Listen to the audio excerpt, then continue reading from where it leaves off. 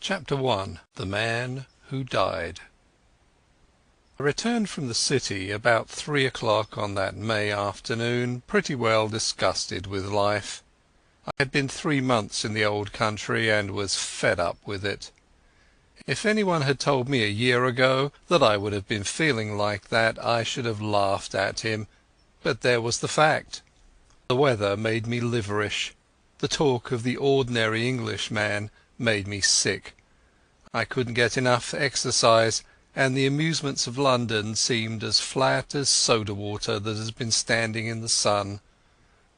"Richard Hannay," I kept telling myself, "you have got into the wrong ditch, my friend, and you had better climb out." It made me bite my lips to think of the plans I had been building up those last years in Bulawayo. I had got my pile, not one of the big ones, but good enough for me, and I had figured out all kinds of ways of enjoying myself. My father had brought me out from Scotland at the age of 6, and I had never been home since, so England was a sort of Arabian Nights to me, and I counted on stopping there for the rest of my days. But from the first I was disappointed with it. In about a week I was tired of seeing sights, and in less than a month I had had enough of restaurants and theatres and race meetings. I had no real pal to go about with, which probably explains things. Plenty of people invited me to their houses, but they didn't seem much interested in me. They would ask me a question or two about South Africa, and then get on to their own affairs. A lot of imperialist ladies asked me to tea to meet schoolmasters from New Zealand and editors from Vancouver, and that was the dismalest business of all. Here was I, 37 years old, sound in wind and limb, with enough money to have a good time, yawning my head off all day. I had just about settled to clear out and get back to the veldt, for I was the best bored man in the United Kingdom. That afternoon I had been worrying my brokers about investments to give my mind something to work on, and on my way home I turned into my club, rather a pot-house which took in colonial members. I had a long drink and read the evening papers. They were full of the row in the Near East, and there was an article about Karolides, the Greek premier. I rather fancied the chap. From all accounts he seemed the one big man in the show, and he played a straight game too, which was more than could be said for most of them. I gathered that they hated him pretty blackly in Berlin and Vienna, but that we were going to stick by him, and one paper said that he was the only barrier between Europe and Armageddon. I remember wondering if I could get a job in those parts. It struck me that Albania was the sort of place that might keep a man from yawning. About 6 o'clock I went home, dressed, dined at the Café Royal, and turned into a music hall. It was a silly show, all capering women and monkey-faced men, and I did not stay long. The night was fine and clear as I walked back to the flat I had hired near Portland Place. The crowd surged past me on the pavements, busy and chattering, and I envied the people for having something to do. These shop-girls and clerks and dandies and policemen had some interest in life that kept them going. I gave half-a-crown to a beggar because I saw him yawn. He was a fellow sufferer. At Oxford Circus I looked up into the spring sky, and I made a vow. I would give the old country another day to fit me into something. If nothing happened, I would take the next boat for the Cape. My flat was on the first floor in a new block behind Langham Place. There was a common staircase with a porter and a lift man at the entrance, but there was no restaurant or anything of that sort, and each flat was quite shut off from the others. I hate servants on the premises, so I had a fellow to look after me who came in by the day. He arrived before 8 o'clock every morning, and used to depart at 7, for I never dined at home. I was just fitting my key into the door when I noticed a man at my elbow. I had not seen him approach, and the sudden appearance made me start. He was a slim man with a short brown beard, and small gimlety blue eyes. I recognized him as the occupant of the flat on the top floor with whom I had passed the time of day on the stairs. "Can I speak to you?" he said. "May I come in for a minute?" He was steadying his voice with an effort, and his hand was pawing my arm. I got my door open and motioned him in. No sooner was he over the threshold than he made a dash for my back room where I used to smoke and write my letters. Then he bolted back. "Is the door locked?" he asked feverishly, and he fastened the chain with his own hand. "I'm very sorry," he said humbly. "It's a mighty liberty, but you look the kind of man who would understand. I've had you in my mind all this week, when things got troublesome. Say, will you do me a good turn?" "I'll listen to you," I said. "That's all I'll promise." I was getting worried by the antics of this nervous little chap. There was a tray of drinks on a table beside him, from which he filled himself a stiff whisky and soda. He drank it off in 3 gulps and cracked the glass as he set it down. "Pardon," he said. "I'm a bit rattled tonight. You see, I happen at this moment to be dead." I sat down in an armchair and lit my pipe. "What does it feel like?" I asked. I was pretty certain that I had to deal with a madman. A smile flickered over his drawn face. "I'm not mad yet. Say, sir, I've been watching you, and I reckon you're a cool customer. I reckon, too, you're an honest man, and not afraid of playing a bold hand. I'm going to confide in you. I need help worse than any man ever needed it, and I want to know if I can count you in." "Get on with your yarn," I said, "and then I'll tell you." He seemed to brace himself for a great effort, and then started on the queerest rigmarole. I didn't get hold of it at first, and I had to stop and ask him questions, but here is the gist of it. He was an American from Kentucky, and after college, being pretty well off, he had started out to see the world. He wrote a bit and acted as war correspondent for a Chicago paper, and spent a year or 2 in southeastern Europe. I gathered that he was a fine linguist, and had got to know pretty well the society in those parts. He spoke familiarly of many names that I remembered to have seen in the newspapers.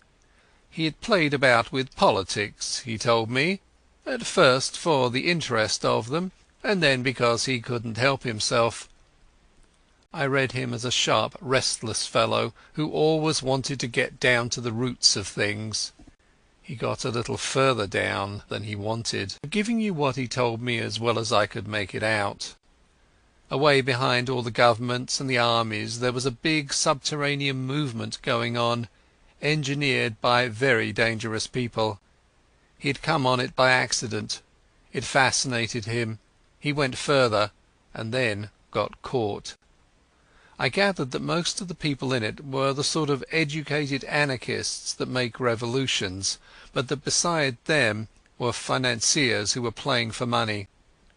A clever man can make big profits on a falling market, and it suited the book of both classes to set Europe by the ears. He told me some queer things that explained a lot that had puzzled me. Things that had happened in the Balkan War. How one state suddenly came out on top, why alliances were made and broken, why certain men disappeared, and where the sinews of war came from. The aim of the whole conspiracy was to get Russia and Germany at loggerheads. When I asked why, he said that the anarchist lot thought it would give them their chance. Everything would be in the melting pot, and they looked to see a new world emerge. The capitalists would rake in the shekels and make fortunes by buying up wreckage. Capital, he said, had no conscience and no fatherland. Besides, the Jew was behind it, and the Jew hated Russia worse than hell. "Do you wonder?" he cried. "For 300 years they have been persecuted, and this is the return match for the pogroms. The Jew is everywhere, but you have to go far down the back stairs to find him. Take any big Teutonic business concern. If you have dealings with it, the first man you meet is Prince von Unzu something, an elegant young man who talks Eton and Harrow English, but he cuts no ice. If your business is big, you get behind him and find a prognathous Westphalian with a retreating brow and the manners of a hog. He is the German businessman that gives your English papers the shakes. But if you're on the biggest kind of job and are bound to get to the real boss, 10 to 1 you are brought up against a little white-faced Jew in a bath chair with an eye like a rattlesnake. Yes, sir, he is the man who is ruling the world just now, and he has his knife in the empire of the Tsar because his aunt was outraged and his father flogged in some one-horse location on the Volga. I couldn't help saying that his Jew anarchists seemed to have got left behind a little. Yes and no, he said. They won up to a point, but they struck a bigger thing than money, a thing that couldn't be bought. The old elemental fighting instincts of man. If you're going to be killed, you invent some kind of flag and country to fight for, and if you survive, you get to love the thing. These foolish devils of soldiers have found something they care for, and that has upset the pretty plan laid in Berlin and Vienna. But my friends haven't played their last card by a long sight. They've got the ace up their sleeves, and unless I can keep alive for a month, they're going to play it and win. But I thought you were dead, I put in. Mors janua vitae, he smiled. I recognized the quotation. It was about all the Latin I knew. I'm coming to that. And I've got to put you wise about a lot of things first. If you read your newspaper, I guess you know the name of Constantine Karolides. I sat up for that, for I had been reading about him that very afternoon. He is the man that has wrecked all their games. He is the one big brain in the whole show, and he happens also to be an honest man, wherefore he has been marked down these 12 months past. I found that out. Not that it was difficult, for any fool could guess as much. But I found out the way they were going to get him. And that knowledge was deadly. That's why I have had to decease. He had another drink, and I mixed it for him myself, for I was getting interested in the beggar.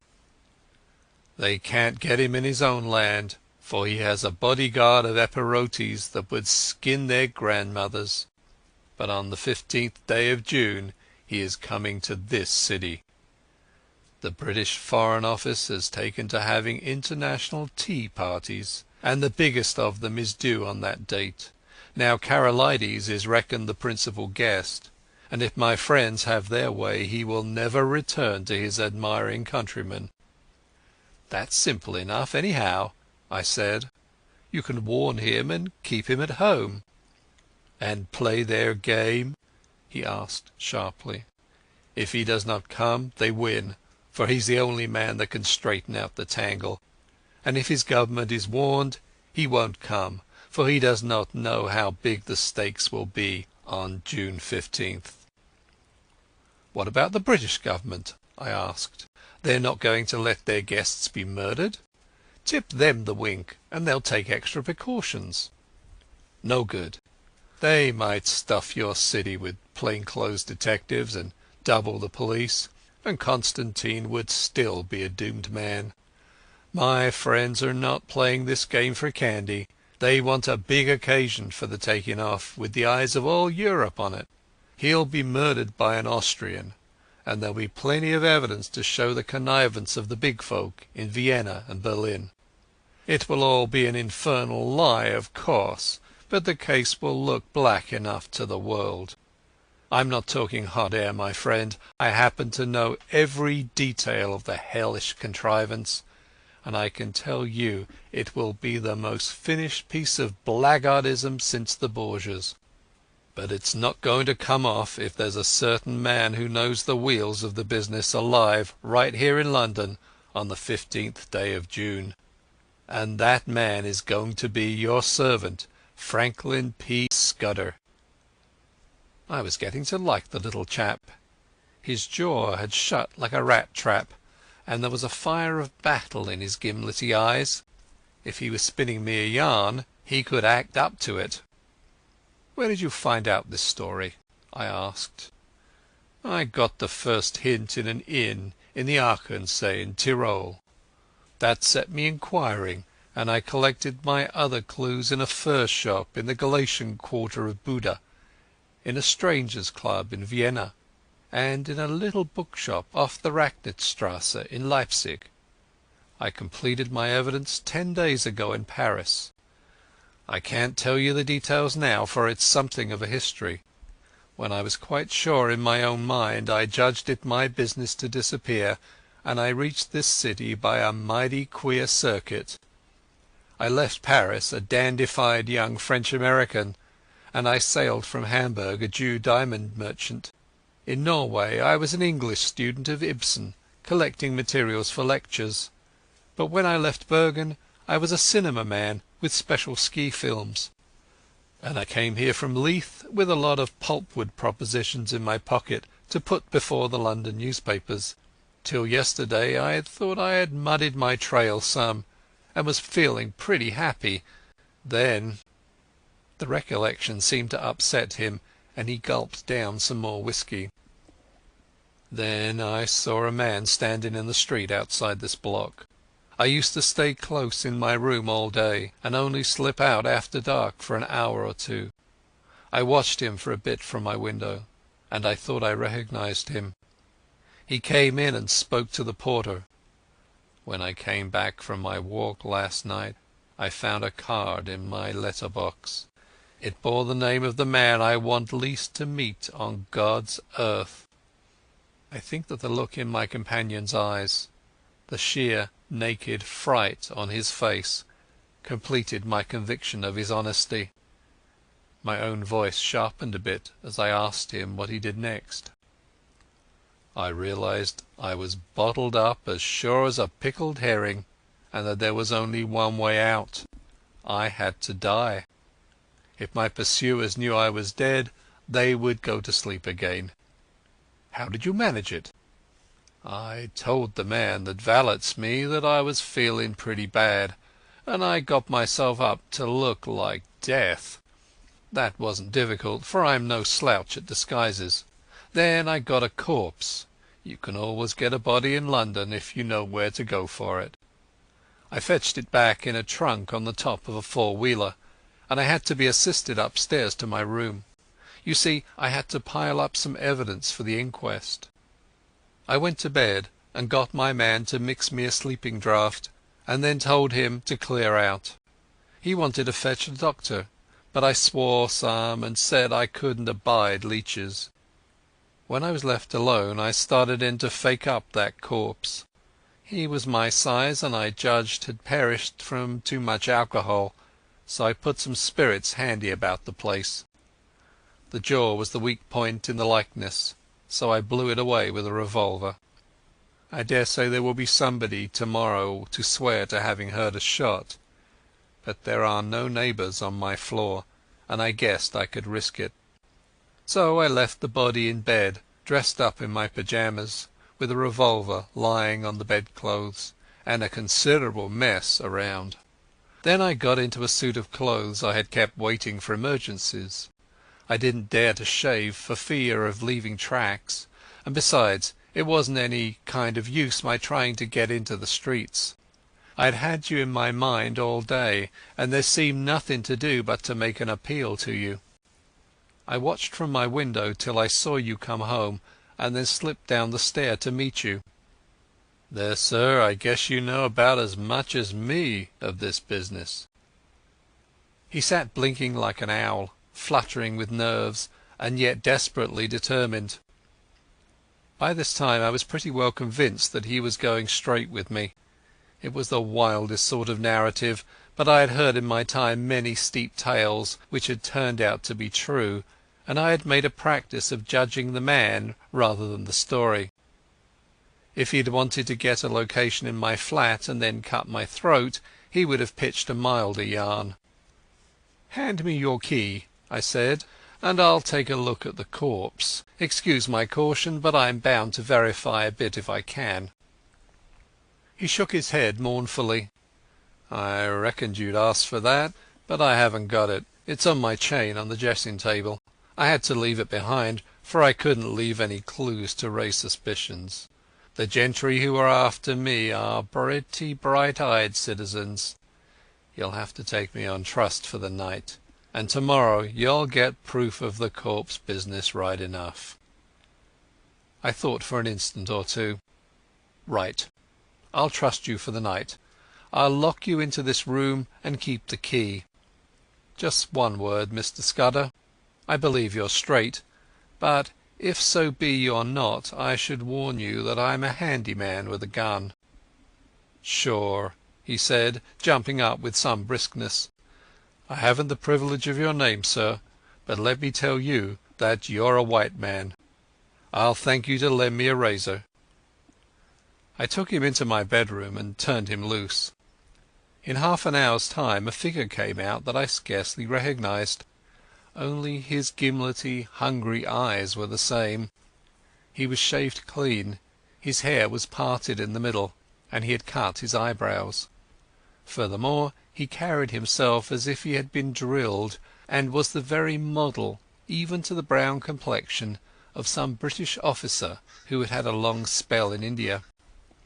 He had a monocle, too, which he stuck in his eye, and every trace of the American had gone out of his speech. "My hat, Mr. Scudder," I stammered. "Not Mr. Scudder," he corrected. "Captain Theophilus Digby of the 7th Gurkhas, presently home on leave. I'll thank you to remember that, sir." I made him a bed in my smoking room, and sought my own couch more cheerful than I had been for the past month. Things did happen occasionally, even in this God-forgotten metropolis.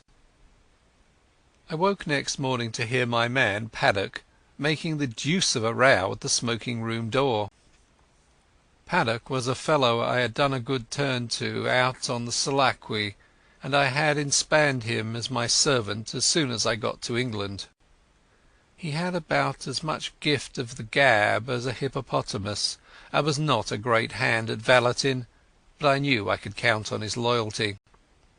"Stop that row, Paddock," I said. "There's a friend of mine, Captain I couldn't remember his name, dossing down in there. Get breakfast for two, and then come and speak to me." I told Paddock a fine story about how my friend was a great swell, with his nerves pretty bad from overwork, who wanted absolute rest and stillness. Nobody had got to know he was there, or he would be besieged by communications from the India Office and the Prime Minister, and his cure would be ruined. I'm bound to say Scudder played up splendidly when he came to breakfast. He fixed Paddock with his eyeglass just like a British officer, and asked him about the Boer War, and slung out at me a lot of stuff about imaginary pals. Paddock couldn't learn to call me sir, but he sirred Scudder as if his life depended on it. I left him with the newspaper and a box of cigars, and went down to the city till luncheon. When I got back the porter had a weighty face. "Nasty business here this morning, sir. Gent in number 15 been shot hisself. They just took him off to the mortuary. The police are up there now." I ascended to number 15 and found a couple of bobbies and an inspector busy making an examination. I asked a few idiotic questions and they soon kicked me out. Then I found the man that had valeted Scudder and pumped him, and I could see he suspected nothing. He was a whining fellow with a churchyard face, and half a crown went far to console him. I attended the inquest next day. A partner of some publishing firm gave evidence that the deceased had brought him pulpwood propositions, and had been, he believed, an agent of an American business. The jury found it a case of suicide while of unsound mind, and the few effects were handed over to the American consul to deal with. I gave Scudder a full account of the affair, and it interested him greatly. He said he wished he could have attended the inquest, for he reckoned it would be about as spicy as to read one's own obituary notice. The first 2 days he stayed with me in that back room he was very peaceful. He read and smoked a bit, and made a heap of jottings in a notebook, and every night we had a game of chess, at which he beat me hollow. I think he was nursing his nerves back to health, for he had had a pretty trying time. But on the 3rd day I could see he was beginning to get restless. He fixed up a list of the days till June 15th, and ticked each off with a red pencil, making remarks in shorthand against them. I would find him sunk in a brown study, with his sharp eyes abstracted, and after these spells of meditation he was apt to be very despondent. Then I could see that he began to get edgy again. He listened for little noises, and was always asking me if Paddock could be trusted. Once or twice he got very peevish and apologized for it. I didn't blame him. I made every allowance, for he had taken on a fairly stiff job. It was not the safety of his own skin that troubled him, but the success of the scheme he had planned. That little man was clean pluck all through, without a soft spot in him. One night he was very solemn. "Say, Hannay," he said, "I judged I should let you a bit deeper into this business. I should hate to go out without leaving somebody else to put up a fight." And he began to tell me in detail what I had only heard from him vaguely. I did not give him very close attention. The fact is, I was more interested in his own adventures than in his high politics. I reckoned that Karolides and his affairs were not my business, leaving all that to him. So a lot that he said slipped clean out of my memory. I remember that he was very clear that the danger to Karolides would not begin till he had got to London, and would come from the very highest quarters, where there would be no thought of suspicion. He mentioned the name of a woman, Julia Czechenyi, as having something to do with the danger. She would be the decoy, I gathered, to get Karolides out of the care of his guards. He talked too about a black stone and a man that lisped in his speech, and he described very particularly somebody that he never referred to without a shudder, an old man with a young voice, who could hood his eyes like a hawk. He spoke a good deal about death too. He was mortally anxious about winning through with his job, but he didn't care a rush for his life. "I reckon it's like going to sleep when you are pretty well tired out, and waking to find a summer day with the scent of hay coming in at the window. I used to thank God for such morning, way back in the bluegrass country, and I guess I'll thank him when I wake up on the other side of Jordan." Next day he was much more cheerful, and read the life of Stonewall Jackson most of the time. I went out to dinner with a mining engineer I had got to see on business, and came back at about 10:30 in time for our game of chess before turning in. I had a cigar in my mouth, I remember, as I pushed open the smoking-room door. The lights were not lit, which struck me as odd. I wonder if Scudder had turned in already. I snapped the switch, and there was nobody there. Then I saw something in the far corner which made me drop my cigar and fall into a cold sweat.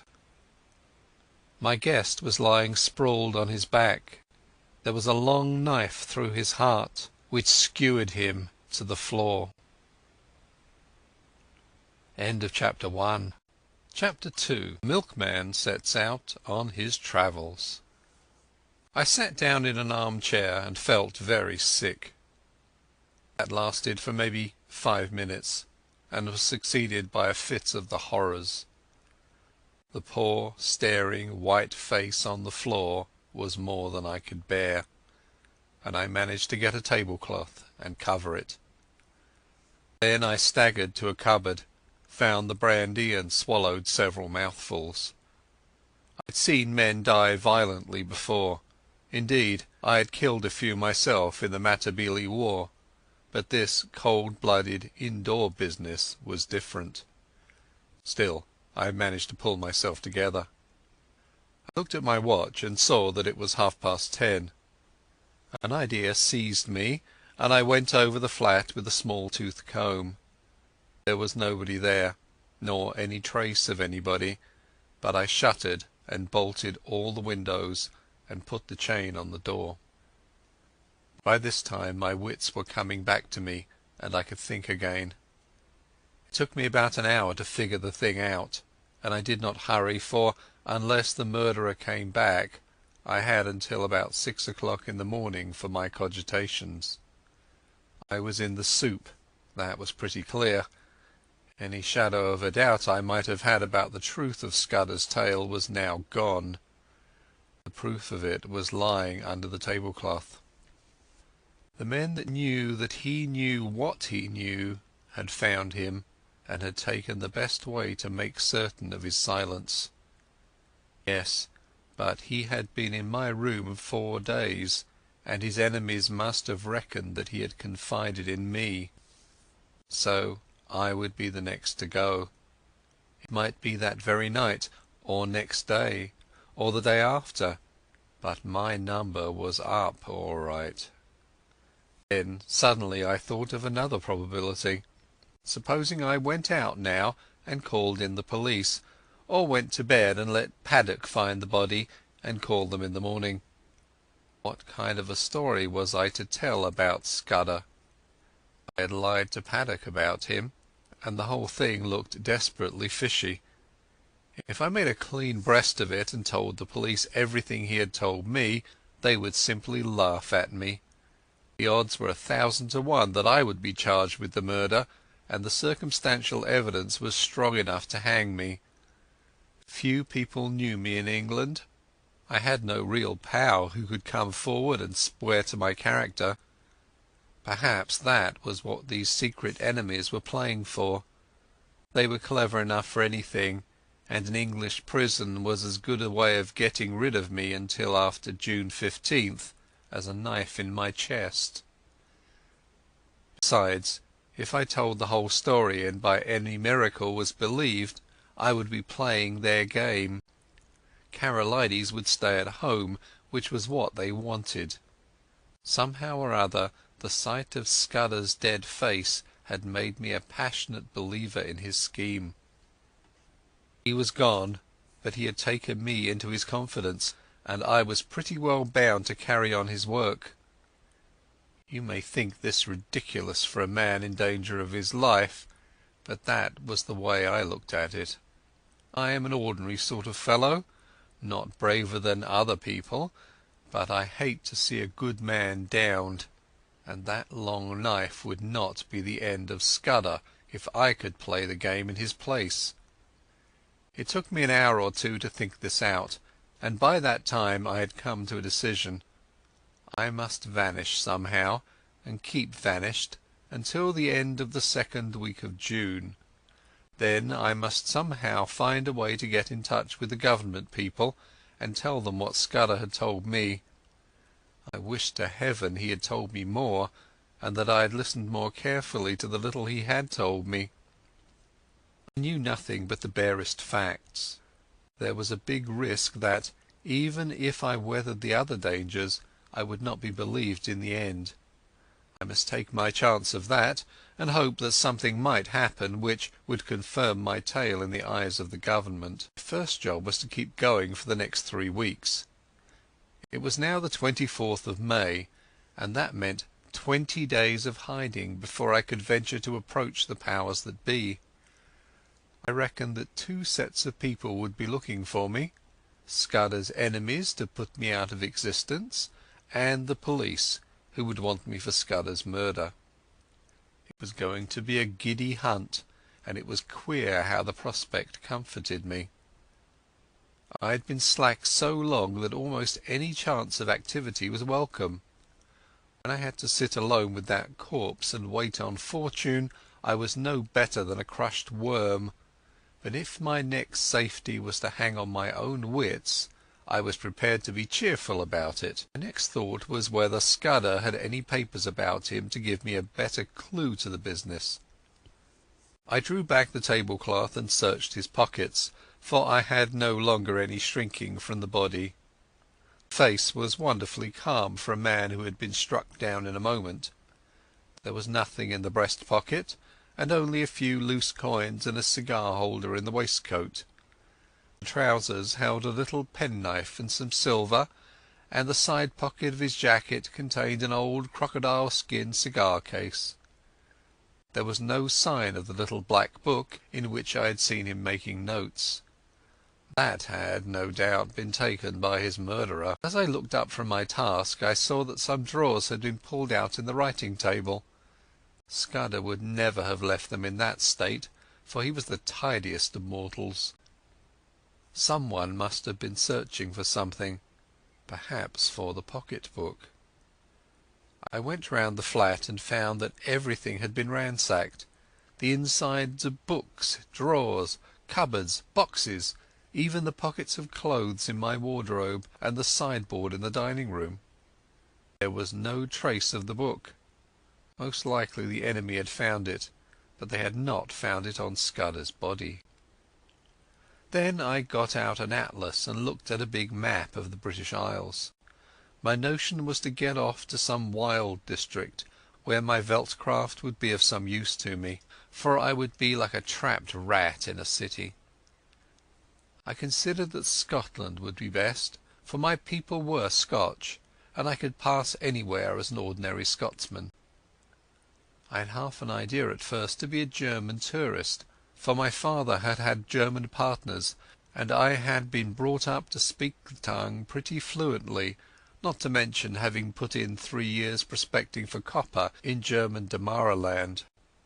But I calculated that it would be less conspicuous to be a Scot, and less in a line with what the police might know of my past.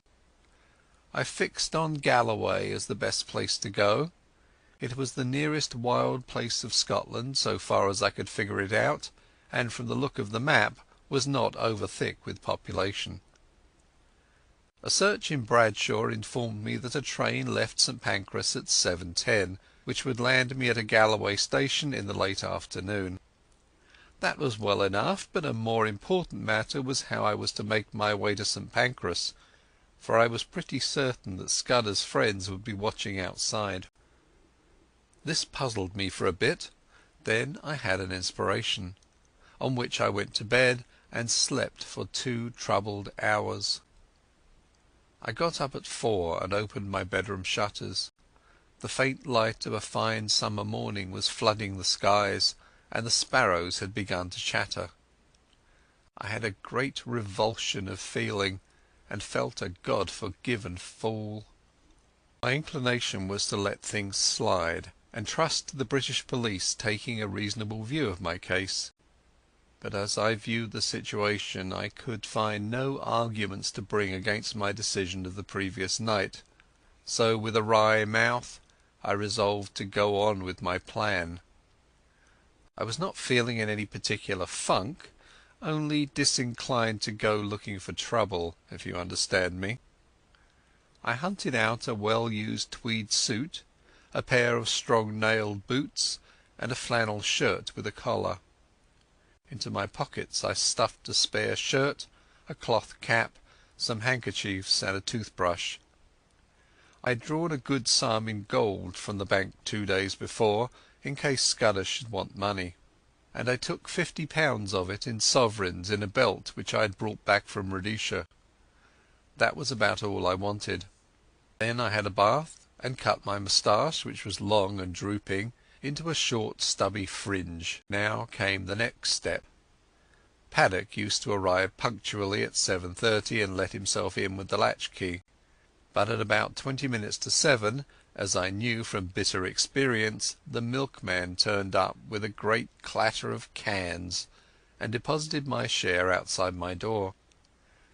I had seen that milkman sometimes when I had gone out for an early ride. He was a young man about my own height, with a scrubby moustache, dressed in a white overall. On him I staked all my chances. I went into the darkened smoking room where the rays of morning light were beginning to creep through the shutters. There I breakfasted off a whisky and soda and some biscuits from the cupboard. By this time it was getting on to 6 o'clock.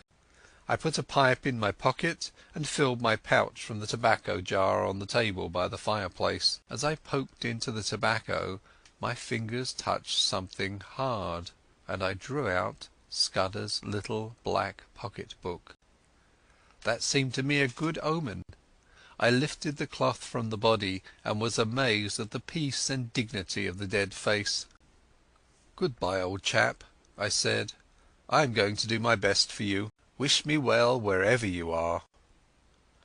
Then I hung about in the hall waiting for the milkman. That was the worst part of the business, for I was fairly choking to get out of doors. 6:30 passed, then 6:40, but still he did not come. The fool had chosen this day of all days to be late. At 1 minute after 7:15 I heard the rattle of the cans outside. I opened the front door, and there was my man, singling out my cans from a bunch he carried and whistling through his teeth. He jumped a bit at the sight of me. "Come in here for a moment," I said. "I want a word with you," and I led him into the dining room. "I reckon you're a bit of a sportsman," I said, "and I want you to do me a service. Lend me your cap and overall for 10 minutes, and here's a sovereign for you." His eyes opened at the sight of the gold, and he grinned broadly. "What's the game?" he asked. "A bet," I said. "I haven't time to explain, but to win it I've got to be a milkman for the next 10 minutes. All you've got to do is to stay here till I come back. You'll be a bit late, but nobody will complain, and you'll have that quid for yourself." "Right-o," he said cheerily. "I ain't the man to spoil a bit of sport. Here's the rig, guv'nor." I stuck on his flat blue cap and his white overall, picked up the cans, banged my door, and went whistling downstairs. The porter at the foot told me to shut my jaw, which sounded as if my make-up was adequate. At first I thought there was nobody in the street. Then I caught sight of a policeman 100 yards down, and a loafer shuffling past on the other side. Some impulse made me raise my eyes to the house opposite, and there at a first-floor window was a face. As the loafer passed he looked up, and I fancied a signal was exchanged.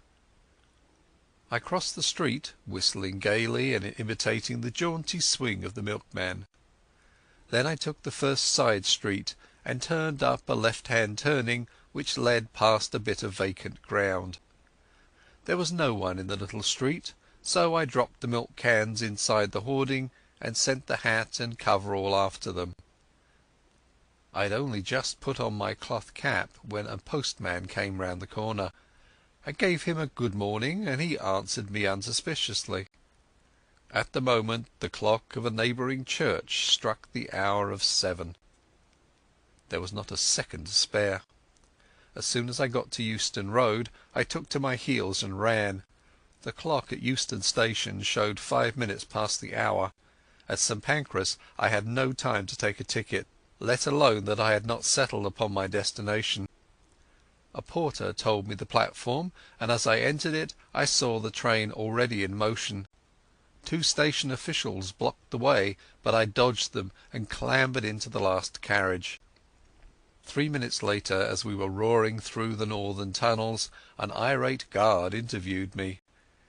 He wrote out for me a ticket to Newton Stewart, a name which had suddenly come back to my memory, and he conducted me from the first-class compartment where I had ensconced myself to a third-class smoker, occupied by a sailor and a stout woman with a child. He went off grumbling, and as I mopped my brow I observed to my companions in my broadest Scots that it was a sore job catching trains. I had already entered upon my part. "The impudence of that guard!" said the lady bitterly. "He was complaining o' this wean no haeing a ticket, and her no furrer than August 12th, and he was objecting to this gentleman spitting." The sailor morosely agreed, and I started my new life in an atmosphere of protest against authority. I reminded myself that a week ago I had been finding the world dull. End of Chapter 2. Chapter 3. The Adventure of the Literary Innkeeper. I had a solemn time travelling north that day. It was fine May weather, with the hawthorn flowering on every edge, and I asked myself why, when I was still a free man, I had stayed on in London and not got the good of this heavenly country. I didn't dare face the restaurant car, but I got a luncheon basket at Leeds and shared it with the fat woman. Also I got the morning's papers, with news about starters for the Derby and the beginning of the cricket season, and some paragraphs about how Balkan affairs were settling down and a British squadron was going to Kiel. When I had done with them I got out Scudder's little black pocket-book and studied it. It was pretty well filled with jottings, chiefly figures, though now and then a name was printed in. For example, I found the word Hofgaard, Luneville, and avocado pretty often, and especially the word Pavia. Now, I was certain that Scudder never did anything without a reason, and I was pretty sure that there was a cipher in all this. That is a subject which has always interested me, and I did a bit of it myself once as intelligence officer at Delagoa Bay during the Boer War. I have a head for things like chess and puzzles, and I used to reckon myself pretty good at finding out ciphers. This one looked like the numerical kind, where sets of figures corresponded to the letters of the alphabet, but any fairly shrewd man can find the clue to that sort after an hour or two's work, and I didn't think Scudder would have been content with anything so easy. So I fastened on the printed words, for you can make a pretty good numerical cipher if you have a keyword which gives you the sequence of the letters. I tried for hours, but none of the words answered. Then I fell asleep and woke at Dumfries just in time to bundle out and get into the slow Galloway train. There was a man on the platform whose looks I didn't like, but he never glanced at me, and when I caught sight of myself in the mirror of an automatic machine I didn't wonder. With my brown face, my old tweeds, and my slouch, I was the very model of one of the hill farmers who were crowding into the third-class carriages. I travelled with half a dozen in an atmosphere of shag and clay pipes. They had come from the weekly market, and their mouths were full of prices. I heard accounts of how the lambing had gone up on the Cairn and the Douch and a half-dozen other mysterious waters. Above half the men had lunched heavily and were highly flavoured with whisky, but they took no notice of me. We rumbled slowly into a land of little wooded glens, and then to a great wide moorland place, gleaming with lochs and high blue hills showing northwards. About 5 o'clock the carriage had emptied, and I was left alone, as I'd hoped. I got out at the next station, a little place whose name I scarcely noted, set right in the heart of a bog. It reminded me of one of those forgotten little stations in the Karoo. An old station-master was digging in his garden, and with his spade over his shoulder sauntered to the train, took charge of a parcel, and went back to his potatoes. A child of 10 received my ticket, and I emerged on a white road that straggled over the brown moor.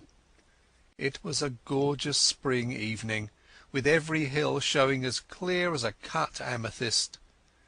The air had the queer rooty smell of bogs, but it was as fresh as mid-ocean, and it had the strangest effect on my spirits. I actually felt light-hearted. I might have been a boy out for a spring holiday tramp, instead of a man of 37 very much wanted by the police. I felt just as I used to feel when I was starting for a big trek on a frosty morning on the high veldt. If you believe me, I swung along that road whistling. There was no plan of campaign in my head, only just to go on and on in this blessed, honest-smelling hill country, for every mile put me in better humour with myself. In a roadside planting I cut a walking stick of hazel, and presently struck off the highway by a bypath which followed the glen of a brawling stream. I reckoned that I was still far ahead of any pursuit, and for that night might please myself. It was some hours since I had tasted food, and I was getting very hungry when I came to a herd cottage set in a nook beside a waterfall. A brown-faced woman was standing by the door, and greeted me with the kindly shyness of moorland places. When I asked for a night's lodging, she said I was welcome to the bed in the loft, and very soon she set before me a hearty meal of ham and eggs, scones, and thick sweet milk. At the darkening her man came in from the hills, a lean giant who in one step covered as much ground as 3 paces of ordinary mortals. I asked no questions, for they had the perfect breeding of all dwellers in the wilds, but I could see that they set me down as some kind of dealer, and I took some trouble to confirm their view. I spoke a lot about cattle, of which my host knew little, and I picked up from him a good deal about the local Galloway markets, which I tucked away in my memory for future use. At 10 I was nodding in my chair, and the bed in the loft received a weary man, who never opened his eyes till 5 o'clock set the little homestead a-going once more. They refused any payment, and by 6 I had breakfasted and was striding southwards again. The notion was to return to the railway line a station or 2 further on than the place where I had alighted yesterday, and to double back. I reckoned that was the safest way, for the police would naturally assume that I was always making further from London in the direction of some western port. I thought I had still a good bit of a start, for, as I reasoned, it would take some hours to fix the blame on me, and several more to identify the fellow who got on board the train at St. Pancras. It was the same jolly clear spring weather, and I simply could not contrive to feel careworn. Indeed, I was in better spirits than I had been for months. Over the long ridge of moorland I took my road, skirting the side of a high hill which the herd had called Cairnsmore of Fleet. Nestling curlews and plovers were crying everywhere, and the links of green pasture by the streams were dotted with young lambs. All the slackness of the past months was slipping from my bones, and I stepped out like a 4-year-old. By and by I came to a swell of moorland, which dipped to the vale of a little river, and a mile away in the heather I saw the smoke of a train. The station, when I reached it, proved to be ideal for my purpose. The moor surged up around it, and left room only for the single line, a slender siding, a waiting-room, an office, the station-master's cottage, and a tiny yard of gooseberries and sweet william. There seemed no road to it from anywhere, and to increase the desolation the waves of a tarn lapped on their grey granite beach half a mile away. I waited in the deep heather till I saw the smoke of an east-going train on the horizon. Then I approached the tiny booking-office and took a ticket for Dumfries. The only occupants of the carriage were an old shepherd and his dog, a wall-eyed brute that I mistrusted. The man was asleep, and on the cushions beside him was that morning's Scotsman. Eagerly I seized on it, for I fancied it would tell me something. There were 2 columns about the Portland Place murder, as it was called. My man Paddock had given the alarm, and had the milkmen arrested. Poor devil, it looked as if the latter had earned his sovereign hardly. But for me he had been cheap at the price, for he seemed to have occupied the police the better part of a day. In the stop-press news I found a further instalment of the story. The milkman had been released, I read, and the true criminal, about whose identity the police were reticent, was believed to have got away from London by one of the northern lines. There was a short note about me as the owner of the flat. I guess the police had stuck in that as a clumsy contrivance to persuade me that I was unsuspected. There was nothing else in the paper, nothing about foreign politics or Karolides, or the things that had interested Scudder. I laid it down, and found that we were approaching the station at which I had got out yesterday.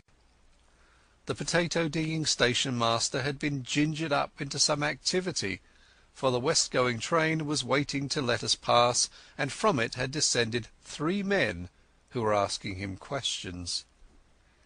I supposed that they were the local police, who had been stirred up by Scotland Yard, and had traced me as far as this one-horse siding. Sitting well back in the shadow, I watched them carefully. One of them had a book and took down notes. The old potato-digger seemed to have turned peevish, but the child who had collected my ticket was talking volubly. All the party looked across the moor where the white road departed. I hoped they were going to take up my tracks there. As we moved away from that station, my companion woke up. He fixed me with a wondering glance, kicked his dog vigorously, and inquired where he was. Clearly he was very drunk. "That's what comes of being a teetotaler," he observed in bitter regret. I expressed my surprise that in him I should have met a blue-ribbon stalwart. "Ay, but I'm a strong teetotaler," he said pugnaciously. "I took the pledge last Martinmas, and I haven't touched a drop of whisky since, not even at Hogmanay, though I was sair tempted." He swung his heels up on the seat and burrowed a frowsy head into the cushions. "And that's what I get," he moaned. "A head hotter than hell fire, and 20 looking different ways for the Sabbath." "What did it?" I asked. "A drink they ca' brandy. Being a teetotaler, I kept off the whisky, but I was nipping a day yestreen at this brandy, and I doot I'll no be well for a fortnicht." His voice died away into a stutter, and sleep once more laid its heavy hand on him. My plan had been to get out at some station down the line, but the train suddenly gave me a better chance, for it came to a standstill at the end of a culvert which spanned a brawling porter-coloured river. I looked out and saw that every carriage window was closed, and no human figure appeared on the landscape, so I opened the door and dropped quickly into the tangle of hazels which edged the line. It would have been all right but for that infernal dog. Under the impression that I was decamping with its master's belongings, it started to bark, and all but got me by the trousers. This woke up the herd, who stood bawling at the carriage door in the belief that I had committed suicide. I crawled through the thicket, reached the edge of the stream, and in cover of the bushes put 100 yards or so behind me. Then from my shelter I peered back, and saw that the guard and several passengers gathered round the open carriage door and stared in my direction. I could not have made a more public departure if I had left with a bugler and a brass band. Happily the drunken herd provided a diversion. He and his dog, which was attached by a rope to his waist, suddenly cascaded out of the carriage, landed on their heads on the track, and rolled some way down the bank towards the water. In the rescue which followed, the dog bit somebody, for I could hear the sound of hard swearing.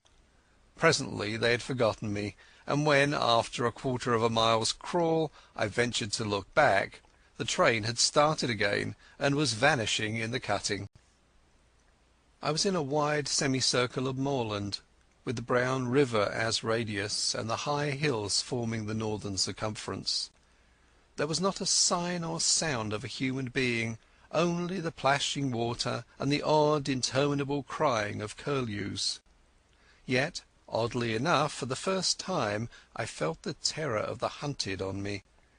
It was not the police that I thought of, But the other folk, who knew that I knew Scudder's secret, and dared not let me live. I was certain that they would pursue me with a keenness and vigilance unknown to the British law, and that once their grip closed on me, I should find no mercy. I looked back, and there was nothing in the landscape. The sun glinted on the metals of the line and the wet stones in the stream, and you could not have found a more peaceful sight in the world.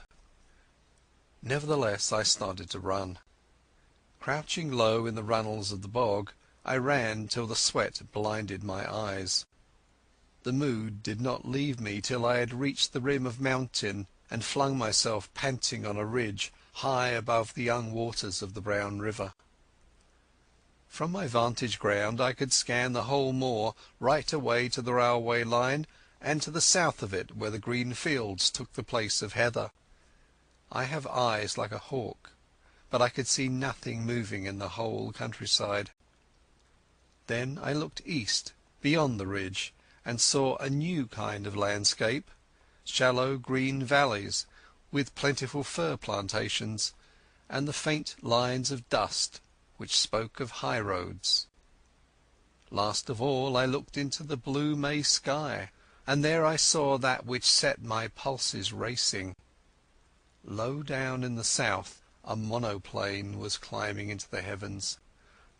I was certain, as if I had been told, that that aeroplane was looking for me, and that it did not belong to the police. For an hour or two I watched it from a pit of heather. It flew low along the hill-tops, and then in narrow circles back over the valley up which I had come. Then it seemed to change its mind, rose to a great height, and flew away back to the south. I did not like this espionage from the air, and I began to think less well of the countryside I had chosen for a refuge. These heather hills were no sort of cover if my enemies were in the sky, and I must find a different kind of sanctuary. I looked with more satisfaction to the green country beyond the ridge, for there I should find woods and stone houses. About 6 in the evening I came out of the moorland to a white ribbon of road which wound up the narrow vale of a lowland stream. As I followed it, fields gave place to bent, the glen became a plateau, and presently I had reached a kind of pass where a solitary house smoked in the twilight. The road swung over a bridge, and leaning on the parapet was a man. He was smoking a long clay pipe and studying the water with spectacled eyes. In his left hand was a small book with a finger marking the place.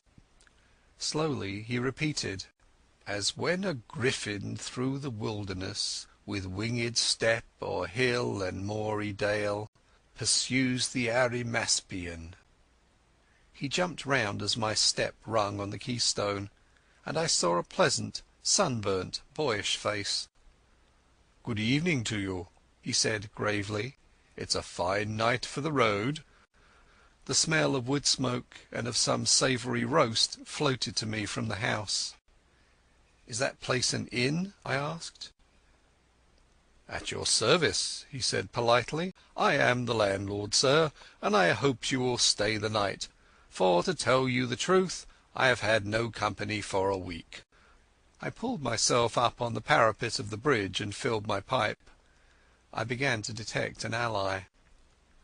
"You're young to be an innkeeper," I said. "My father died a year ago and left me the business. I lived there with my grandmother.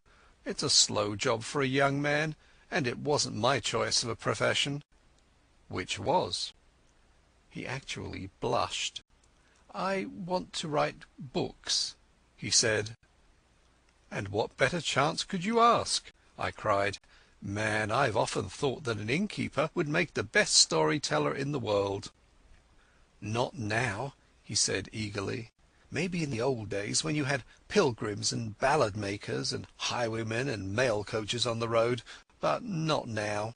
Nothing comes here but motor cars full of fat women who stop for lunch, or a fisherman or two in the spring, and the shooting tenant in August. There's not much material to be got out of that.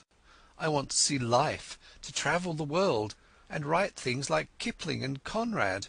The most I've done yet is to get some verses printed in Chambers' Journal." I looked at the inn, standing golden in the sunset against the wine-red hills. "I've knocked a bit about the world, and I wouldn't despise such a hermitage. Do you think that adventure is found only in the tropics, or among gentry in red shirts? Maybe you're rubbing shoulders with it at this moment." "That's what Kipling says," he said, his eyes lightening, and he quoted some verse about romance being up the 9:15. "Here's a true tale for you then," I cried, "and a month's hence you can make a novel out of it." Sitting on the bridge in the soft May gloaming, I pitched him a lovely yarn. It was true in essentials too, though I altered the minor details. I made out that I was a mining magnate from Kimberley who had had a lot of trouble with IDB, illicit diamond buying, and had shown up a gang. They had pursued me across the ocean and had killed my best friend, and were now on my tracks. I told the story well, though I say it who shouldn't. I pictured a flight across the Kalahari to German Africa, the crackling, parching days, the wonderful blue velvet nights. I described an attack on my life on the voyage home, and I made a really horrid affair of the Portland Place murder. "You're looking for adventure?" I cried. "Well, you've found it here. The devils are after me, and the police are after them. It's a race that I mean to win." "By God," he whispered, drawing his breath in sharply, "it is all pure Rider Haggard and Conan Doyle." "You believe me," I said gratefully. "Of course I do," and he held out his hand. "I believe everything out of the common. The only thing to distrust is the normal." He was very young, but he was the man for my money. "I think they're off my track for the moment, but I must lie close for a couple of days. Can you take me in?" He caught my elbow in his eagerness and drew me toward the house. "You can lie as snug here as if you were in a moss-hole. I'll see that nobody blabs either. And you'll give me some more material about your adventures?" As I entered the inn porch I heard from far off the beat of an engine. There, silhouetted against the dusky west, was my friend, the monoplane. He gave me a room at the back of the house with a fine outlook over the plateau, and made me free of his own study, which was stacked with cheap editions of his favourite authors. I never saw the grandmother, so I guessed she was bedridden. An old woman named Margit brought me my meals, and the innkeeper was around me at all hours. I wanted some time to myself, so I invented a job for him. He had a motor bicycle, and I set him off next morning for the daily paper, which usually arrived with the post in the late afternoon. I told him to keep his eyes skinned, and to make note of any strange figures he saw, keeping a special sharp lookout for motors and aeroplanes. Then I sat down in real earnest to Scudder's notebook. He came back at midday with the Scotsman. There was nothing in it except some further evidence of Paddock and the milkman, and a repetition of yesterday's statement that the murderer had gone north. But there was a long article, reprinted from the Times, about Karolides and the state of affairs in the Balkans, though there was no mention of any visit to England. I got rid of the innkeeper for the afternoon, for I was getting very warm in my search for the cipher. As I told you, it was a numerical cipher, and by an elaborate system of experiments I had pretty well discovered what were the nulls and stops. The trouble was the key word, and when I thought of the odd million words he might have used, I felt pretty hopeless. But about 3 o'clock I had a sudden inspiration. The name Julia Czechenyi flashed across my memory. Scudder had said it was the key to the Karolides business, and it occurred to me to try it on his cipher. It worked. The 5 letters of Julia gave me the position of the vowels. A was J, the 10th letter of the alphabet, and so repeated by X in the cipher. E was U, XXI, and so on. Chechenyi gave me the numerals for the principal consonants. I scribbled that scheme on a bit of paper and sat down to read Scudder's pages. In half an hour I was reading with a whitish face and fingers that drummed on the table. I glanced out of the window and saw a big touring car coming up the glen towards the inn. It drew up at the door, and there was the sound of people alighting. There seemed to be two of them, men in aquascutums and tweed caps. 10 minutes later the innkeeper slipped into the room, his eyes bright with excitement. "There's two chaps below looking for you," he whispered. "They're in the dining-room having whiskies and sodas. They asked about you, and said they'd hoped to meet you here. Oh, and they described you jolly well, down to your boots and shirt. I told them you had been here last night and had gone off on a motor bicycle this morning, and one of the chaps swore like a navvy." I made him tell me what they looked like. One was a dark-eyed, thin fellow with bushy eyebrows, and the other was always smiling and lisped in his talk. Neither was any kind of foreigner, on this my young friend was positive. I took a bit of paper and wrote these words in German as if they were part of a letter. Blackstone. Scudder had got on to this, but he could not act for a fortnight. I doubt if I can do any good now, especially as Karolides is uncertain about his plans, but if Mr. T advises, I will do the best I manufactured it rather neatly, so that it looked like a loose page of a private letter. "Take this down and say it was found in my bedroom, and ask them to return it to me if they overtake me." 3 minutes later I heard the car begin to move, and peeping from behind the curtain caught sight of the two figures. One was slim, the other was sleek. That was the most I could make of my reconnaissance. The innkeeper appeared in great excitement. "Your paper woke them up," he said gleefully. "That dark fellow went as white as death and cursed like blazes, and the fat one whistled and looked ugly. They paid for their drinks with half a sovereign and wouldn't wait for change." "Now I'll tell you what I want you to do," I said. "Get on your bicycle and go off to Newton Stewart to the chief constable. Describe the two men, and say you suspect them of having something to do with the London murder. You can invent reasons. The two will come back, no fear. Not tonight, for they'll follow me 40 miles along the road, but first thing tomorrow morning. Tell the police to be here bright and early." He set off like a docile child while I worked at Scudder's notes. When he came back we dined together, and in common decency I had to let him pump me. I gave him a lot of stuff about lion hunts and the Matabele War, thinking all the while what tame business these were compared with this I was now engaged in. When he went to bed I sat up and finished Scudder. I smoked in a chair till daylight, for I could not sleep. About 8 next morning I witnessed the arrival of 2 constables and a sergeant. They put their car in a coach-house under the innkeeper's instructions and entered the house. 20 minutes later I saw from my window a second car come across the plateau from the opposite direction.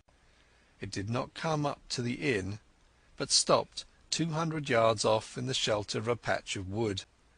I noticed that its occupants carefully reversed it before leaving it. A minute or two later I heard their steps on the gravel outside the window. My plan had been to lie hid in my bedroom and see what happened. I had a notion that if I could bring the police and my other more dangerous pursuers together, something might work out of it to my advantage. But now I had a better idea.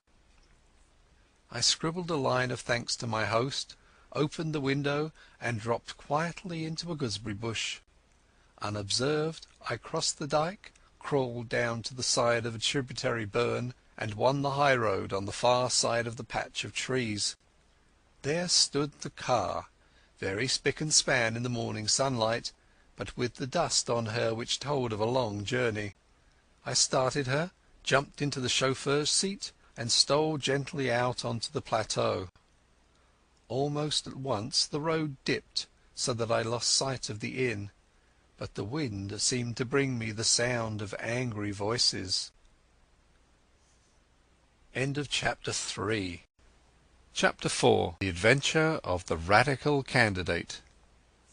You may picture me driving that 40-horsepower car for all she was worth over the crisp moor roads on that shining May morning, glancing back at first over my shoulder and looking anxiously to the next turning, then driving with a vague eye just wide enough awake to keep on the highway, for I was thinking desperately of what I had found in Scudder's pocket-book. The little man had told me a pack of lies.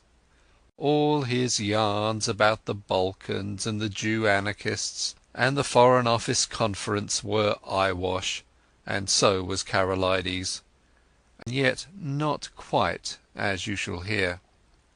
I staked everything on my belief in his story, and had been let down.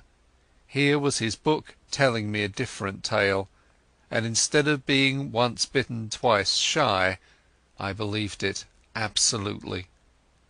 Why? I don't know. It rang desperately true, and the first yarn, if you understand me, had been in a queer way true also in spirit. The 15th day of June was going to be a day of destiny, a bigger destiny than the killing of a Dago. It was so big that I didn't blame Scudder for keeping me out of the game and wanting to play a lone hand. That, I was pretty clear, was his intention. He had told me something which sounded big enough, but the real thing was so immortally big that he, the man who had found it out, wanted it all for himself. I didn't blame him. It was risks, after all, that he was chiefly greedy about. The whole story was in the notes, with gaps, you understand, which he would have filled up from his memory. He stuck down his authorities too, and had an odd trick of giving them all a numerical value and then striking a balance which stood for the reliability of each stage in the yarn. The 3 names he had printed were authorities, and there was a man, Ducrosny, who got 5 out of a possible 5, and another fellow, Amersfoort, who got 3. Bare bones of the tale were all that was in the book. That and one queer phrase which occurred half a dozen times inside brackets. 39 steps was the phrase, and at its last time of use it ran 39 steps. I counted them. High tide, 10:17 p.m. I could make nothing of that. The first thing I learned was that it was no question of preventing a war. That was coming as sure as Christmas, had been arranged, said Scudder, ever since February 1912. Karolides was going to be the occasion. He was booked all right, and was to hand in his cheques on June 14th, 2 weeks and 4 days from that May morning. I gathered from Scudder's notes that nothing on earth could prevent that. His talk of Epirote guards that would skin their own grandmother was all billy-o. The second thing was that this war was going to come as a mighty surprise to Britain. Karolides' death would set the Balkans by the ears, and then Vienna would chip in with an ultimatum. Russia wouldn't like that, and there would be high words. But Berlin would play the peacemaker and pour oil on the waters, till suddenly she would find a good cause for a quarrel, pick it up, and in 5 hours let fly at us. That was the idea, and a pretty good one too. Honey and fair speeches, and then a stroke in the dark. While we were talking about the goodwill and good intentions of Germany, our coast would be silently ringed with mines, and submarines would be waiting for every battleship. But all this depended upon the third thing, which was due to happen on June 15th. I would never have grasped this if I hadn't once happened to meet a French staff officer coming back from West Africa, who had told me a lot of things. One was that, in spite of all the nonsense talked in Parliament, there was a real working alliance between France and Britain, and that the two general staffs met every now and then and made plans for joint action in time of war. Well, in June a very great swell was coming over from Paris, and he was going to get nothing less than a statement of the disposition of the British Home Fleet on mobilization. At least, I gathered it was something like that. Anyhow, it was something uncommonly important. But on the 15th day of June there were to be others in London, others at whom I could only guess. Scudder was content to call them collectively the Black Stone. They represented not our allies but our deadly foes, and the information destined for France was to be diverted to their pockets. And it was to be used, remember, used a week or two later, with great guns and swift torpedoes, suddenly in the darkness of a summer night. This was the story I had been deciphering in the back room of a country inn, overlooking a cabbage garden. This was the story that hummed in my brain as I swung in the big touring car from glen to glen. My first impulse had been to write a letter to the Prime Minister, but a little reflection convinced me that that would be useless. Who would believe my tale? I must show a sign, some token in proof, and heaven knew what that could be. Above all, I must keep going myself, ready to act when things got riper, and that was going to be no light job with the police of the British Isles in full cry after me, and the watchers of the Black Stone running silently and swiftly on my trail. I had no very clear purpose in my journey, but I steered east by the sun, for I remembered from the map that if I went north I would come into a region of coal pits and industrial towns. Presently I was down from the moorlands and traversing the broad haugh of a river. For miles I ran alongside a park wall, and in a break of the trees I saw a great castle. I swung through the little old thatched villages and over peaceful lowland streams, and past gardens blazing with hawthorn and yellow laburnum.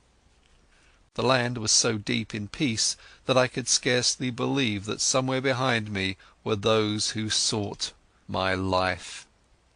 Ay, and that in a month's time, unless I had the almightiest of luck, these round country faces would be pinched and staring, and men would be lying dead in English fields.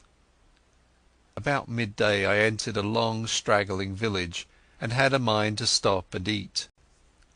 Halfway down was the post office, and on the steps of it stood the postmistress and a policeman hard at work conning a telegram.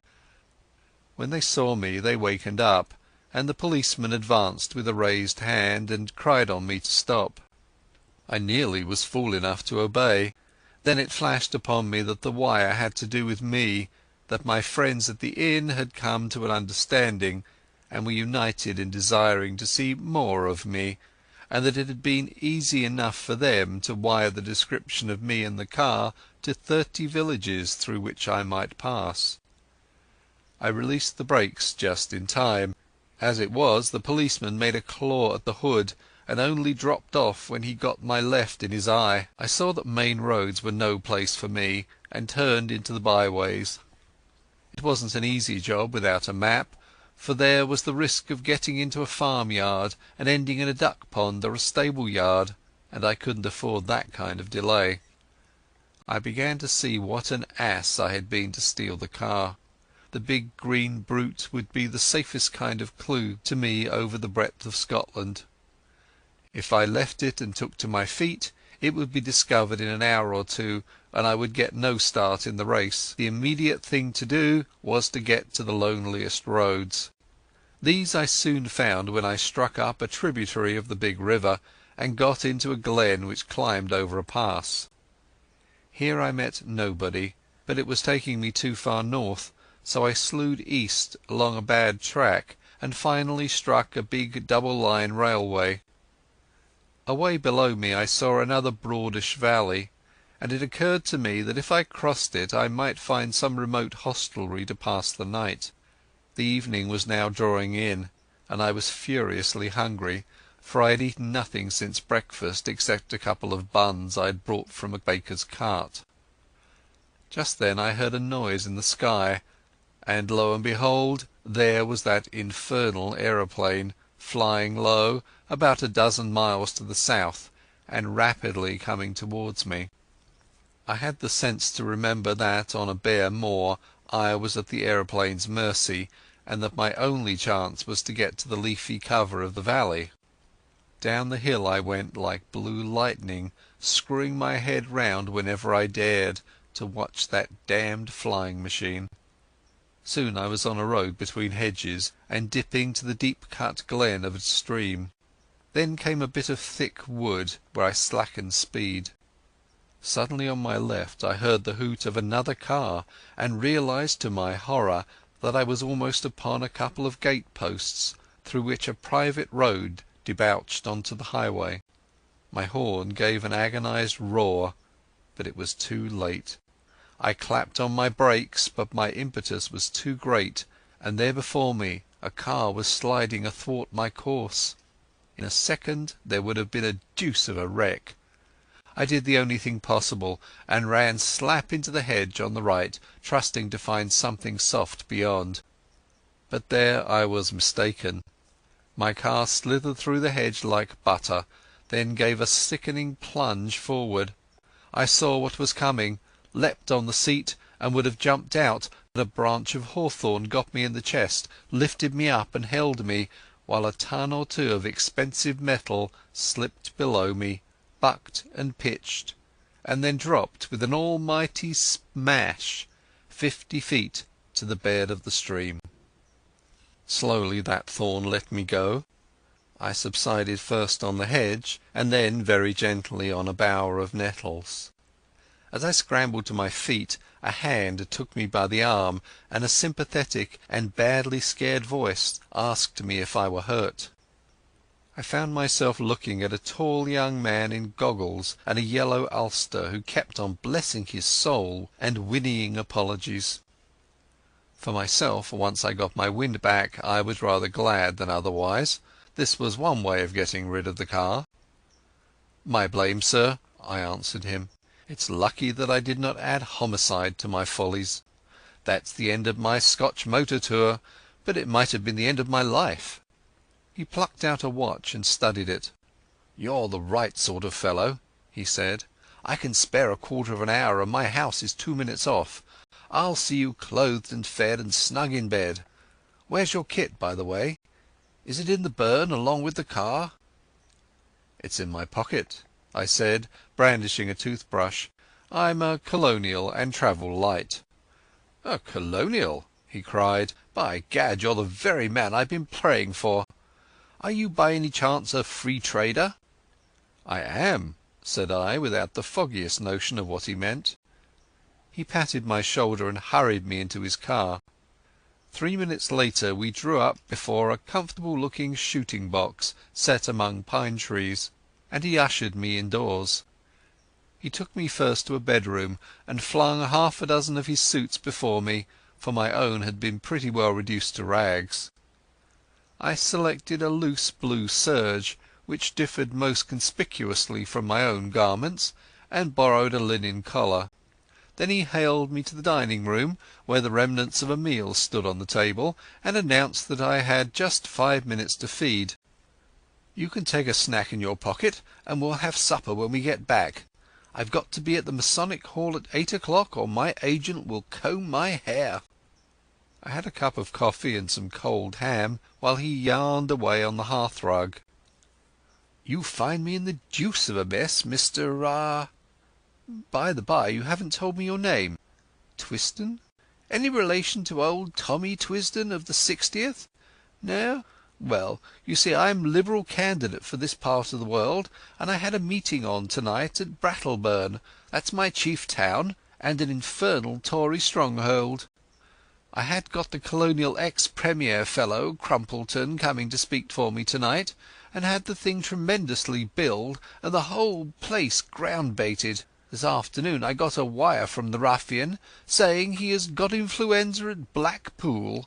and here I am left to do the whole thing myself. I had meant to speak for 10 minutes, and must now go on for 40, and though I've been racking my brains for 3 hours to think of something, I simply cannot last the course. Now you've got to be a good chap and help me. You're a free trader, and can tell our people what a wash-out protection is in the colonies. All you fellows have the gift of the gab. I wish to heaven I had it. I'll be for evermore in your debt." I had very few notions about free trade one way or the other, but I saw no other chance to get what I wanted. My young gentleman was far too absorbed in his own difficulties to think how odd it was to ask a stranger who had just missed death by an ace, and who had lost a 1,000 guinea car, to address a meeting for him on the spur of the moment. But my necessities did not allow me to contemplate oddness or to pick and choose my supports. "All right," I said. "I'm not much good as a speaker, but I'll tell them a bit about Australia." At my words the cares of the ages slipped from his shoulders, and he was rapturous in his thanks. He lent me a big driving coat, and never troubled to ask why I had started on a motor tour without possessing an ulster, and as we slipped down the dusty roads poured into my ears the simple facts of his history. He was an orphan, and his uncle had brought him up. I have forgotten the uncle's name, but he was in the cabinet, and you can read his speeches in the papers. He had gone round the world after leaving Cambridge, and then, being short of a job, his uncle had advised politics. I gathered that he had no preference in parties. "Good chaps in both," he said cheerfully, "and plenty of blighters too. I'm a Liberal because my family have always been Whigs." But if he was lukewarm politically, he had strong views on other things. He found out that I knew a bit about horses, and jawed away about the Derby entries, and he was full of plans for improving his shooting. Altogether a very clean, decent, callow young man. As we passed through a little town, 2 policemen signalled to us to stop, and flashed their lanterns on us. "Beg pardon, Sir Harry. I've got instructions to look out for a car, and the description's not unlike yours." "Right-ho," said my host, when I thanked Providence for the devious ways I had been brought to safety. After that we spoke no more, for my host's mind began to labour heavily with his coming speech. His lips kept muttering, his eyes wandered, and I began to prepare myself for a second catastrophe. I tried to think of something to say myself, but my mind was dry as a stone. The next thing I knew we had drawn up outside a door in a street, and were being welcomed by some noisy gentlemen with rosettes. The hall had about 500 in it, women mostly, a lot of bald heads, and a dozen or 2 young men. The chairman, a weaselly minister with a reddish nose, lamented Crumpleton's absence, soliloquized on his influenza, and gave me a certificate as a trusted leader of Australian thought. There were 2 policemen at the door, and I hoped they took note of that testimonial. Then Sir Harry started. I've never heard anything like it. He didn't begin to know how to talk. He had about a bushel of notes from which he read, and when he let go of them he fell into one prolonged stutter. Every now and then he remembered a phrase he had learned by heart, straightened his back, and gave it off like Harry Irving, and the next moment he was bent double and crooning over his papers. It was the most appalling rot too. He talked about the German menace, and said it was all a Tory invention to cheat the poor of their rights and keep back the great flood of social reform, but that organised labour realized this and laughed the Tories to scorn. He was all for reducing our navy as a proof of our good faith, and then sending Germany an ultimatum, telling her to do the same or we would knock her into a cocked hat. He said that, but for the Tories, Germany and Britain would be fellow workers in peace and reform. I thought of the little black book in my pocket. A giddy lot Scudder's friends cared for peace and reform. Yet in a queer way I liked the speech. You could see the niceness of the chap shining out behind the muck with which he had been spoon-fed. Also, it took a load off my mind. I mightn't be much of an orator, but I was 1000% better than Sir Harry. I didn't get on so badly when it came to my turn. I simply told them all I could remember about Australia, praying there should be no Australian there, all about its Labour Party and immigration and universal service. I doubt if I remembered to mention free trade, but I said there were no Tories in Australia, only Labour and Liberals. That fetched a cheer, and I woke them up a bit when I started in to tell them the kind of glorious business I thought could be made out of the Empire if we really put our backs into it. Although I fancy I was rather a success, the minister didn't like me though, and when he proposed a vote of thanks spoke of Sir Harry's speech as statesmanlike, and mine as having the eloquence of an immigration agent. When we were in the car again, my host was in wild spirits, having got his job over. "A ripping speech, Twisden," he said. "Now you're coming home with me. I'm all alone, and if you'll stop a day or two I'll show you some very decent fishing." We had a hot supper, and I wanted it pretty badly, and then drank grog in a big cheery smoking room with a crackling wood fire. I thought the time had come for me to put my cards on the table. I saw by this man's eye that he was the kind you can trust. "Listen, Sir Harry," I said, "I've got something pretty important to say to you. You're a good fellow, and I'm going to be frank. Where on earth did you get that poisonous rubbish you talked last night?" His face fell. "Was it as bad as that?" he asked ruefully. "It did sound rather thin. I got most of it out of the Progressive magazine and pamphlets that agent chap of mine keeps sending me. But surely you don't think Germany would ever go to war with us?" "Ask that question in 6 weeks and it won't need an answer," I said.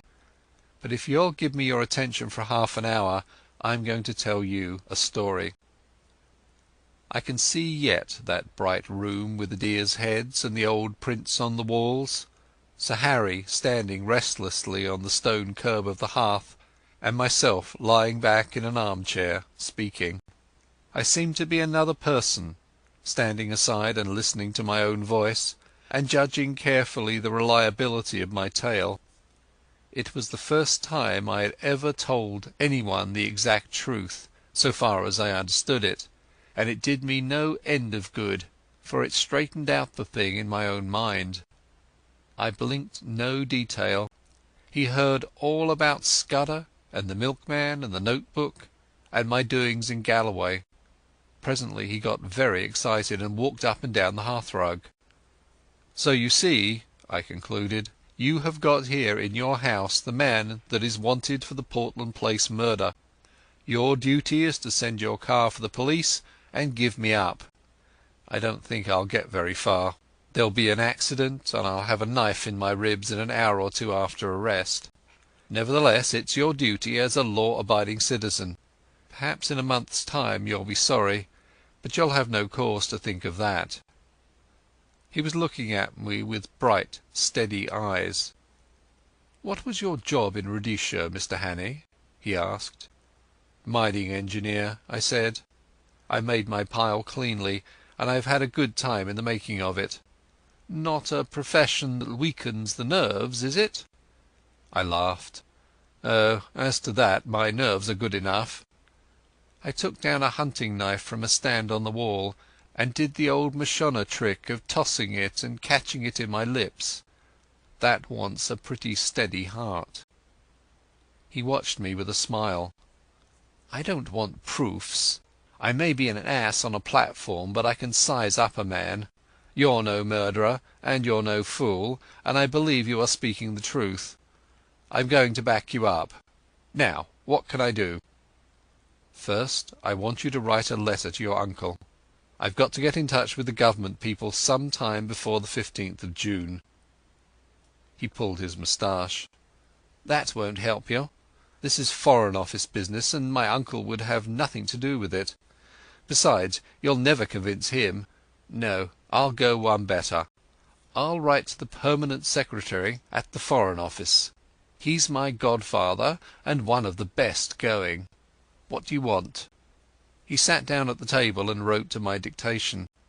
The gist of it was that if a man called Twisden—I thought I'd better stick to that name—turned up before June 15th, he was to treat him kindly. He said Twisden would prove his bona fides by passing the word Blackstone and whistling Annie Laurie. "Good," said Sir Harry. "That's the proper style. By the way, you'll find my godfather—his name's Sir Walter Bullivant—down at his country cottage for Whitsuntide. It's close to Artinswell on the Kennet. That's done. Now, what's the next thing? You're about my height. Lend me the oldest tweed suit you've got. Anything will do, so long as the colour is the opposite of the clothes I destroyed this afternoon. Then show me a map of the neighbourhood, and explain to me the lie of the land. Lastly, if the police come asking about me, just show them the car in the glen. If the other lot turn up, tell them I caught the South Express after your meeting." He did, or promised to do, all these things. I shaved off the remnants of my moustache and got inside an ancient suit of what I believe is called heather mixture. The map gave me some notion of my whereabouts, and told me the two things I wanted to know: where the main railway to the south could be joined, and what were the wildest districts near at hand. At 2 o'clock he wakened me from my slumber in the smoking-room armchair, and led me blinking into the dark starry night. An old bicycle was found in a tool shed and handed over to me. "First turn to the right up by the long fir wood," he enjoined. "By daybreak you'll be well into the hills. Then I should pitch the machine into a bog and take to the moors on foot. You can put in a week among the shepherds and be as safe as you were in New Guinea." I pedalled diligently up steep roads of hill gravel till the skies grew pale with morning. As the mists cleared before the sun, I found myself in a wide green world of glens falling on every side, and a far-away blue horizon. Here, at any rate, I could get early news of my enemies. End of Chapter 4. Chapter 5. The Adventure of the Spectacled Roadman. I sat down on the very crest of the pass and took stock of my position. Behind me was the road, climbing through a long cleft in the hills which was the upper glen of some notable river. In front was a flat space of maybe a mile, all pitted with bog-holes and rough with tussocks, and then beyond it the road fell steeply down another glen to a plain whose blue dimness melted into the distance. Left and right were round-shouldered green hills, as smooth as pancakes, but to the south, that is, the left hand, there was a glimpse of high heathery mountains which I remembered from the map as the big knot of hill which I had chosen for my sanctuary. I was on the central boss of a huge upland country, and could see everything moving for miles. In the meadow below the road, half a mile back, a cottage smoked, but it was the only sign of human life. Otherwise there was only the calling of plovers and the tinkling of little streams. It was now about 7 o'clock, and as I waited I heard once again the ominous beat in the air. Then I realized that my vantage ground might in reality be a trap. There was no cover for a tomtit in those bald green places. I sat quite still and hopeless while the beat grew louder. Then I saw an aeroplane coming up from the east. It was flying high, but as I looked it dropped several hundred feet and began to circle round the knot of hill in narrowing circles, just as a hawk wheels before it pounces. Now it was flying very low, and now the observer on board caught sight of me. I could see one of the two occupants examining me through glasses. Suddenly it began to rise in swift whirls, and the next I knew it was speeding eastward again till it became a speck in the blue morning. That made me do some savage thinking. My enemies had located me, and the next thing would be a cordon around me. I didn't know what force they could command, but I was certain it would be sufficient. The aeroplane had seen my bicycle and would conclude that I would try to escape by the road. In that case there might be a chance on the moors to the right or left. I wheeled the machine 100 yards from the highway and plunged it into a moss hole, where it sank among pondweed and water buttercups. Then I climbed to a knoll which gave me a view of the two valleys. Nothing was stirring on the long white ribbon that threaded them. I have said there was not cover in the whole place to hide a rat. As the day advanced it was flooded with soft fresh light till it had the fragrant sunniness of the South African veldt. Other times I should have liked the place, but now it seemed to suffocate me. The free moorlands were prison walls, and the keen hill air was the breath of a dungeon. I tossed a coin. Heads right, tails left, and it fell heads, so I turned to the north. In a little I came to the brow of the ridge which was the containing wall of the pass. I saw the high road for maybe 10 miles, and far down it something that was moving, and that I took to be a motor car. Beyond the ridge I looked on a rolling green moor which fell away into wooded glens. Now my life on the veldt has given me the eyes of a kite, and I can see things for which most men need a telescope. Away down the slope, a couple of miles away, several men were advancing like a row of beaters at a shoot. I dropped out of sight behind the skyline. That way was shut to me, and I must try the bigger hills to the south beyond the highway. The car, I had noticed, was getting nearer, but it was still a long way off, with some very steep gradients before it. I ran hard, crouching low except in the hollows, and as I ran I kept scanning the brow of the hill before me. Was it imagination, or did I see figures, 1, 2, perhaps more, moving in a glen beyond the stream? If you are hemmed in on all sides in a patch of land, there is only one chance of escape.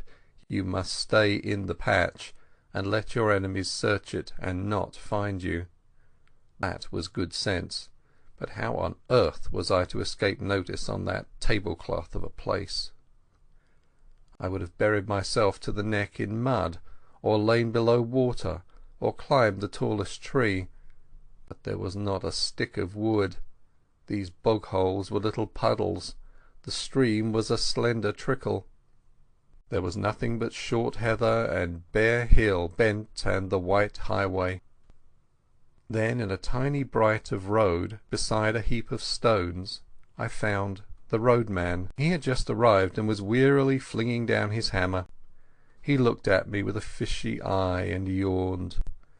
"Confounded day I ever left the herding," he said, as if to the world at large. "There I was my ain master.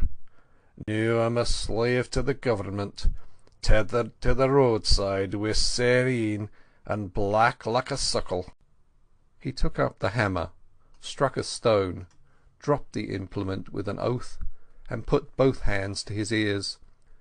"Mercy on me, my head's bursting," he cried.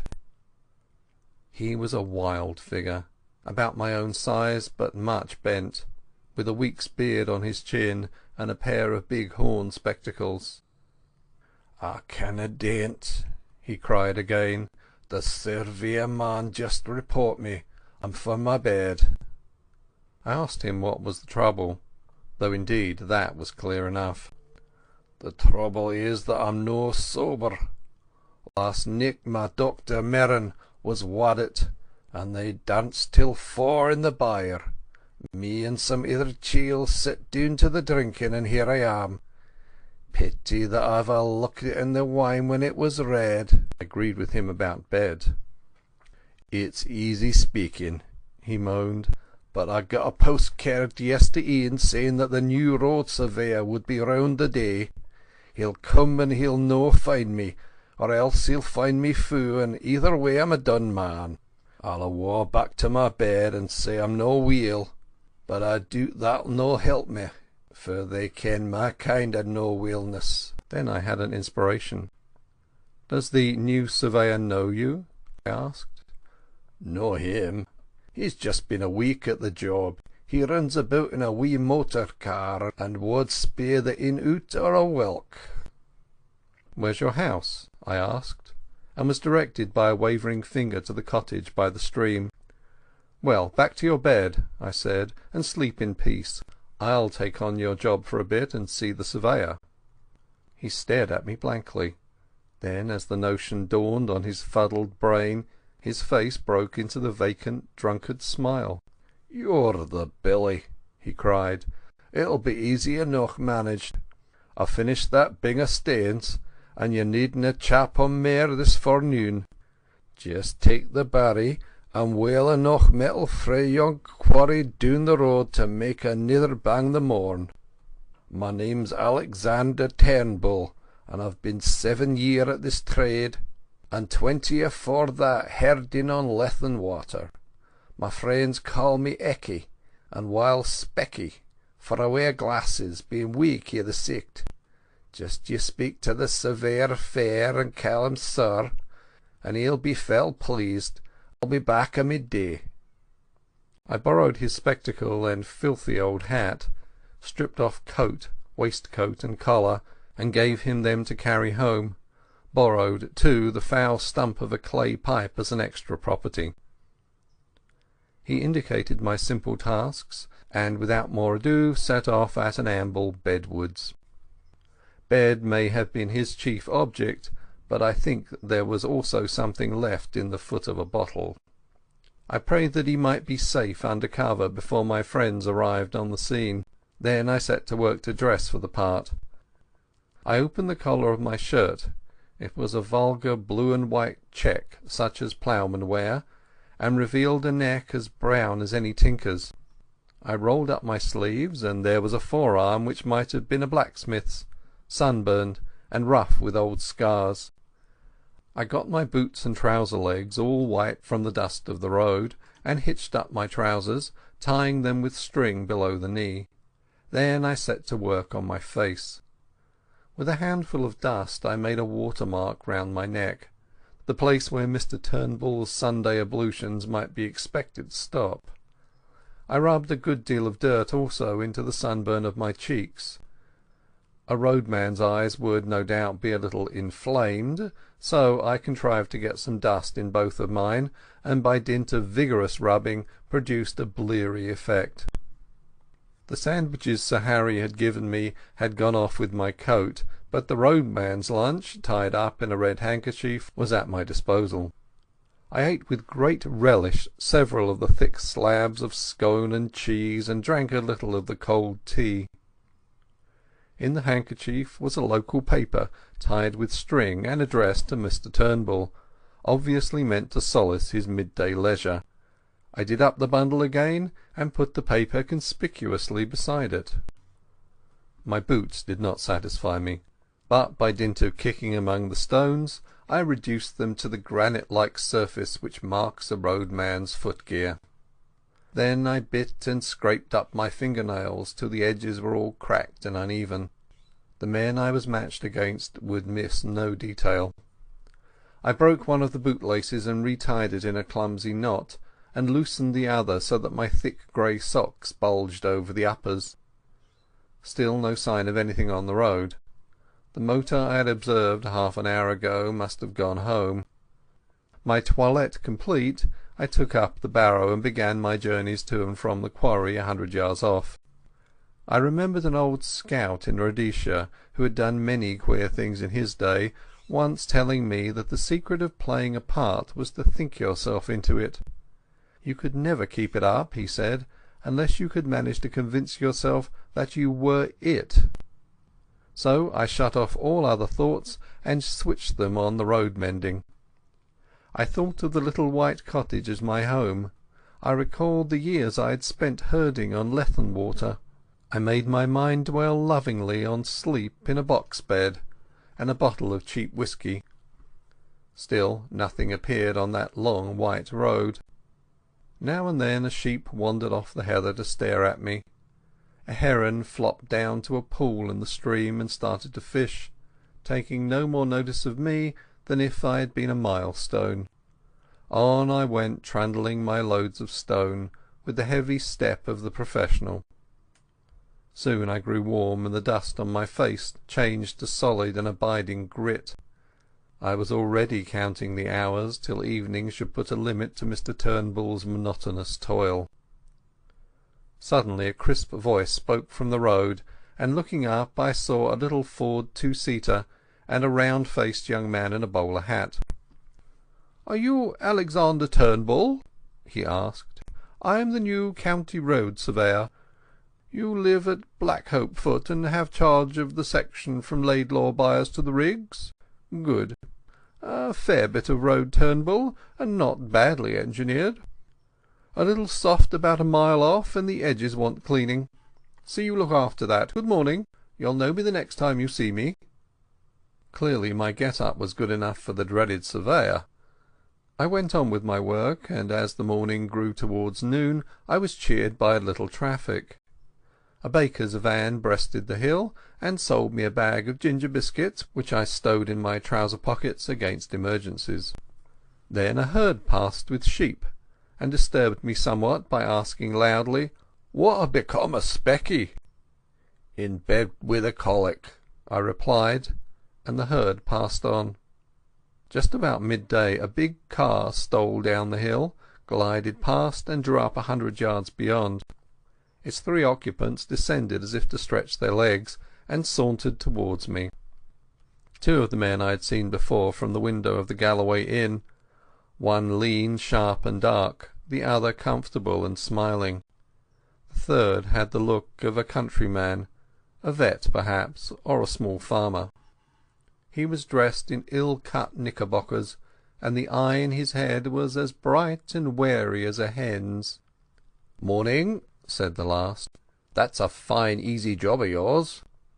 I had not looked up on their approach, and now, when accosted, I slowly and painfully straightened my back after the manner of roadmen, spat vigorously after the manner of the low Scot, and regarded them steadily before replying. I confronted 3 pairs of eyes that missed nothing. "There's waur jobs and there's better," I said sententiously. "I would rather hear you sitting a day on your hinderlands on the cushions. It's you and your muckle cors that wreck my roads, and if we had the writs, you'd soon be made to mend what ye break." The bright-eyed man was looking at the newspaper lying beside Turnbull's bundle. "I see you get your papers in good time," he said. I glanced at it casually. "Aye, in good time, seeing that paper came out last Saturday. I'm just 4 days late." He picked it up, glanced at the superscription, and laid it down again. One of the others had been looking at my boots, and a word in German called the speaker's attention to them. "You've a fine taste in boots," he said. "These were never made by a country shoemaker." "They were not," I said readily. "They were made in London. I got them frae the gentleman that was here last year for the shooting. What was his name now?" I scratched a forgetful head. Again the sleek one spoke in German. "Let us get on," he said. "This fellow is all right." Then they asked one last question. "Did you see anyone pass early this morning? He might be on a bicycle, or he might be on foot." I nearly fell into the trap and told a story of a bicycle hurrying past in the grey dawn. But I had a sense to see my danger, and pretended to consider very deeply. "I wasna up very early," I said. "You see, my doctor was married last nicht, and we kept it up late. I opened the house door about 7, and there was naebody on the road then. Since I come up here there's been just the baker and the Rinchel herd, besides you gentlemen." One of them gave me a cigar, which I smelled gingerly, and stuck in Turnbull's bundle. They got into their car and were out of sight in 3 minutes. My heart leapt with enormous relief, but I went on wheeling my stones. It was as well, for 10 minutes later the car returned, one of the occupants waving a hand to me. These gentry left nothing to chance. I finished Turnbull's bread and cheese, and pretty soon I had finished the stones. The next step was what puzzled me. I could not keep up this road-making business for long. A merciful providence had kept Mr. Turnbull indoors, but if he appeared on the scene, there would be trouble. I had a notion that the cordon was still tight round the glen, and that if I walked in any direction I should meet with questioners. But get out I must. No man's nerve could stand more than a day of being spied on. I stayed at my post till about 5 o'clock. By that time I had resolved to go down to Turnbull's cottage at nightfall and take my chance of getting over the hills in the darkness. But suddenly a new car came up the road and slowed down a yard or two from me. A fresh wind had risen, and the occupant wanted to light a cigarette. It was a touring car with a tonneau full of an assortment of baggage. One man sat in it, and by an amazing chance I knew him. His name was Marmaduke Jopley, and he was an offence to creation. He was a sort of blood stockbroker who did his business by toadying eldest sons and rich young peers and foolish old ladies. Marmie was a familiar figure, I understood, at balls and polo weeks and country houses. He was an adroit scandalmonger, and would crawl a mile on his belly to anything that had a title or a million.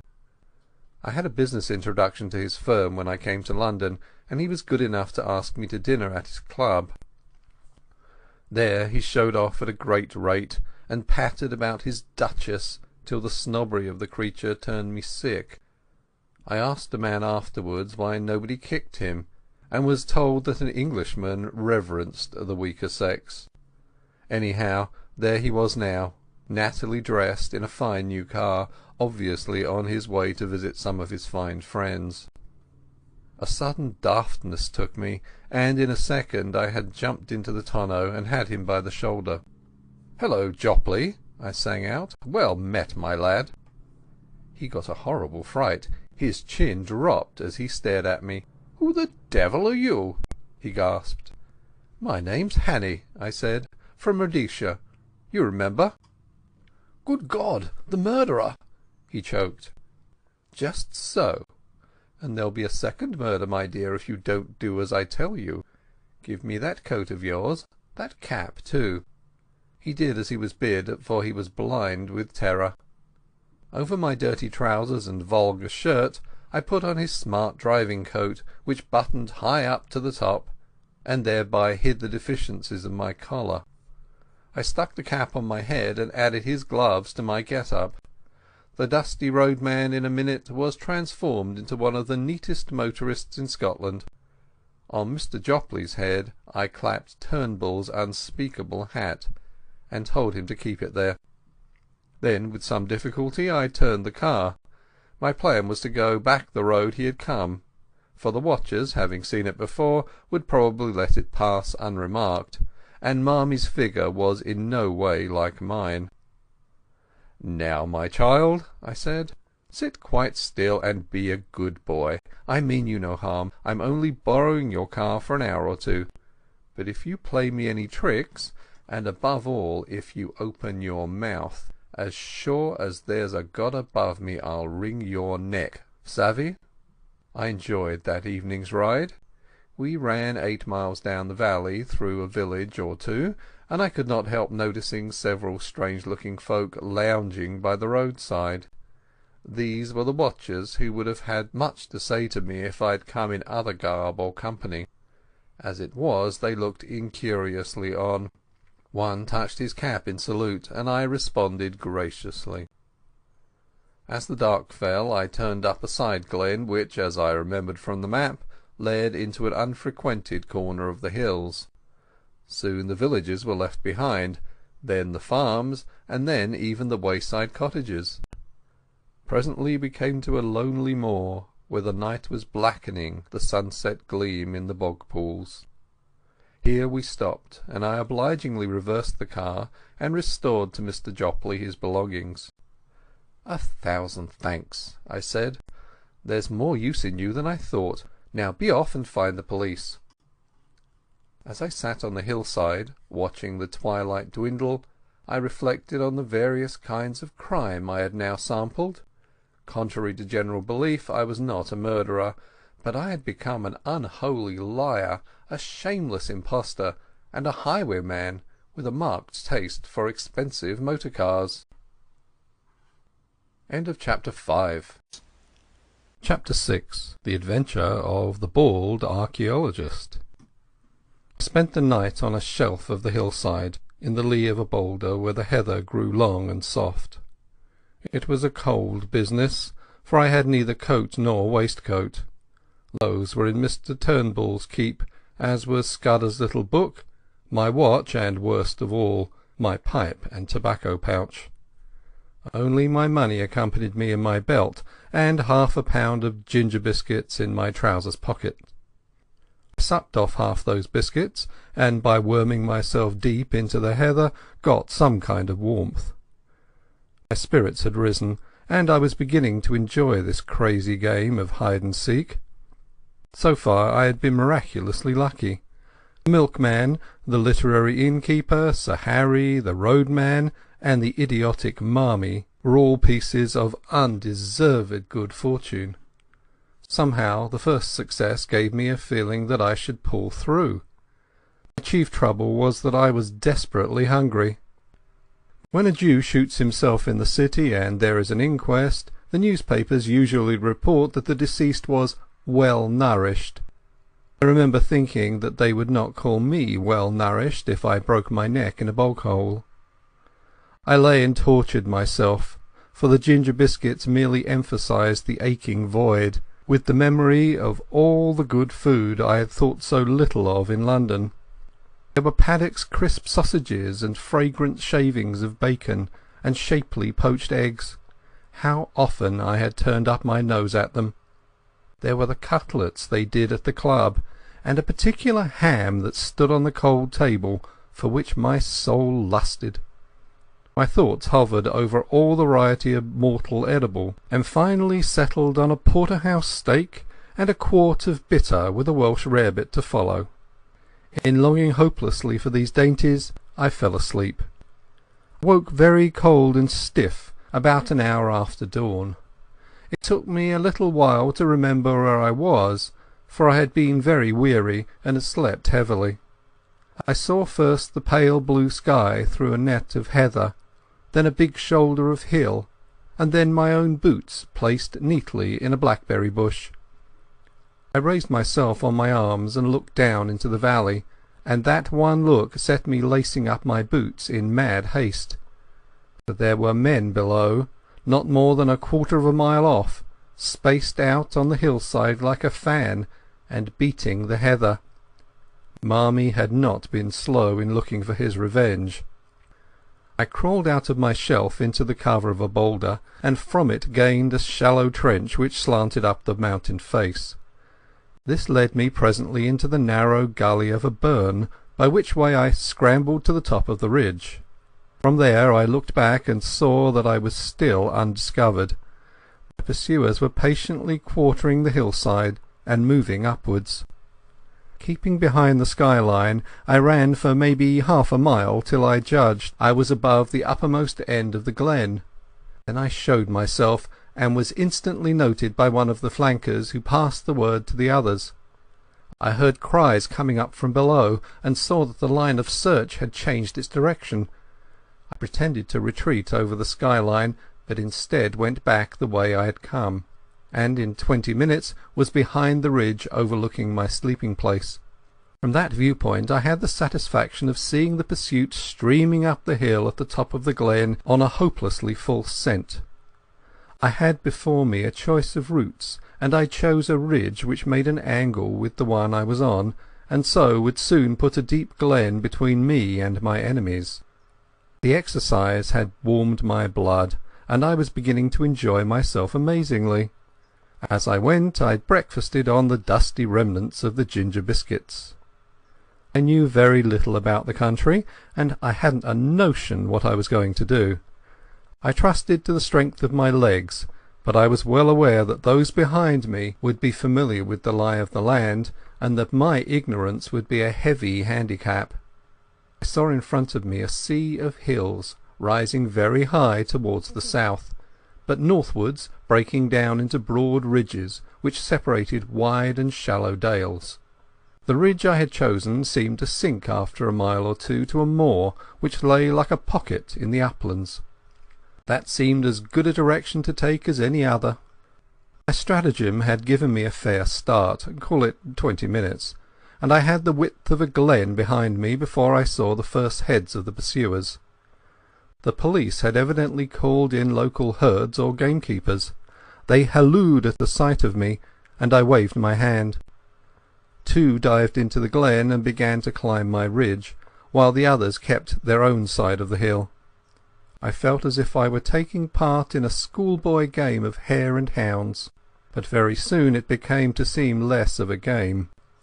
These fellows behind were hefty men on their native heath.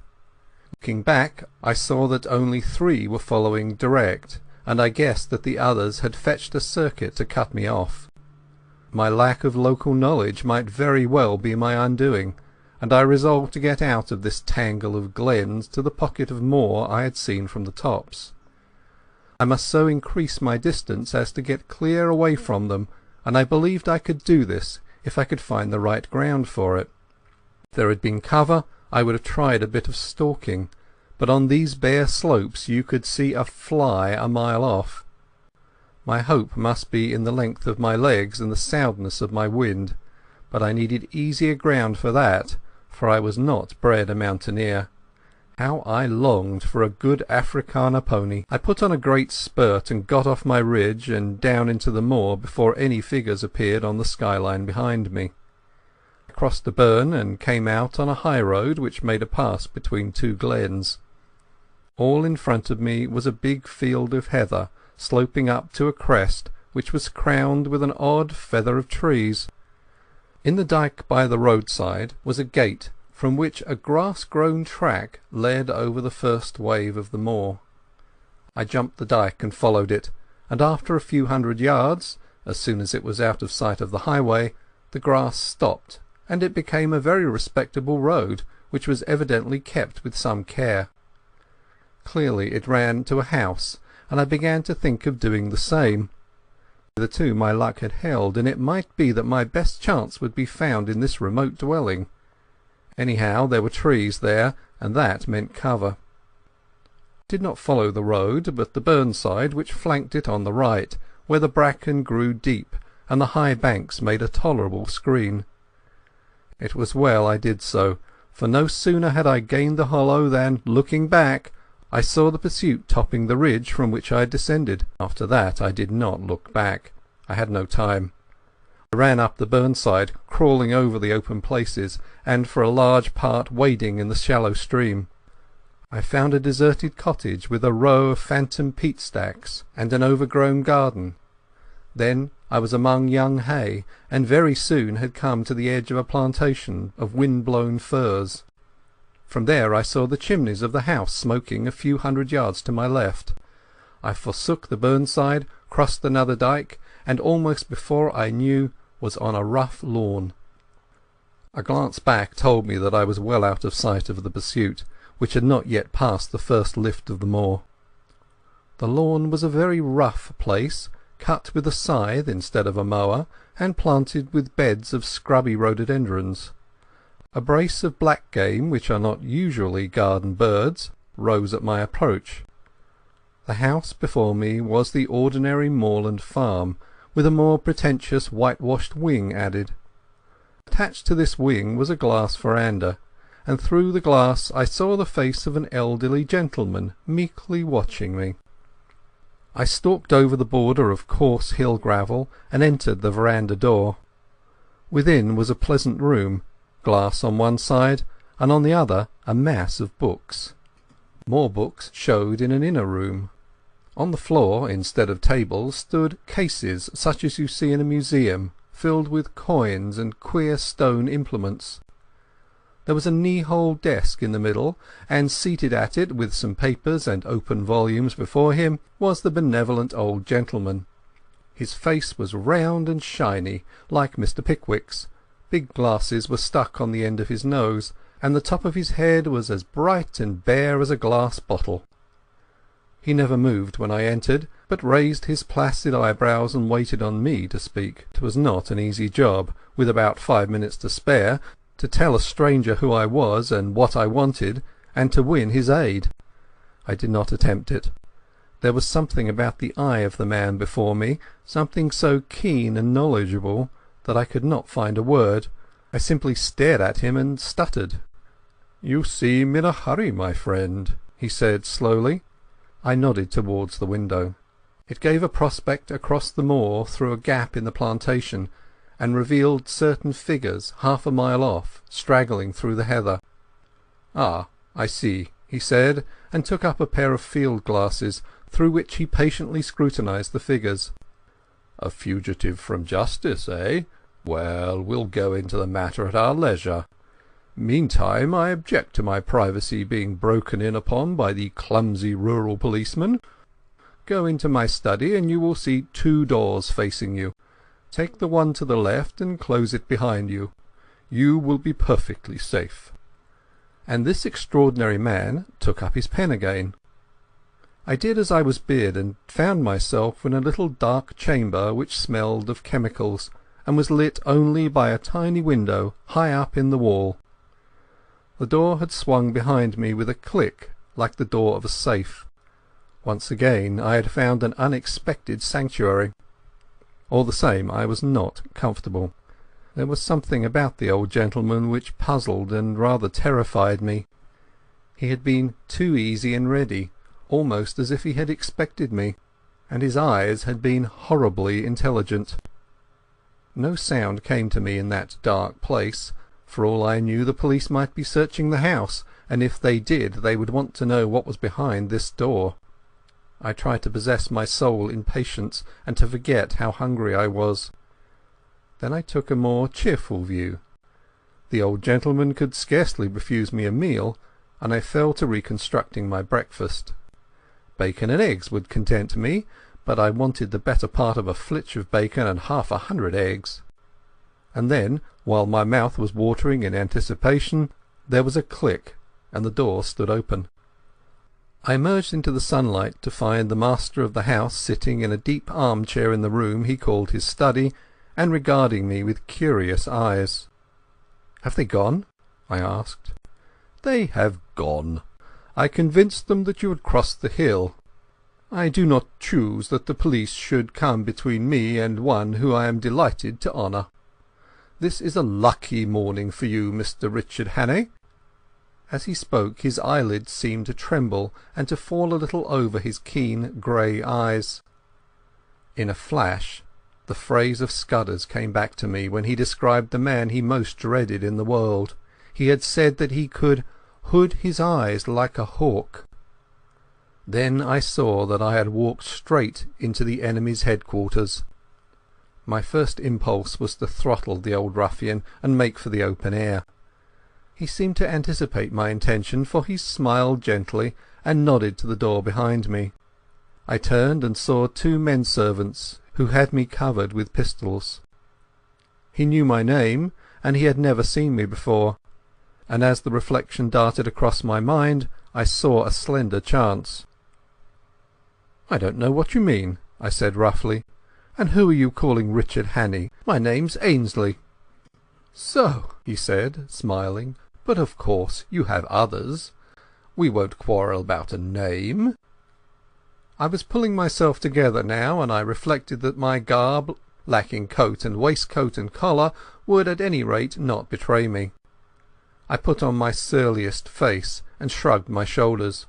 "I suppose you're going to give me up after all, and I call it a damned dirty trick. My God, I wish I had never seen that cursed motor car. Here's the money and be damned to you." And I flung 4 sovereigns on the table.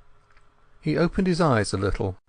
"Oh no, I shall not give you up. My friends and I will have a little private settlement with you, that is all. You know a little too much, Mr. Hannay. You are a clever actor, but not quite clever enough." He spoke with assurance, but I could see the dawning of a doubt in his mind. "Oh, for God's sake, stop jawing," I cried. Everything's against me. I haven't had a bit of luck since I came ashore at Leith. But what's the harm in a poor devil with an empty stomach picking up some money he finds in a bust-up motor car? That's all I done, and for that I've been chivied for 2 days by these blasted bobbies over these blasted hills. I tell you, I'm fair sick of it. You can do what you like, old boy. Ned Ainsley's got no fight left in him." I could see that the doubt was gaining.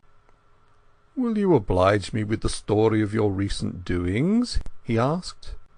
"I can't, governor," I said in a real beggar's whine. "I've not had a bite to eat for 2 days.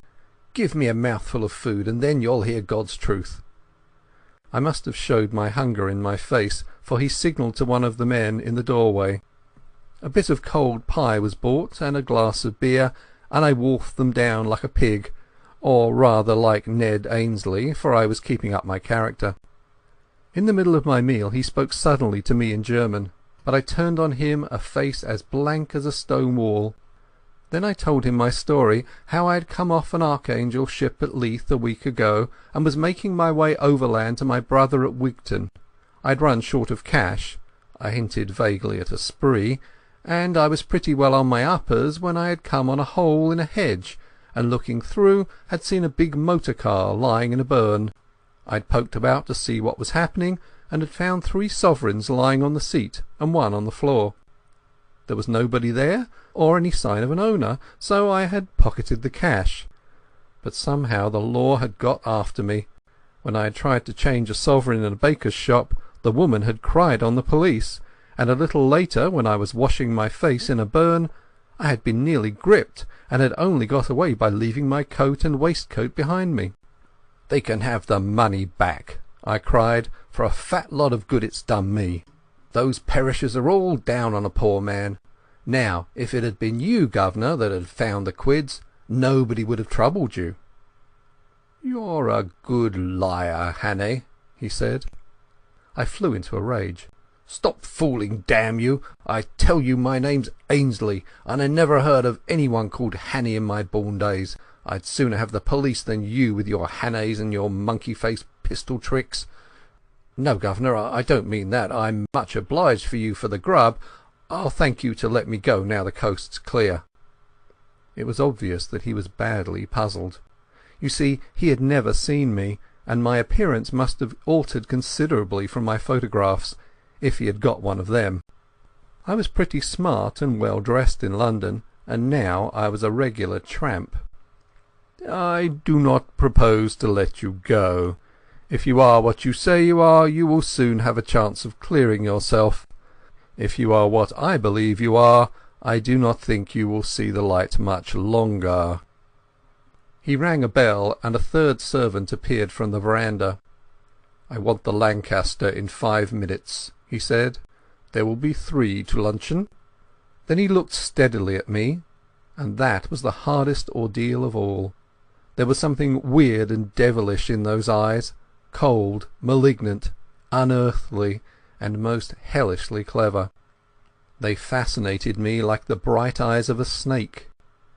I had a strong impulse to throw myself on his mercy and offer to join his side, and if you consider the way I felt about the whole thing, you will see that that impulse must have been purely physical, the weakness of a brain mesmerized and mastered by a stronger spirit. But I managed to stick it out and even to grin. "You'll know me next time, governor," I said.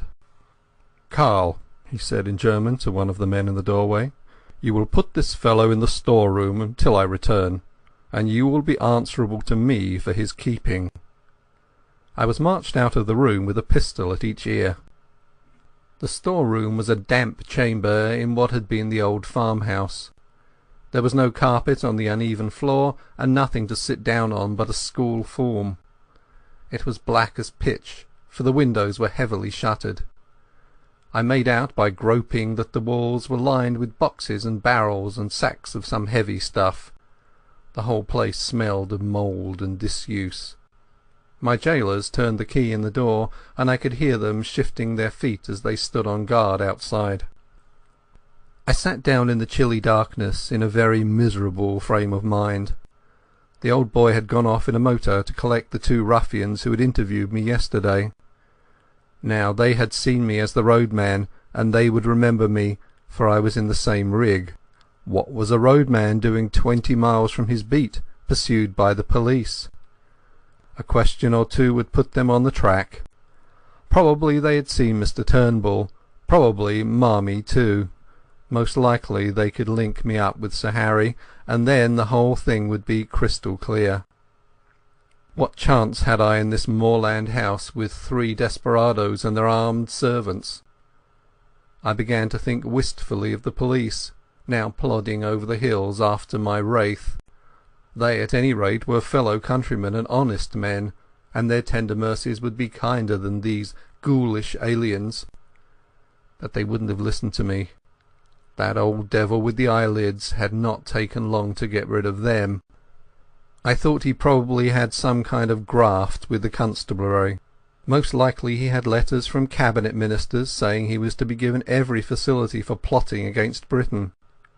That was the sort of owlish way we run our politics in the old country. The 3 would be back for lunch, so I hadn't got more than a couple of hours to wait. It was simply waiting on destruction, for I could see no way out of this mess. I wished that I had Scudder's courage, for I am free to confess I didn't feel any great fortitude. The only thing that kept me going was that I was pretty furious. It made me boil with rage to think of those 3 spies getting the pull on me like this. I hoped that at any rate I might be able to twist one of their necks before they downed me. The more I thought of it, the angrier I grew, and I had to get up and move about the room. I tried the shutters, but they were the kind that lock with a key, and I couldn't move them. From the outside came the faint clucking of hens in the warm sun. Then I groped among the sacks and boxes. I couldn't open the latter, and the sacks seemed to be full of things like dog biscuits that smelled of cinnamon. But as I circumnavigated the room I found a handle in the wall which seemed worth investigating. It was the door of a wall cupboard, what they call a press in Scotland, and it was locked. I shook it, and it seemed rather flimsy. For want of something better to do, I put out my strength on that door, getting some purchase on the handle by looping my braces round it. Presently the thing gave with a crash, which I thought would bring in my warders to inquire. I waited for a bit, and then started to explore the cupboard shelves. There was a multitude of queer things there. I found an odd vesta or two in my trousers pocket, and struck a light. It went out in a second, but it showed me one thing. There was a little stock of electric torches on one shelf. I picked one up and found it was in working order. With the torch to help me I investigated further. There were bottles and cases of queer-smelling stuffs, chemicals no doubt for experiments, and there were coils of fine copper wire and yanks of a thin oiled silk.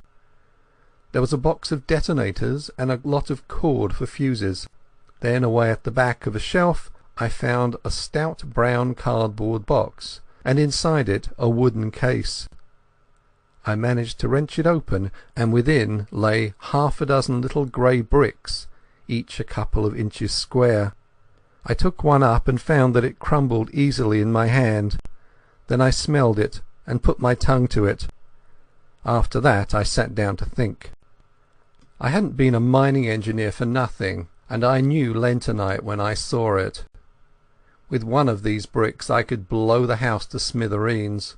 I'd used the stuff in Rhodesia and knew its power. But the trouble was that my knowledge wasn't exact. I had forgotten the proper charge and the right way of preparing it, and I wasn't sure about the timing. I had only a vague notion too as to its power, for though I had used it I had not handled it with my own fingers. But it was a chance, the only possible chance. It was a mighty risk, but against it was an absolute black certainty. If I used it, the odds were, as I reckoned, about 5 to 1 in favour of my blowing myself into the tree-tops. But if I didn't, I should be very likely to be occupying a 6-foot hole in the garden by the evening. That was the way I had to look at it. The prospect was pretty dark either way, but anyhow there was a chance, both for myself and for my country. The remembrance of little Scudder decided me. It was about the beastliest moment of my life, for I am no good at these cold-blooded resolutions. Still, I managed to rake up the pluck to set my teeth and choke back the horrid doubts that flooded in on me. I simply shut off my mind and pretended I was doing an experiment as simple as Guy Fawkes fireworks. I got a detonator and fixed it to a couple of feet of fuse. Then I took a quarter of a lentonite brick and buried it near the door, below one of the sacks in a crack of the floor, fixing the detonator in it. For all I knew, half of these boxes might be dynamite. If the cupboard held such deadly explosives, why not the boxes? In that case there would be a glorious skyward journey for me and the German servants, and about an acre of the surrounding country.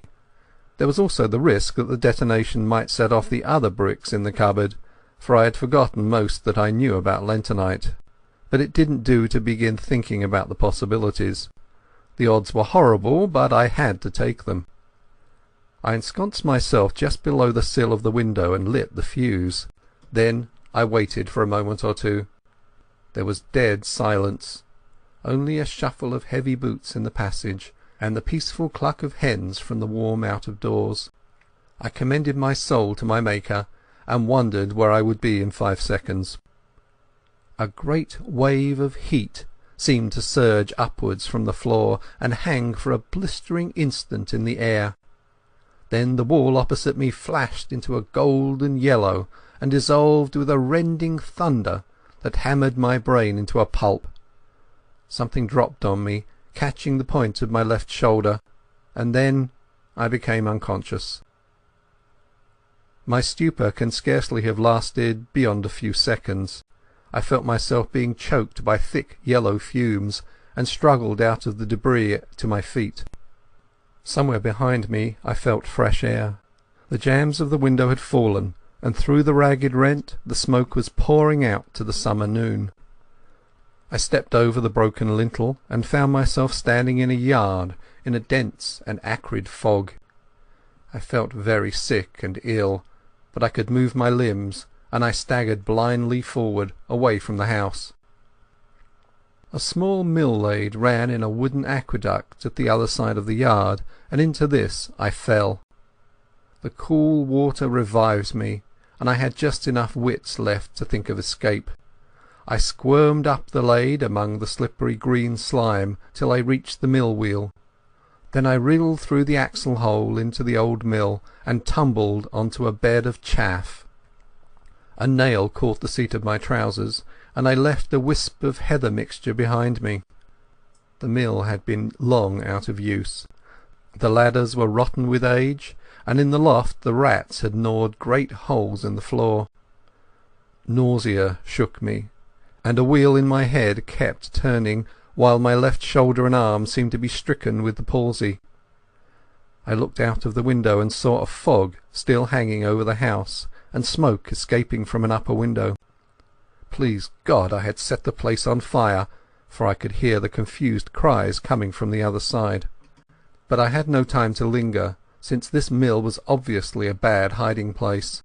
Anyone looking for me would naturally follow the lade, and I made certain the search would begin as soon as they found that my body was not in the storeroom.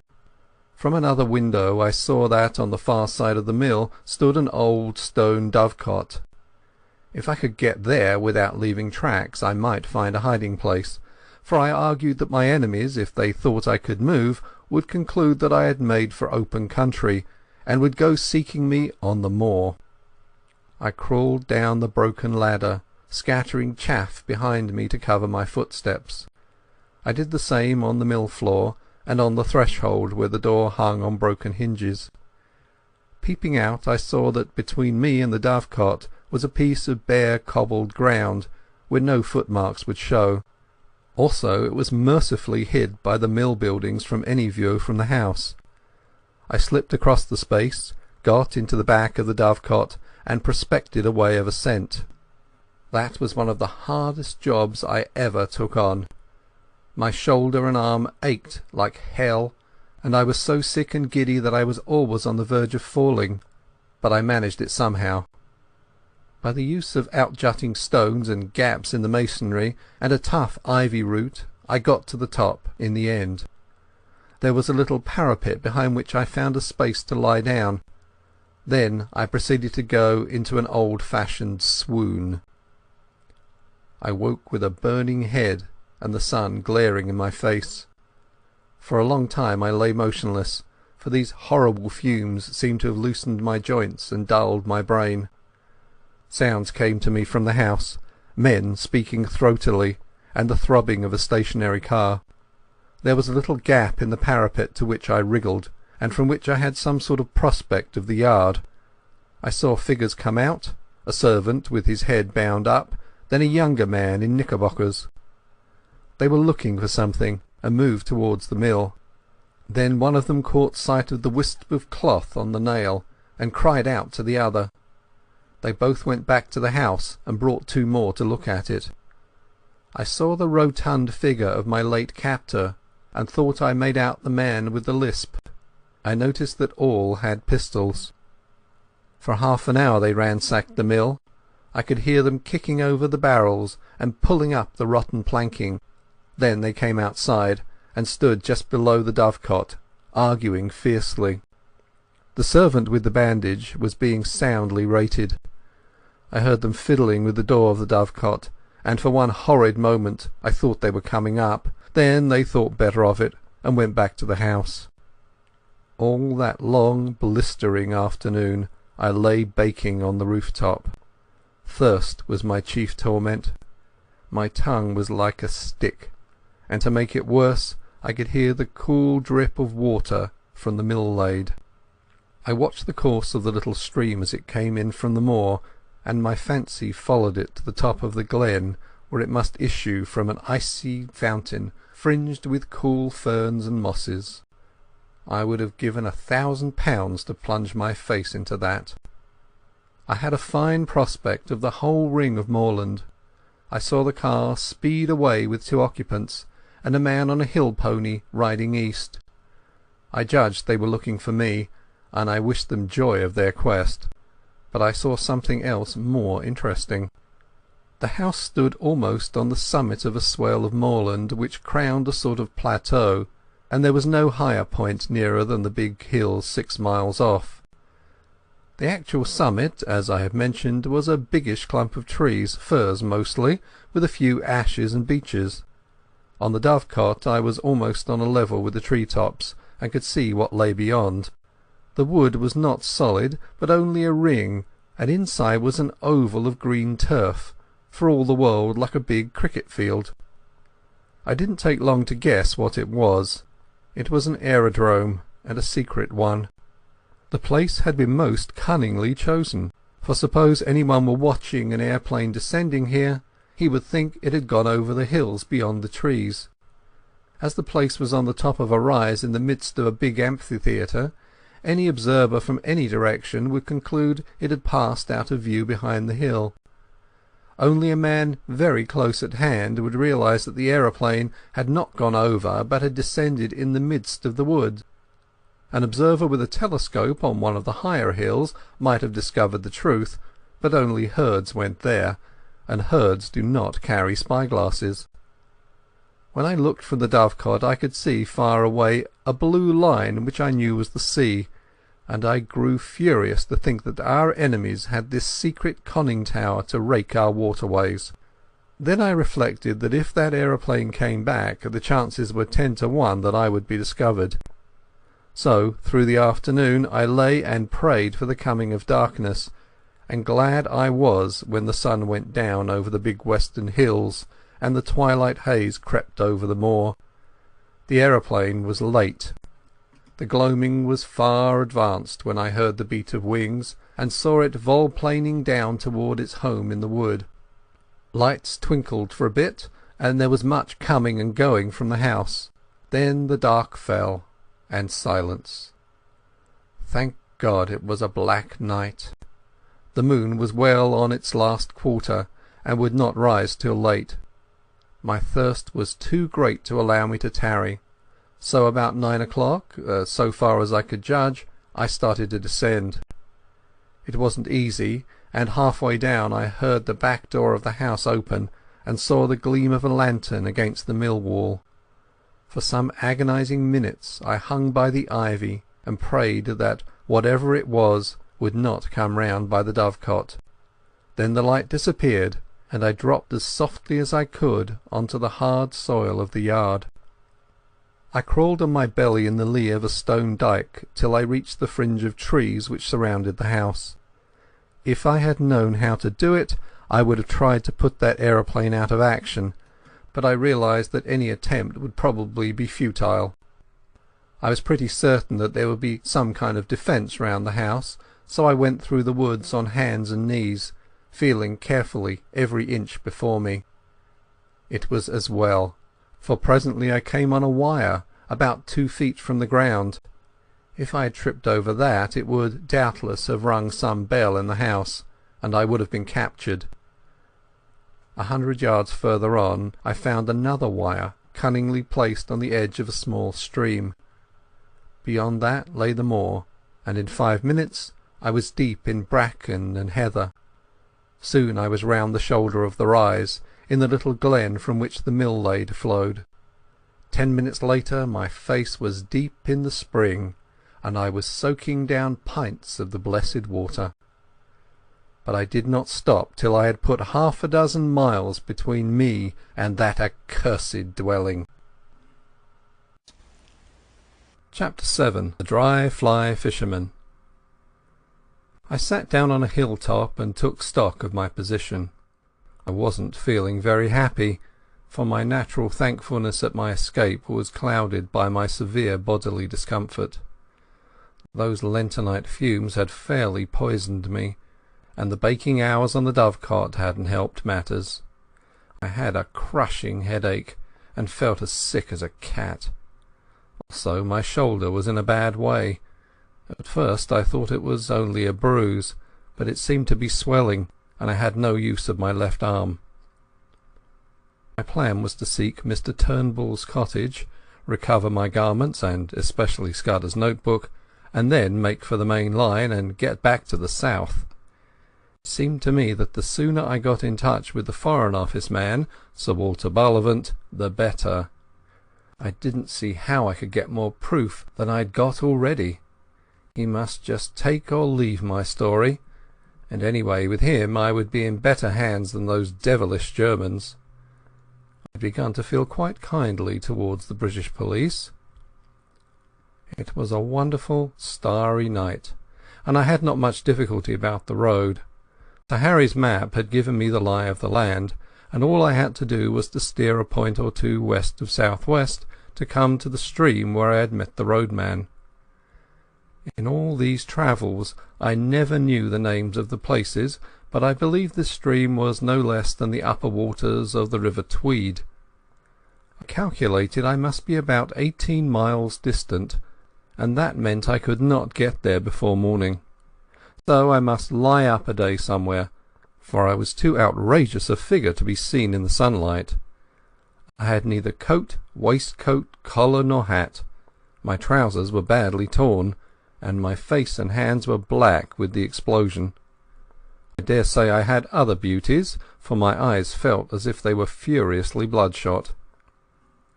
Altogether I was no spectacle for God-fearing citizens to see on a high road. Very soon after daybreak I made an attempt to clean myself in a hill burn, and then approached a herd's cottage, for I was feeling the need of food. The herd was away from home, and his wife was alone with no neighbour for 5 miles. She was a decent old body, and a plucky one, for though she got a fright when she saw me, she had an axe handy and would have used it on any evildoer. I told her that I'd had a fall. I didn't say how, and she saw by my looks that I was pretty sick. Like a true Samaritan, she asked no questions, but gave me a bowl of milk with a dash of whisky in it, and let me sit for a little by her kitchen fire. She would have bathed my shoulder, but it ached so badly that I would not let her touch it. I don't know what she took me for, a repenitent burglar perhaps, but when I wanted to pay her for the milk and tendered a sovereign, which was the smallest coin I had, she shook her head and said something about giving it to them as had a right to it. This I protested so strongly that I think she believed me honest, for she took the money and gave me a warm new plaid for it and an old hat of her man's. She showed me how to wrap the plaid round my shoulders, and when I left that cottage I was the living image of the kind of Scotsman you see in illustrations to Burns' poems. But at any rate I was more or less clad. It was as well, for the weather changed before midday to a thick drizzle of rain. I found shelter below an overhanging rock in the crook of a burn, where a drift of dead brackens made a tolerable bed. There I managed to sleep till nightfall, waking very cramped and wretched, with my shoulder gnawing like a toothache. I ate the oat cake and cheese the old wife had given me, and set out again just before the darkening. I pass over the miseries of that night among the wet hills. There were no stars to steer by, and I had to do the best I could from my memory of the map. Twice I lost my way, and I had some nasty falls into the peat bogs. I'd only about 10 miles to go as the crow flies, but my mistakes made it nearer 20. The last bit was completed with set teeth and a very light and dizzy head. But I managed it, and in the early dawn I was knocking at Mr. Turnbull's door. The mist lay close and thick, and from the cottage I could not see the high road. Mr. Turnbull himself opened to me, sober and something more than sober. He was primly dressed in an ancient but well-tended suit of black. He had been shaved, not later than the night before. He wore a linen collar, and in his left hand he carried a pocket Bible. At first he did not recognize me. "Who are ye that come stravaiging here on the Sabbath morning?" he asked. I had lost all count of days, so the Sabbath was the reason for his strange decorum. My head was swimming so wildly that I could not frame a coherent answer, but he recognized me and saw that I was ill. "You got my specs?" he asked. I fetched them out of my trousers pocket and gave him them. "You'll come for your jacket and waistcoat," he said. "Come in by. Losh, man, you're terrible doon i' the legs. Haud up till I get ye to a chair." I perceived I was in for a bout of malaria. I had a good deal of fever in my bones, and the wet night had brought it out, while my shoulder and the effects of the fumes combined to make me feel pretty bad. Before I knew, Mr. Turnbull was helping me off with my clothes and putting me to bed in one of the 2 cupboards that lined the kitchen walls. He was a true friend in need, that old roadman. His wife was dead years ago, and since his daughter's marriage he lived alone. For the better part of 10 days he did all the rough nursing I needed. I simply wanted to be left in peace while the fever took its course, and when my skin was cool again I found that the bout had more or less cured my shoulder. But it was a baddish go, and though I was out of bed in 5 days, it took me some time to get my legs again. He went out each morning, leaving me milk for the day and locking the door behind him, and came in the evening to sit silent in the chimney corner. Not a soul came near the place. When I was getting better he never bothered me with a question. Several times he fetched me 2 days old Scotsmen, and I noticed the interest in the Portland Place murder seemed to have died down. There was no mention of it, and I could find very little about anything except a thing called the General Assembly, some ecclesiastical spree, I gathered. One day he produced my belt from a lock-fast drawer. "There's a terrible heap of siller in it," he said. "You'd better count it to see it's all there." He never even inquired my name. I asked him if anybody had been around making inquiries subsequent to my spell at the road-making. "Aye, there was a man in a motor car. He sped where he'd taken my place that day, and I let on I thought him daft. But he kept on at me, and syne he mun be thinking, oh my good brother fae the church that whiles lent me a hun. He was a wersh-looking soul, and I could not understand the half of his English tongue." I was getting pretty restless those last days, and as soon as I felt myself fit I decided to be off. That was not till the 12th day of June, and as luck would have it, a drover went past that morning, taking some cattle to Moffat.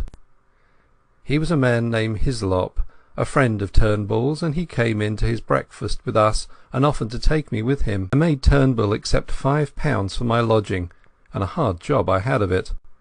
There was never a more independent being. He grew positively rude when I pressed him, and shy and red, and took the money at last without a thank you. When I told him how much I owed him, he grunted something about "a good turn deserving another." You would have thought from our leave-taking that we had parted in disgust. Hislop was a cheery soul who chattered all the way over the pass and down the sunny vale of Annan. I talked of Galloway markets and sheep prices, and he made up his mind that I was a pack shepherd from those parts, whatever that may be. My plaid and my old hat, as I have said, gave me a fine theatrical Scots look. But driving cattle is a mortally slow job, and we took the better part of the day to cover a dozen miles. If I had not had such an anxious heart, I would have enjoyed that time. It was shining blue weather, with a constantly changing prospect of brown hills and far green meadows, and a continual spund of larks and curlews and falling streams. But I had no mind for the summer, and little for Hislop's conversation, for as the fateful 15th of June grew near, I was overweighted with the lifeless difficulties of my enterprise. I got some dinner in a humble Moffat public house, and walked the 2 miles to the junction on the main line. The night express for the south was not due till midnight, and to fill up the time I went up on the hillside and fell asleep, for the walk had tired me.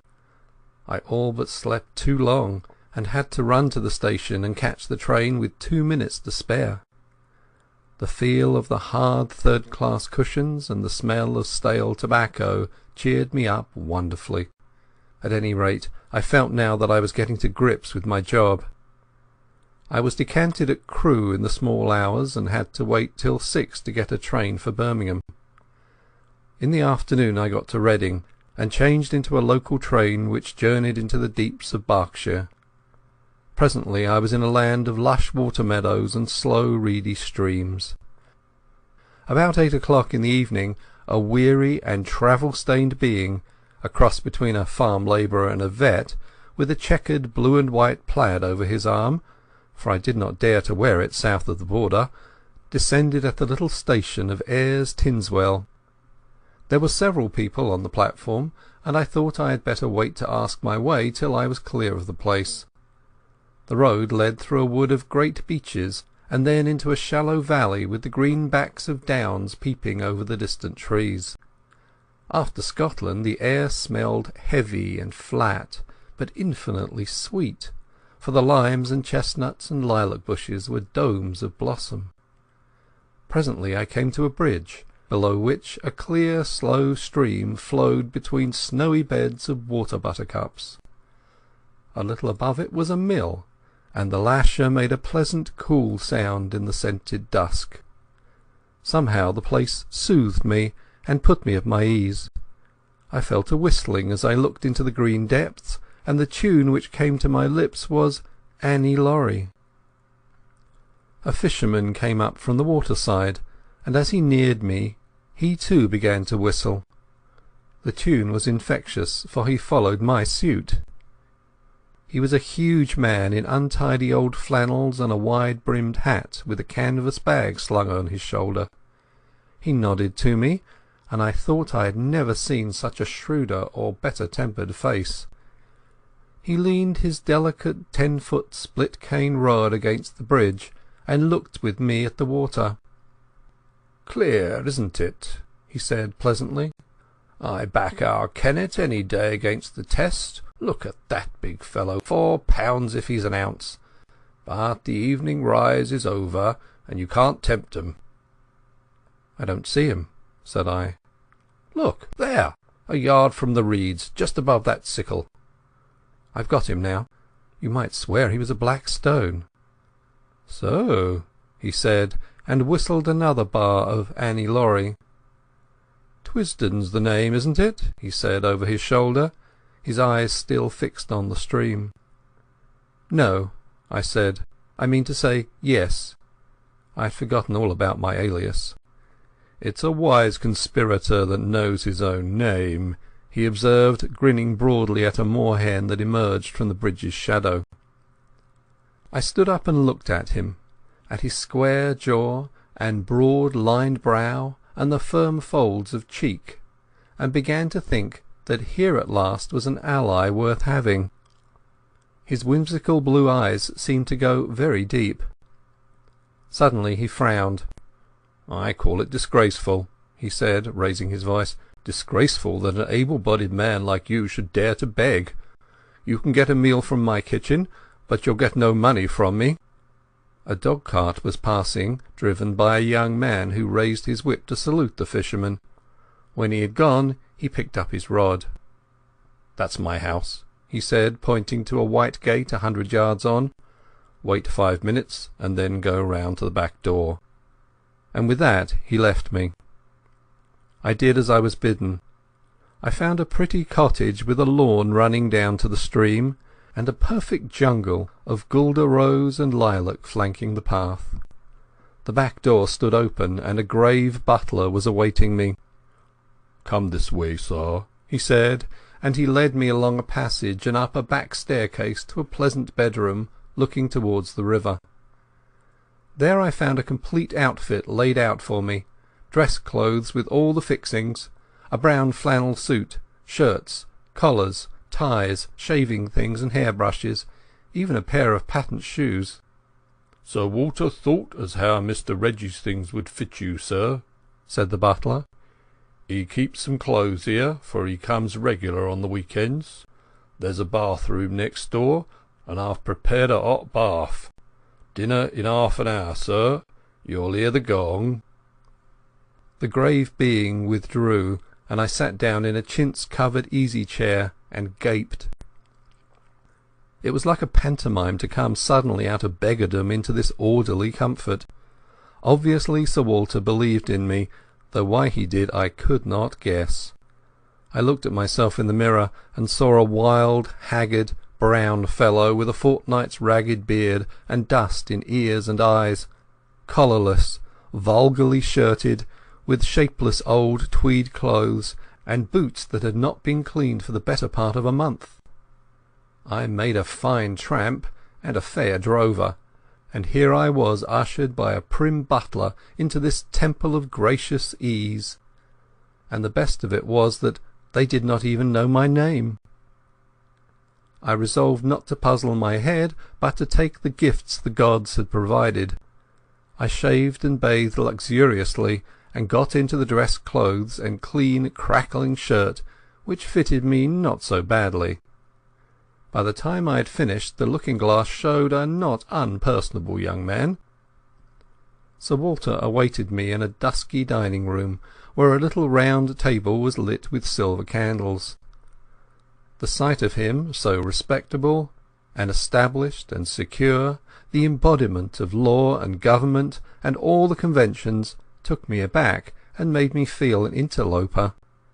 He couldn't know the truth about me, or he wouldn't treat me like this. I simply could not accept his hospitality on false pretences. "I'm more obliged to you than I can say, but I'm bound to make things clear," I said. "I'm an innocent man, but I'm wanted by the police. I've got to tell you this, and I won't be surprised if you kick me out."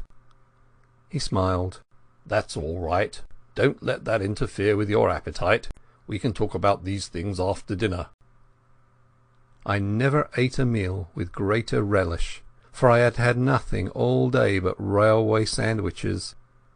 Sir Walter did me proud, for we drank a good champagne and had some uncommon fine port afterwards. It made me almost hysterical to be sitting there, waited on by a footman and a sleek butler, and remember that I had been living for 3 weeks like a brigand, with every man's hand against me. I told Sir Walter about tiger fish in the Zambesi that bite off your fingers if you give them a chance, and we discussed sport up and down the globe, for he had hunted a bit in his day. We went to his study for coffee, a jolly room full of books and trophies and untidiness and comfort.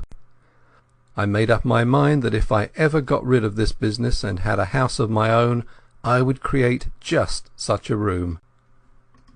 Then, when the coffee cups were cleared away and we got our cigars alight, my host swung his long legs over the side of his chair and bade me get started with my yarn. "I've obeyed Harry's instructions," he said, "and the bribe he offered me was that you would tell me something to wake me up. I'm ready, Mr. Hannay."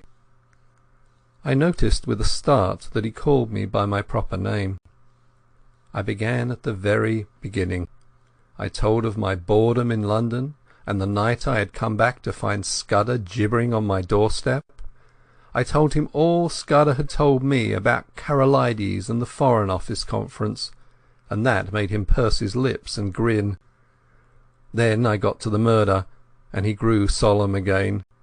He heard all about the milkman, and my time in Galloway, and my deciphering Scudder's notes at the inn. "You've got them here?" he asked sharply, and drew a long breath when I whipped the little book from my pocket. I said nothing of the contents.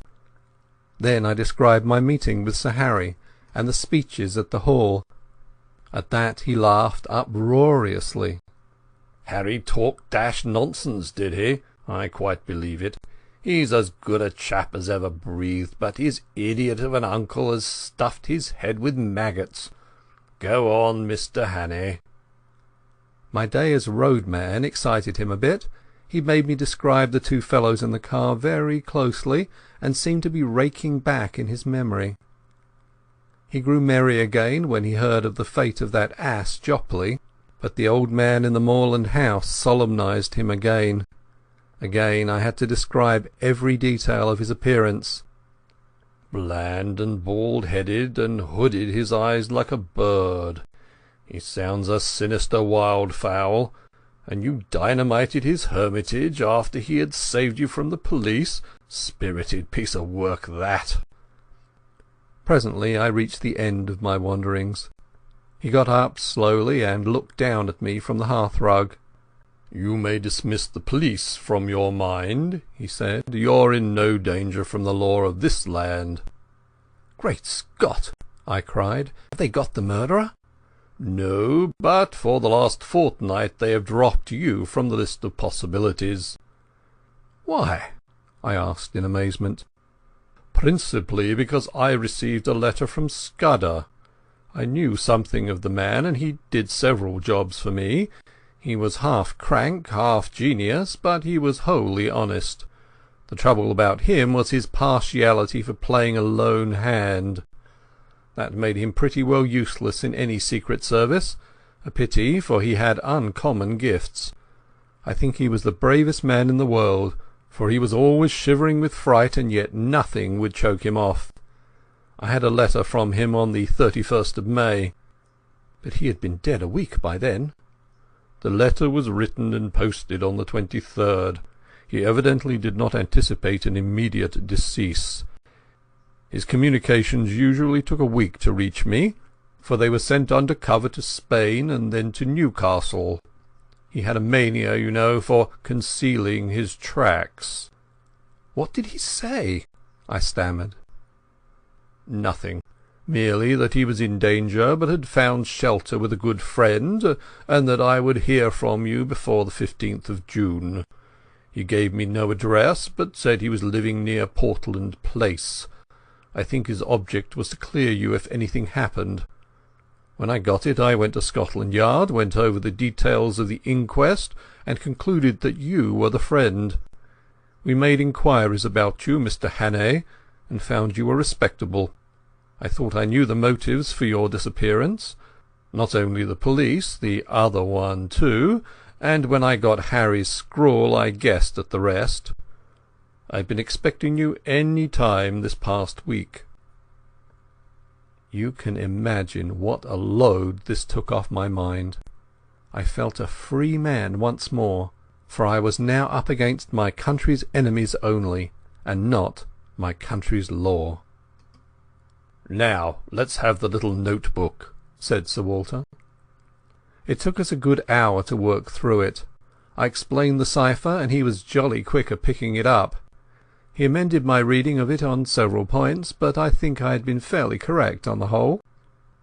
His face was very grave before he had finished, and he sat silent for a while.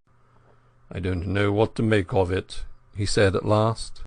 "He's right about one thing, what is going to happen the day after tomorrow. How the devil can it have got known?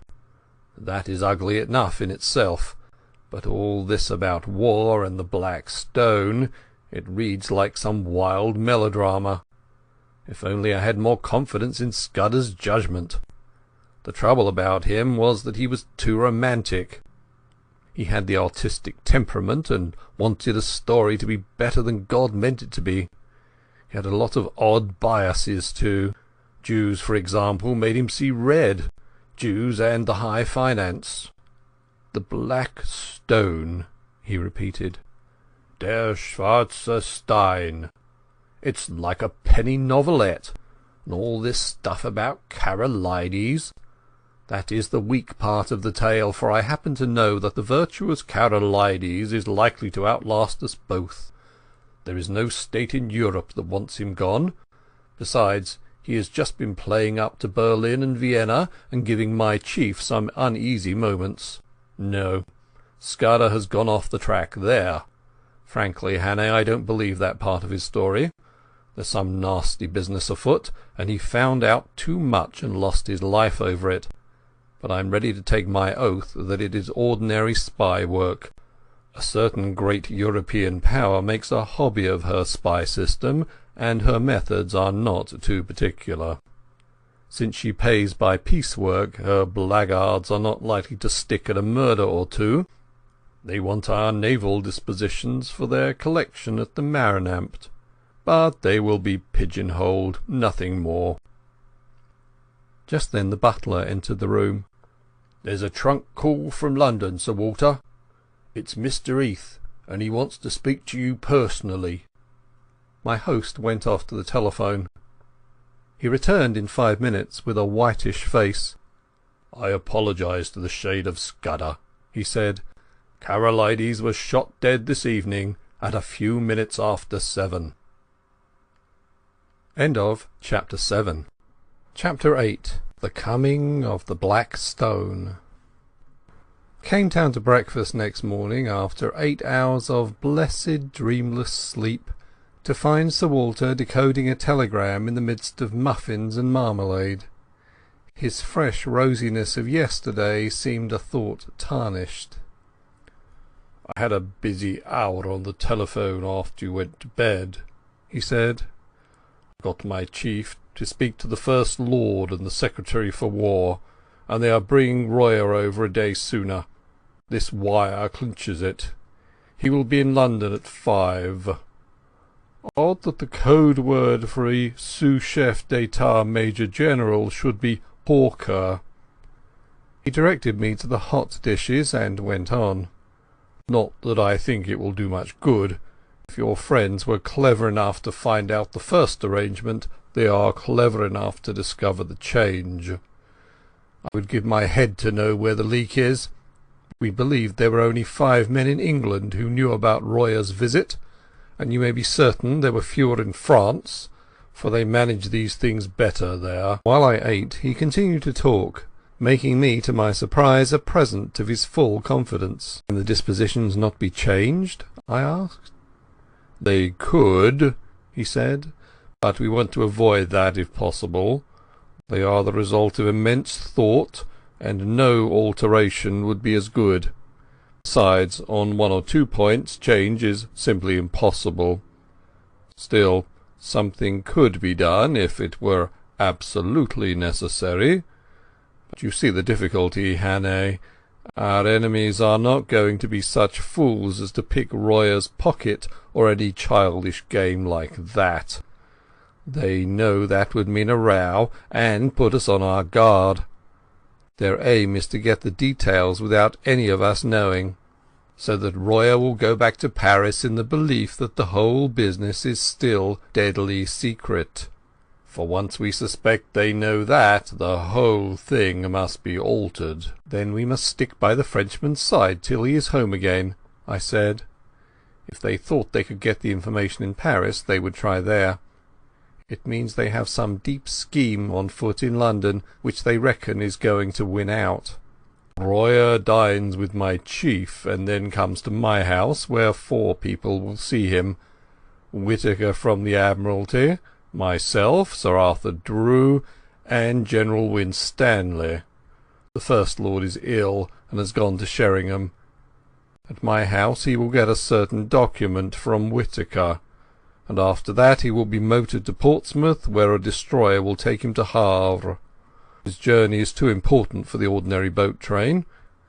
He will never be left unattended for a moment till he is safe on French soil. The same with Whittaker till he meets Royer. That is the best we can do, and it's hard to see how there can be any miscarriage. But I don't mind admitting that I'm horribly nervous. This murder of Karolides will play the deuce in the chancelleries of Europe." After breakfast he asked me if I could drive a car. "Well, you'll be my chauffeur today, and wear Hudson's rig. You're about his size. You have a hand in this business, and we are taking no risks. There are desperate men against us who will not respect the country retreat of an overworked official."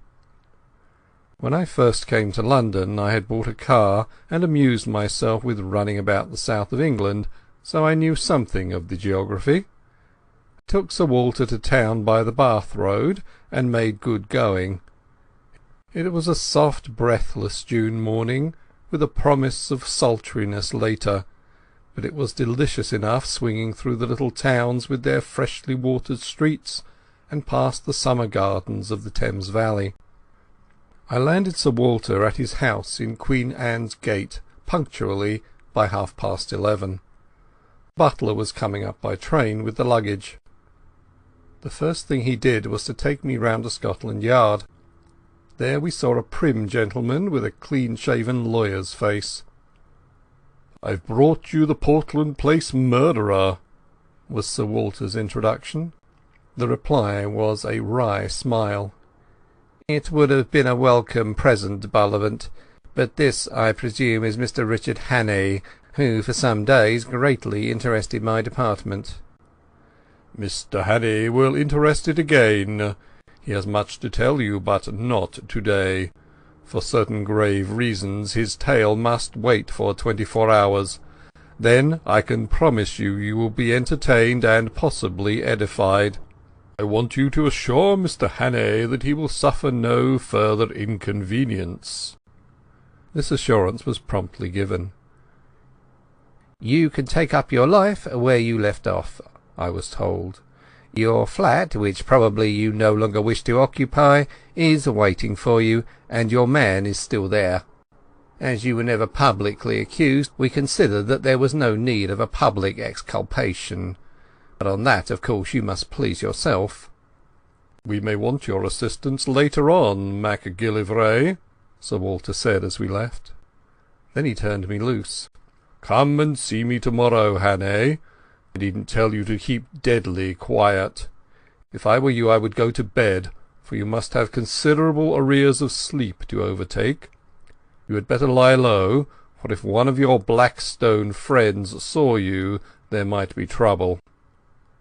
I felt curiously at a loose end. At first it was very pleasant to be a free man, able to go where I wanted without fearing anything. I had only been a month under the ban of the law, and it was quite enough for me. I went to the Savoy and ordered very carefully a very good luncheon, and then smoked the best cigar the house could provide. But I was still feeling nervous. When I saw anybody look at me in the lounge, I grew shy, and wondered if they were thinking about the murder. After that I took a taxi and drove miles away up into North London.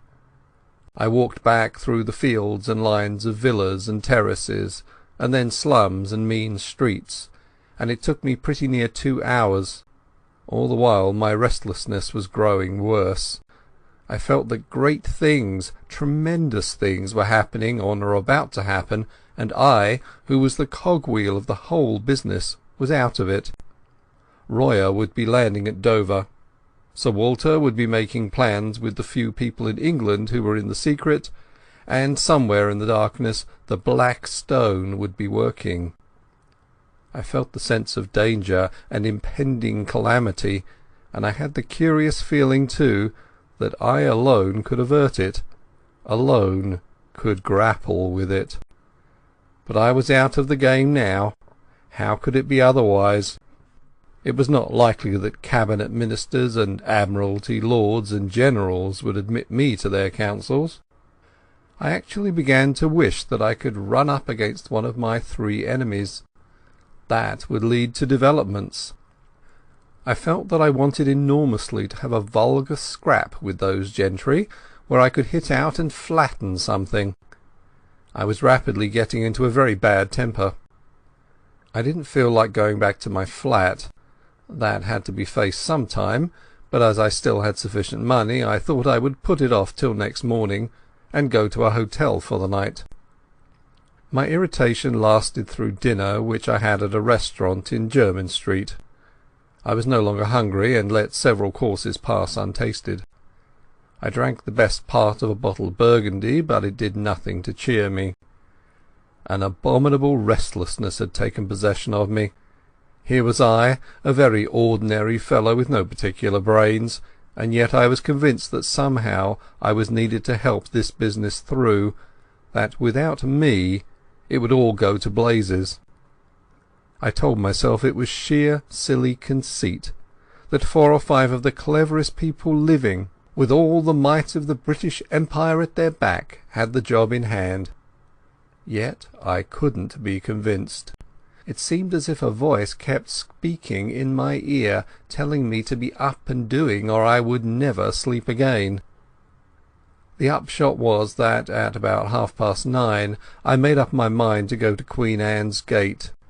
Very likely I would not be admitted, but it would ease my conscience to try. I walked down Jermyn Street, and at the corner of Duke Street passed a group of young men. They were in evening dress and had been dining somewhere, and were going on to a music hall. One of them was Marmaduke Jopley. He saw me and stopped short. "By God, the murderer!" he cried. "Here, you fellows, hold him! That's Hannay, the man who did the Portland Place murder." He gripped me by the arm, and the others crowded around. I wasn't looking for any trouble, but my ill temper made me play the fool. A policeman came up, and I should have told him the truth, and if he didn't believe it, demanded to be taken to Scotland Yard, or, for that matter, to the nearest police station. But a delay at that moment seemed to me unendurable, and the sight of Marmy's imbecile face was more than I could bear.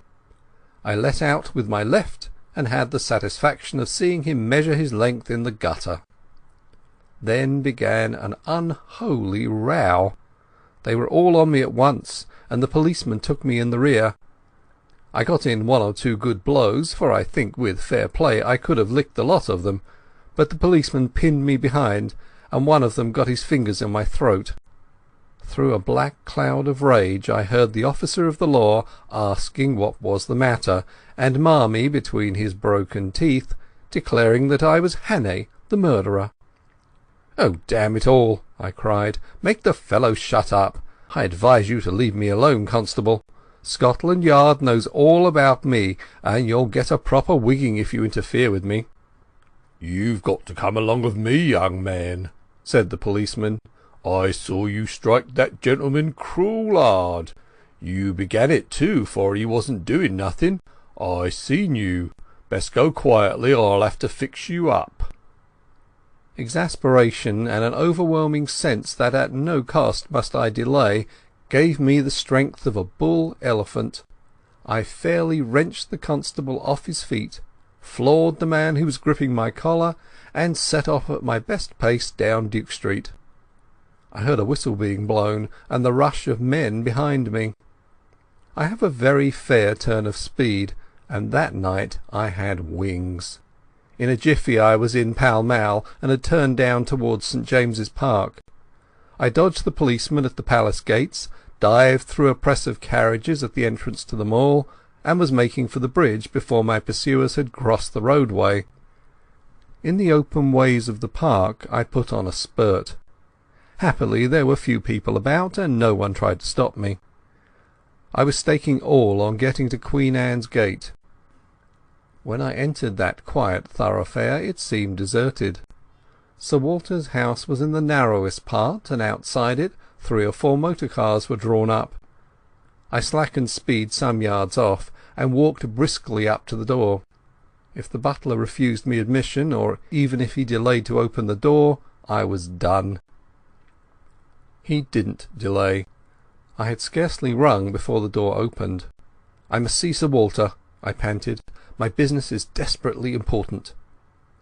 That butler was a great man. Without moving a muscle he held the door open, and then shut it behind me. "Sir Walter is engaged, sir, and I have orders to admit no one. Perhaps you will wait." The house was of the old-fashioned kind, with a wide hall and rooms on both sides of it. At the far end was an alcove with a telephone and a couple of chairs, and there the butler offered me a seat.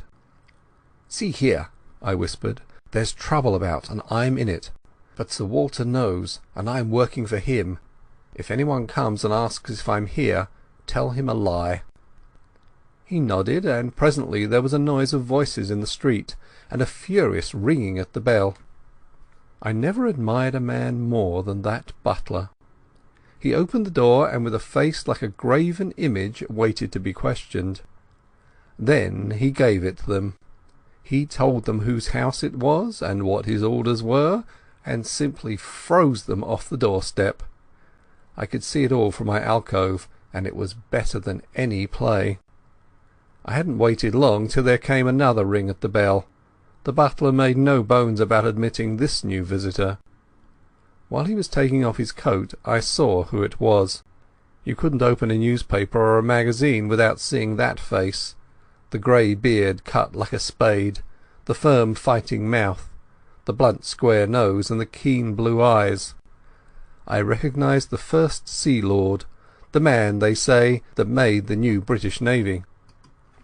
He passed my alcove and was ushered into a room at the back of the hall. As the door opened I could hear the sound of low voices. It shut, and I was left alone again. For 20 minutes I sat there, wondering what I was to do next. I was still perfectly convinced that I was wanted, but when or how I had no notion. I kept looking at my watch, and as the time crept on to 10:30 I began to think that the conference must soon end. In a quarter of an hour Royer should be speeding along the road to Portsmouth. Then I heard a bell ring, and the butler appeared. The door of the back room opened, and the First Sea Lord came out. He walked past me, and in passing he glanced in my direction, and for a second we looked each other in the face. Only for a second, but it was enough to make my heart jump. I had never seen the great man before, and he had never seen me, but in that fraction of time something sprang into his eyes, and that something was recognition. You can't mistake it. It is a flicker, a spark of light, a minute shade of difference, which means one thing and one thing only. It came involuntarily, for in a moment it died and he passed on. In a maze of wild fancies I heard the street door close behind him. I picked up the telephone book and looked up the number of his house. We were connected at once, and I heard a servant's voice. "Is his lordship at home?" I asked. "His lordship returned half an hour ago," said the voice, "and has gone to bed. He is not very well tonight. Will you leave a message, sir?" I rang off and sat down numbly in a chair. My part in this business was not yet ended. It had been a close shave, but I had been in time. Not a moment could be lost, so I marched boldly to the door of that back room and entered without knocking. 5 surprised faces looked up from the round table. There was Sir Walter, and Drew, the War Minister, whom I knew from his photographs. There was a slim elderly man, who was probably Whittaker, the Admiralty official, and there was General Winstanley, conspicuous from the long scar on his forehead. Lastly, there was a short, stout man with an iron-grey moustache and bushy eyebrows, who had been arrested in the middle of a sentence. Sir Walter's face showed surprise and annoyance. "This is Mr. Hannay, of whom I have spoken to you," he said apologetically to the company. "I'm afraid, Hannay, this visit is ill-timed." I was getting back my coolness. "That remains to be seen, sir," I said, "but I think it may be in the nick of time. For God's sake, gentlemen, tell me who went out a minute ago." "Lord Alloa," Sir Walter said, reddening with anger. "It was not," I cried. "It was his living image, but it was not Lord Alloa. It was someone who recognized me, someone I have seen in the last month.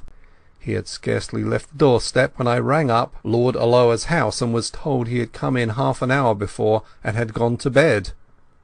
"Who? Who?" someone stammered.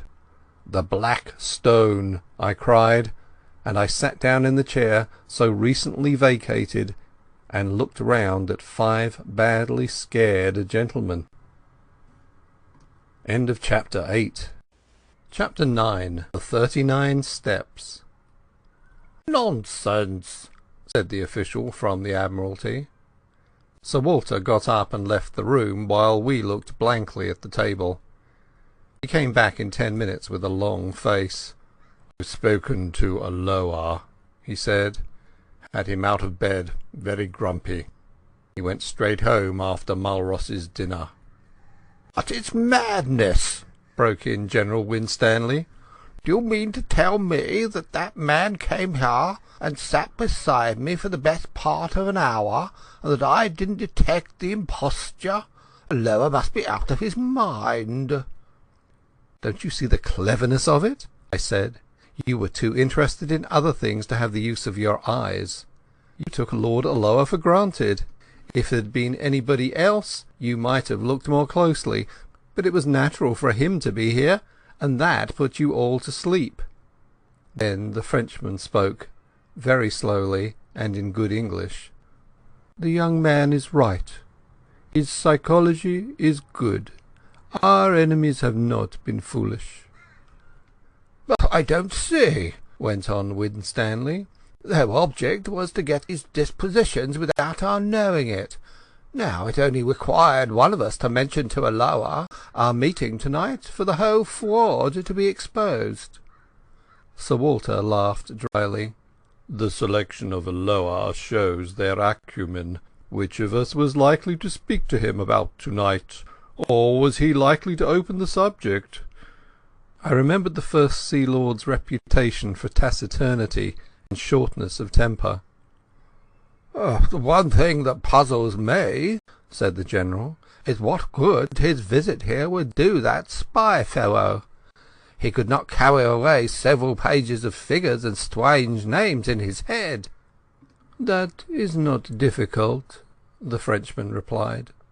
"A good spy is trained to have a photographic memory, like your own Macaulay.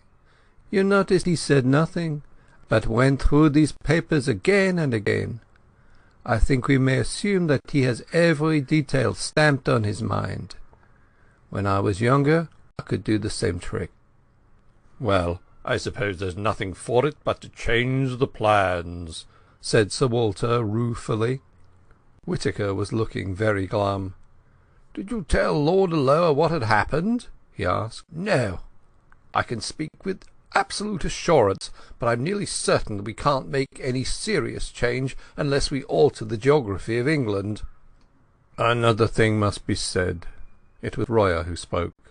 "I talked freely when that man was here. I have told him something of the military plans of my government. I was permitted to say so much, but that information would be worth many millions to our enemies. No, my friends, I see no other way. The man who came here and his confederates must be taken, and taken at once." "Good God!" I cried. "And we have not a rag of a clue." "Besides," said Whittaker, "there is the post.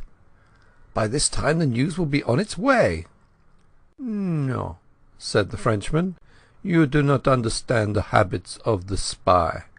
He receives personally his reward, and he delivers personally his intelligence. We in France know something of the breed.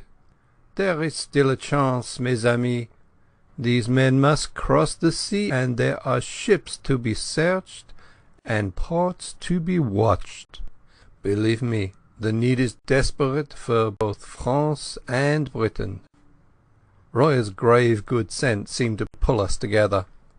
He was the man of action among fumblers. But I saw no hope in any face, and I felt none. Where among the 50 millions of these islands, and within a dozen hours, were we to lay hands on the 3 cleverest rogues in Europe? Then I had an inspiration. "Where is Scudder's book?" I asked Sir Walter. "Quick, man, I remember something in it." He unlocked the drawer of a bureau and gave it to me. I found the place.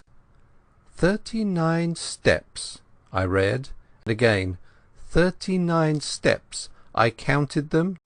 High tide, 10:17 p.m. The Admiralty man was looking at me as if he thought I had gone mad. "Don't you see, it's a clue!" I cried. "Scudder knew where these fellows laired. He knew where they were going to leave the country, though he kept the name to himself. Tomorrow was the day, and it was some place where high tide was at 10:17. "They may have gone tonight," said someone. "Not them. They have their own snug secret way, and they won't be hurried. I know Germans, and they are mad about working to a plan. Where the devil can I get a book of tide tables?" Whittaker brightened up. "It's a chance," he said. "Let's go over to the Admiralty." We got into 2 of the waiting motor cars, all but Sir Walter, who went off to Scotland Yard to mobilise Gillivray, so he said. We marched through empty corridors and big bare chambers where the charwomen were busy, till we reached a little room lined with books and maps. A resident clerk was unearthed, who presently fetched from the library the Admiralty tide tables. I sat at the desk, and the others stood round, for somehow or other I had got charge of this outfit. It was no good. There were hundreds of entries, and as far as I could see 10:17 might cover 50 places. We had to find some way of narrowing the possibilities. I took my head in my hands and thought there must be some way of reading this riddle. What did Scudder mean by steps? I thought of dock steps, but if he had meant that, I didn't think he would have mentioned the number. It must be some place where there were several staircases, and one marked out from the other by having 39 steps. Then I had a sudden thought, and hunted up all the steamer sailings. There was no boat which left for the continent at 10:17 p.m. Why was high tide important? If it was a harbour, there must be some little place where the tide mattered, or else it was a heavy draught boat. But there was no regular steamer sailing at that hour, and somehow I didn't think they would travel by a big boat from a regular harbour.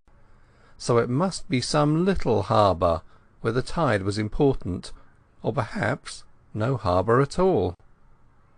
But if it was a little port, I couldn't see what the steps signified. There were no sets of staircases at any harbour that I had ever seen.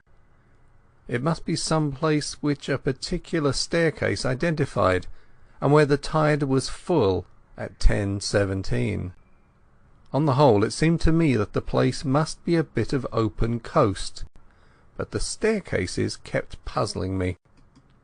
Then I went back to wider considerations. Whereabouts would a man be likely to leave for Germany? A man in a hurry, who wanted a speedy and a secret passage. Not from any of the big harbours, and not from the Channel or the west coast or the north of Scotland, for remember he was starting from London. I measured the distance on the map and tried to put myself in the enemy's shoes. I should try for Ostend, or Antwerp, or Rotterdam, and I should sail from somewhere on the east coast between Cromer and Dover. All this was very loose guessing, and I didn't pretend it was ingenious or scientific. I wasn't any kind of Sherlock Holmes. But I've always fancied I had a kind of instinct about questions like this.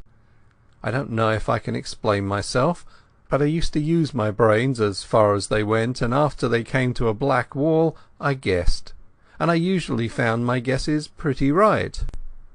So I set out all my conclusions on a bit of Admiralty paper. They ran like this. Fairly certain. 1. Place where there are several sets of stairs. One that matters, distinguished by having 39 steps. 2.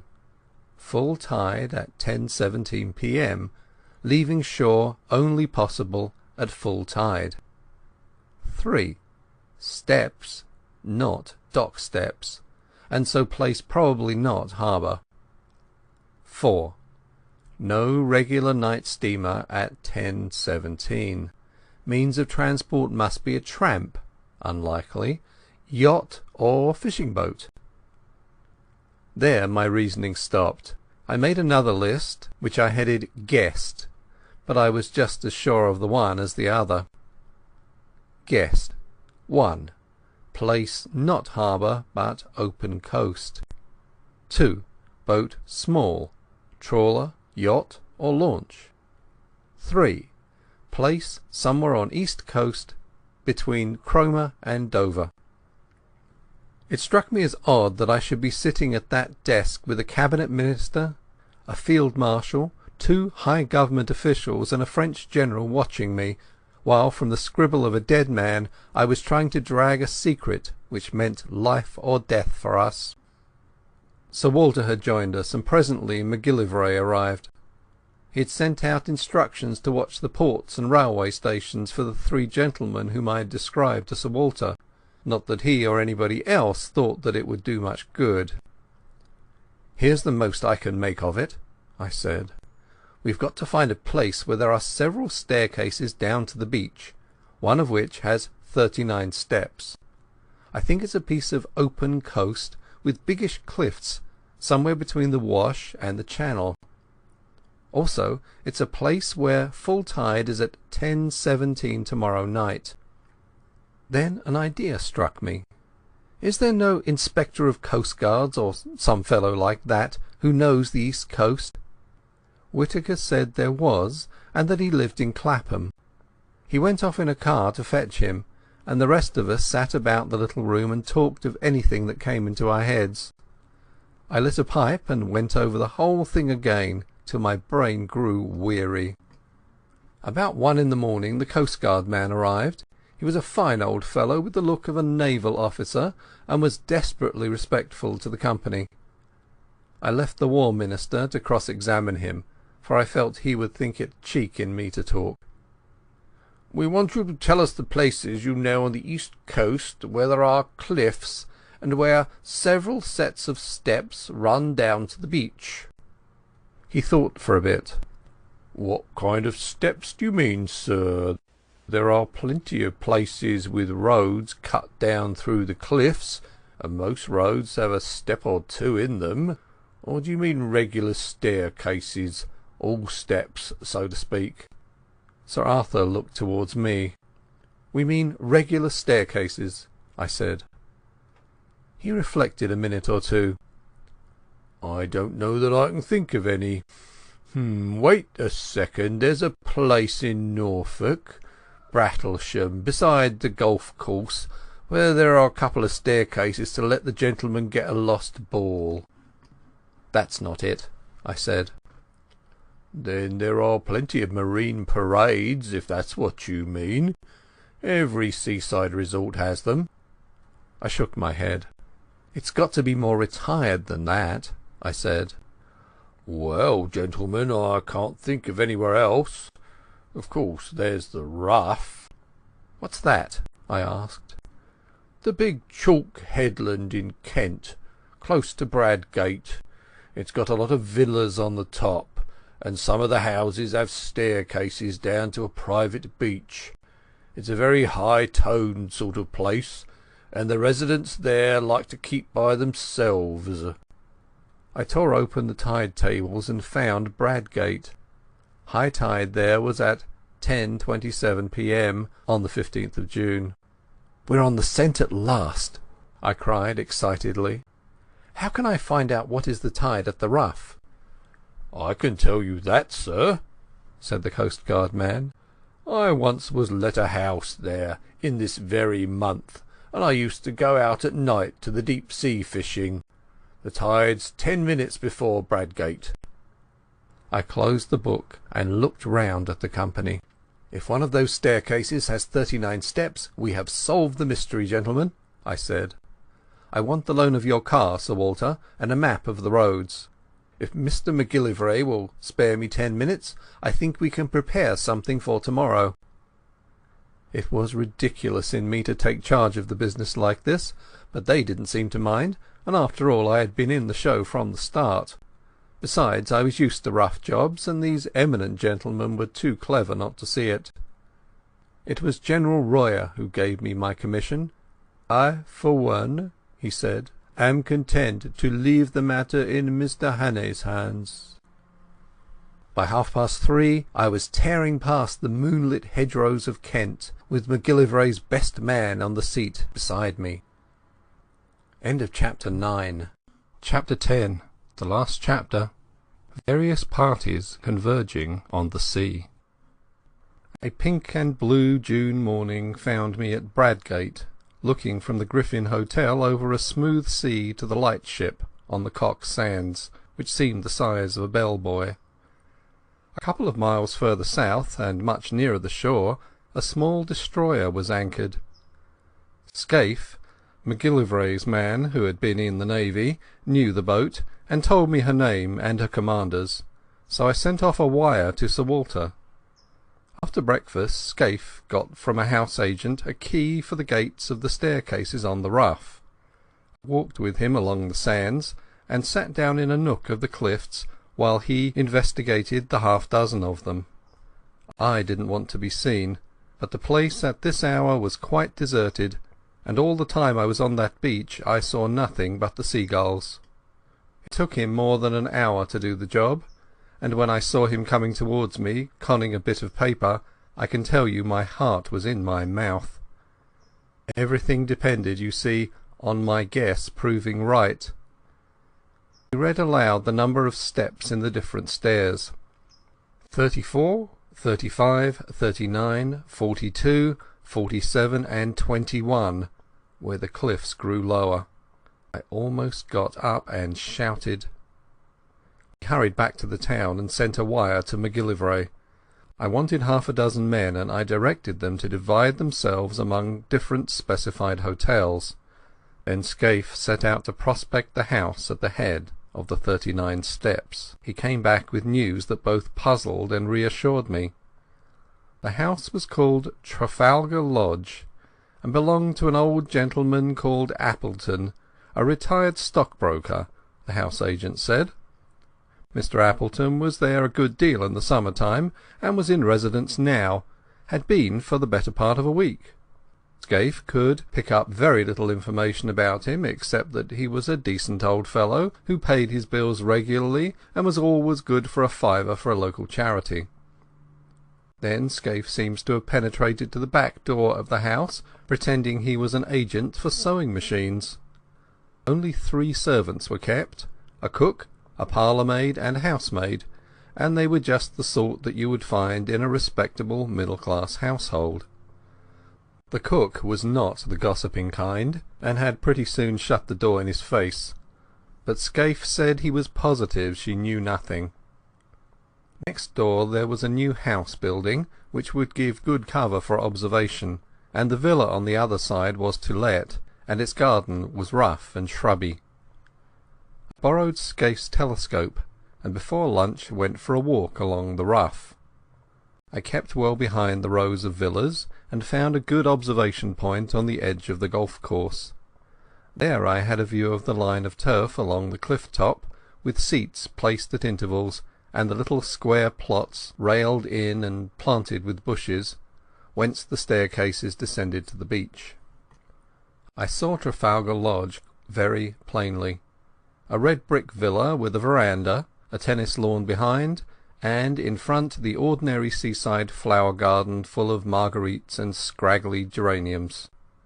There was a flagstaff from which an enormous Union Jack hung limply in the still air.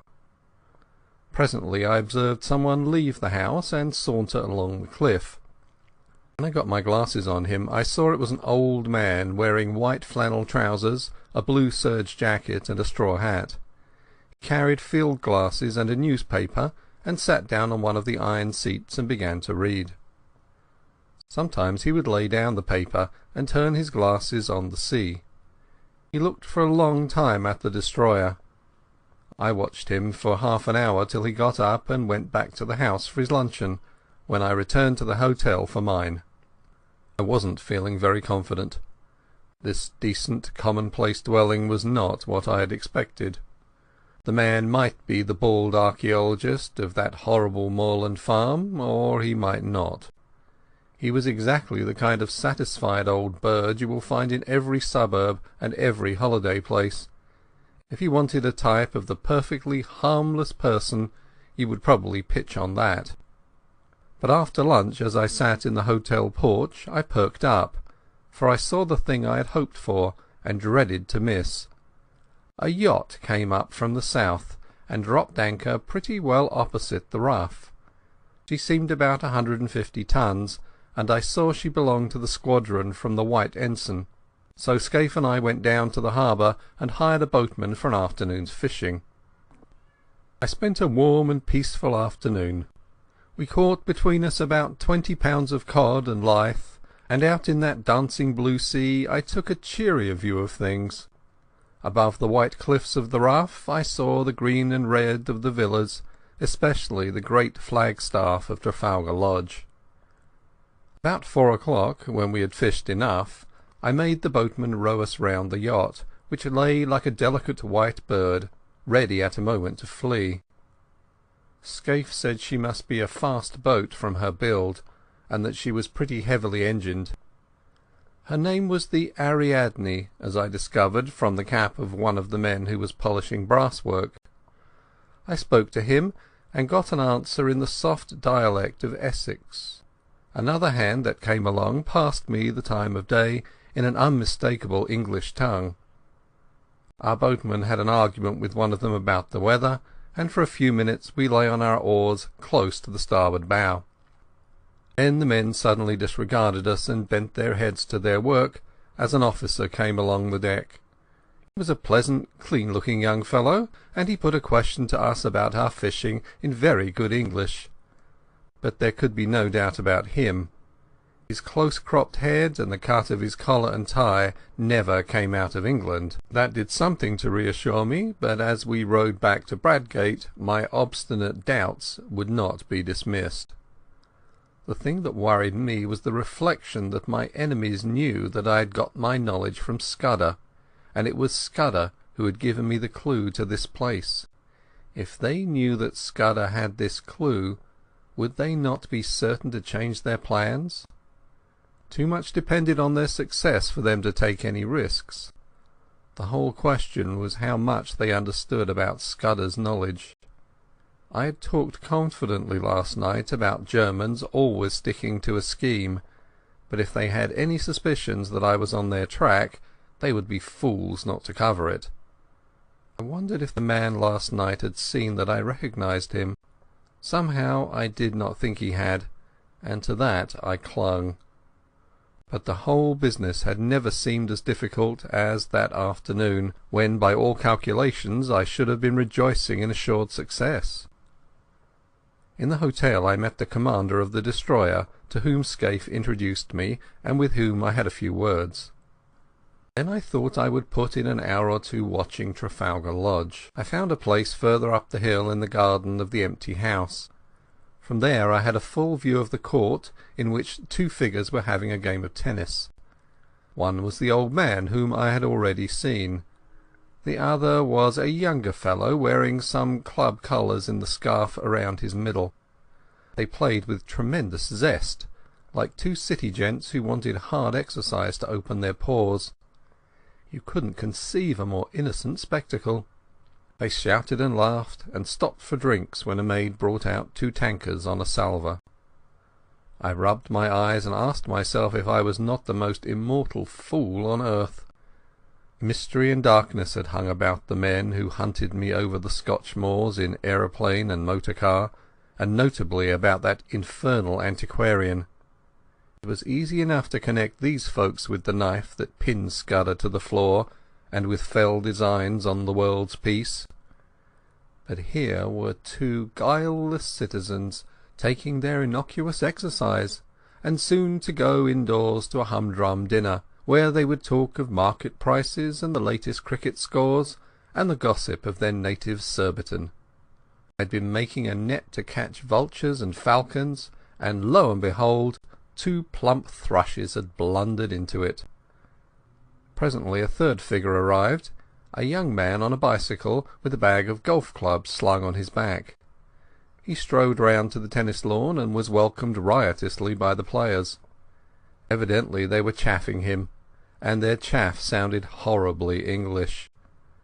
Then the plump man, mopping his brow with a silk handkerchief, announced that he must have a tub. I heard his very words. "I've got into a proper lather," he said. "This will bring down my weight and my handicap, Bob. I'll take you on tomorrow and give you a stroke a hole." You couldn't find anything much more English than that. They all went into the house and left me feeling a precious idiot. I had been barking up the wrong tree this time. These men might be acting, but if they were, where was their audience? They didn't know I was sitting 30 yards off in a rhododendron.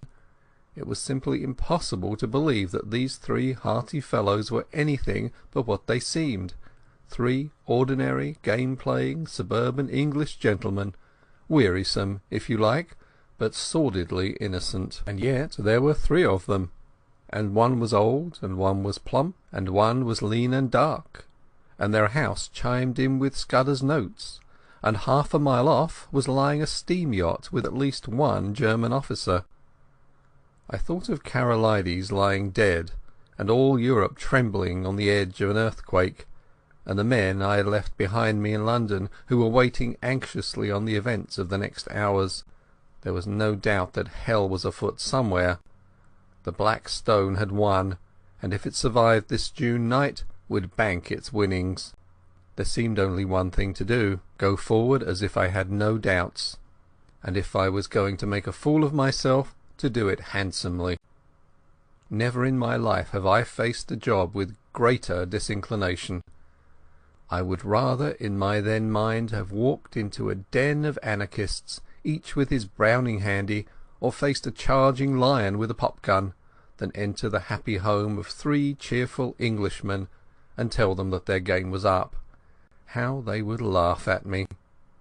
But suddenly I remembered a thing I once heard in Rhodesia from old Peter Pinar.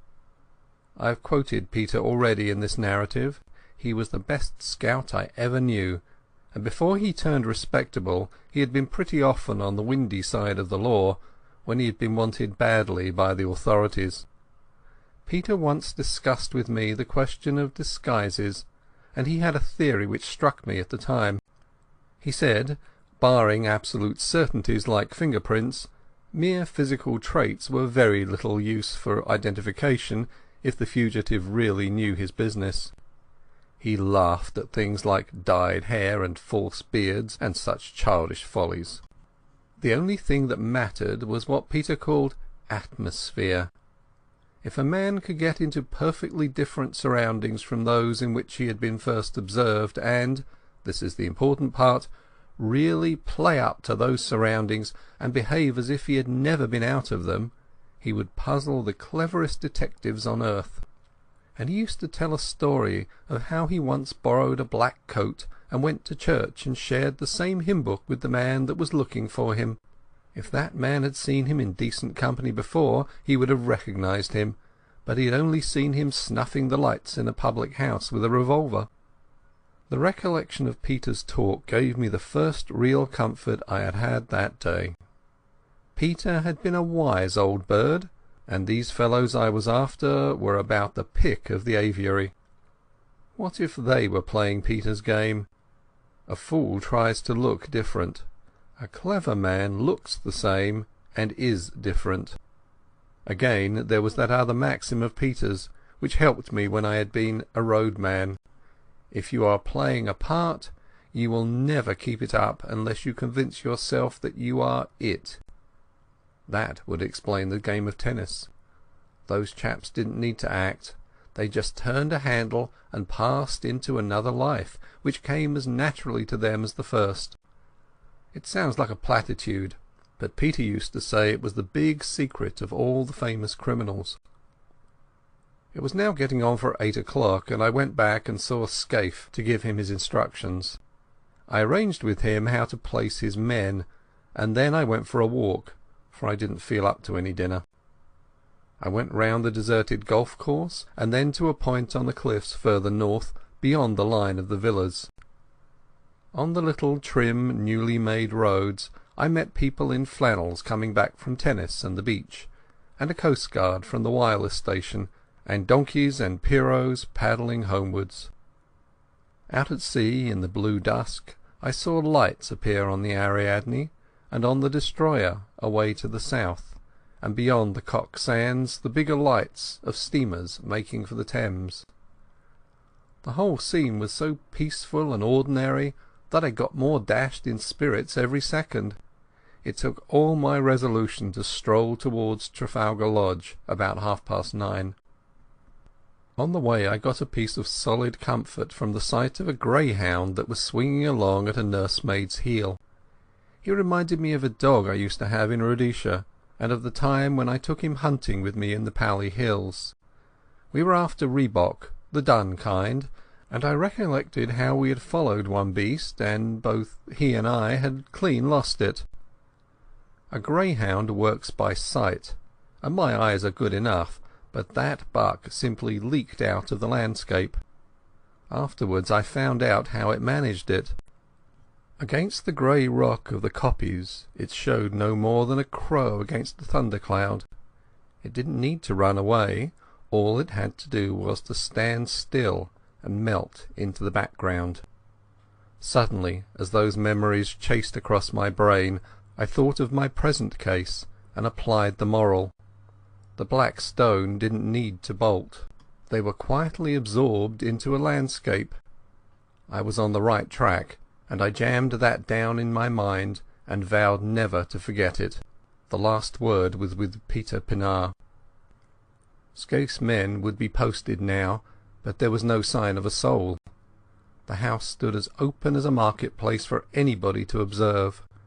A 3-foot railing separated it from the cliff road. The low sound of voices revealed where the occupants were finishing dinner.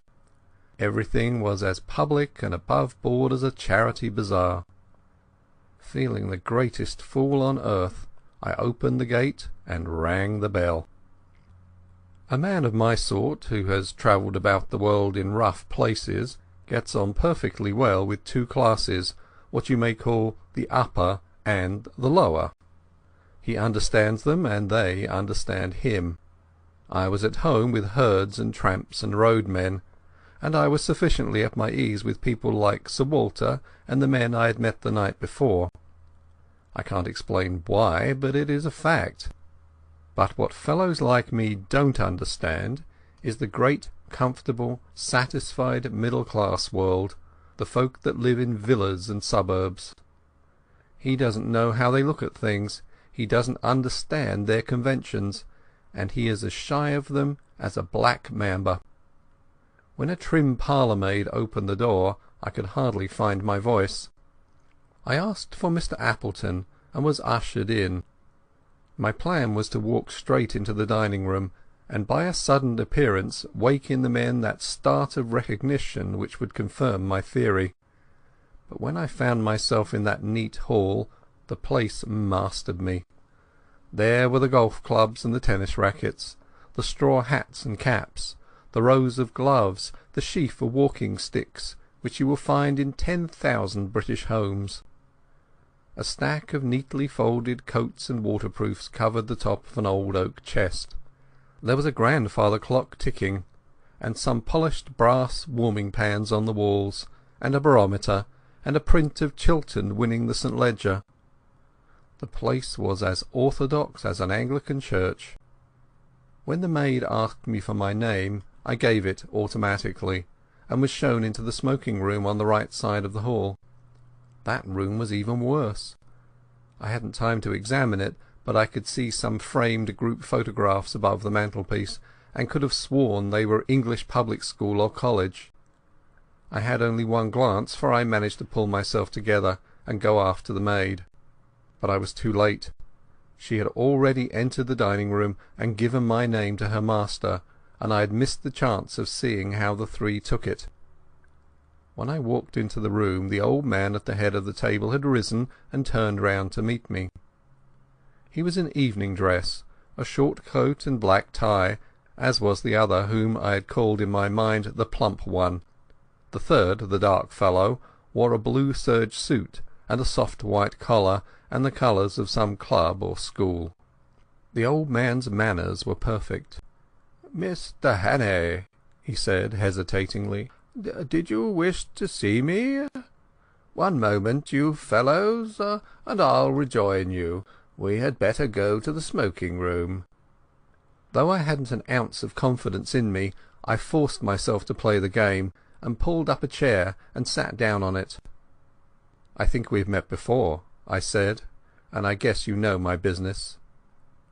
The light in the room was dim, but so far as I could see their faces they played the part of mystification very well. "Maybe, said the old man. "I haven't a very good memory, but I'm afraid you must tell me your errand, for I really don't know it."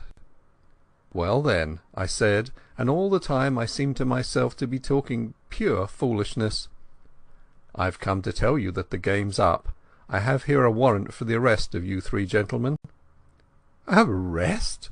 said the old man, and he looked really shocked. "Arrest? Good God, what for?" "For the murder of Franklin Scudder in London on the 23rd day of last month." "I've never heard the name before," said the old man in a dazed voice. One of the others spoke up. "That was the Portland Place murder. I read about it. Good heavens, you must be mad, sir. Where do you come from?" "Scotland Yard," I said. After that, for a minute, there was utter silence. The old man was staring at his place and fumbling with a nut, the very model of innocent bewilderment. Then the plump one spoke up. He stammered a little, like a man picking his words. "Don't get flustered, uncle," he said. "It's all a ridiculous mistake, but these things happen sometimes, and we can easily set it right. It won't be hard to prove our innocence. I can show that I was out of the country on the 23rd of May, and Bob was in a nursing home. You were in London, but you can explain what you were doing." "Right, Percy, of course, that's easy enough. The 23rd. That was the day after Agatha's wedding. Let me see, what was I doing? I came up in the morning from Woking, and lunched at the club with Charlie Simmons. Then, yes, I dined with the fishmongers, I remember, for the punch didn't agree with me, and I was seedy the next morning. Hang it all, there's the cigar-box I brought back from the dinner." He pointed to an object on the table and laughed nervously. "I think, sir," said the young man, addressing me respectfully, "you will see you are mistaken. We want to assist the law like all Englishmen, and we don't want Scotland Yard to be making fools of themselves. That's so, uncle?" "Certainly, Bob." The old fellow seemed to be recovering his voice. "Certainly, we'll do anything in our power to assist the authorities. But this is a bit too much. I can't get over it." "How Nellie will chuckle," said the plump man. "She always said that you would die of boredom because nothing ever happened to you. And now you've got it thick and strong." And he began to laugh very pleasantly. "By Jove, yes. Just think of it. What a story to tell at the club! Really, Mr. Hannay, I suppose I should be angry to show my innocence, but it's too funny. I almost forgive you the fright you gave me. You looked so glum I thought I might have been walking in my sleep and killing people." It couldn't be acting. It was too confoundedly genuine. My heart went into my boots, and my first impulse was to apologize and clear out. But I told myself I must see it through, even though I was to be the laughing-stock of Britain. The light from the dinner-table candlesticks was not very good, and to cover my confusion I got up, walked to the door, and switched on the electric light. The sudden glare made them blink, and I stood scanning the three faces. Well, I made nothing of it. One was old and bald, one was stout, one was dark and thin. There was nothing in their appearance to prevent them being the three who had hunted me in Scotland, but there was nothing to identify them. I simply can't explain why I, who, as a roadman, had looked into two pairs of eyes, and as Ned Ainsley into another pair, why I, who have a good memory and reasonable powers of observation, could find no satisfaction. They seemed exactly what they professed to be, and I could not have sworn to one of them. There in that pleasant dining-room, with etchings on the walls, and a picture of an old lady in a bib above the mantelpiece, I could see nothing to connect them with the moorland desperadoes. There was a silver cigarette-box beside me, and I saw that it had been won by Percival Appleton, Esquire, of the St. Bede's Club, in a golf tournament. I had to keep firm hold of Peter Pinar to prevent myself from bolting out of that house. "Well," said the old man politely, "are you reassured by your scrutiny, sir? I hope you'll find it consistent with your duty to drop this ridiculous business. I make no complaint, but you see how annoying it must be to respectable people." I shook my head. "Oh, Lord," said the young man, "this is a bit too thick." "Do you propose to march us off to the police station?" asked the plump one. "That might be the best way of it, but I suppose you won't be content with the local branch. I have the right to ask to see your warrant, but I don't wish to cast any aspersions upon you. You're only doing your duty, but you'll admit it's horribly awkward. What do you propose to do?" There was nothing to do except to call in my men and have them arrested, or to confess my blunder and clear out. I felt mesmerized by the whole place, by the air of obvious innocence. Not innocence merely, but frank, honest bewilderment and concern in the three faces. "Oh, Peter Pinar," I groaned inwardly, and for a moment I was near damning myself for a fool and asking their pardon. "Meanwhile, I vote we have a game of bridge," said the plump one. "It will give Mr. Hannay time to think over things, and you know we have been wanting a fourth player. Do you play, sir?" I accepted as if it had been an ordinary invitation at the club. The whole business had mesmerized me. We went into the smoking-room, where a card-table was set out, and I was offered things to smoke and drink. I took my place at the table in a kind of dream. The window was open, and the moon was flooding the cliffs and sea with a great tide of yellow light. There was moonshine, too, in my head. The three had recovered their composure, and were talking easily, just the kind of slangy talk you will hear in any golf club-house. I must have cut a rum figure sitting there, knitting my brows with my eyes wandering. My partner was the young dark one. I play a fair hand at bridge, but I must have been rank bad that night. They saw they had got me puzzled, and that put them more than ever at their ease. I kept looking at their faces, but they conveyed nothing to me. It was not that they looked different, they were different. I clung desperately to the words of Peter Pinar. Then something awoke me. The old man laid down his hand to light a cigar. He didn't pick it up at once, but sat back for a moment in his chair, with his fingers tapping on his knees. It was the moment I remembered when I had stood before him in the moorland farm with the pistols of his servants behind me. A little thing lasting only a second, and the odds were 1,000 to 1 that I might have had my eyes on my cards at the time and missed it. But I didn't, and in a flash the air seemed to clear. Some shadow lifted from my brain, and I was looking at the 3 men with full and absolute recognition. The clock on the mantelpiece struck 10 o'clock. The 3 faces seemed to change before my eyes and reveal their secrets. The young one was the murderer. Now I saw cruelty and ruthlessness where before I had seen only good humour. His knife, I made certain, had skewered Scudder to the floor. His kind had put the bullet in Karolides. The plump man's features seemed to slim and form again as I looked at them.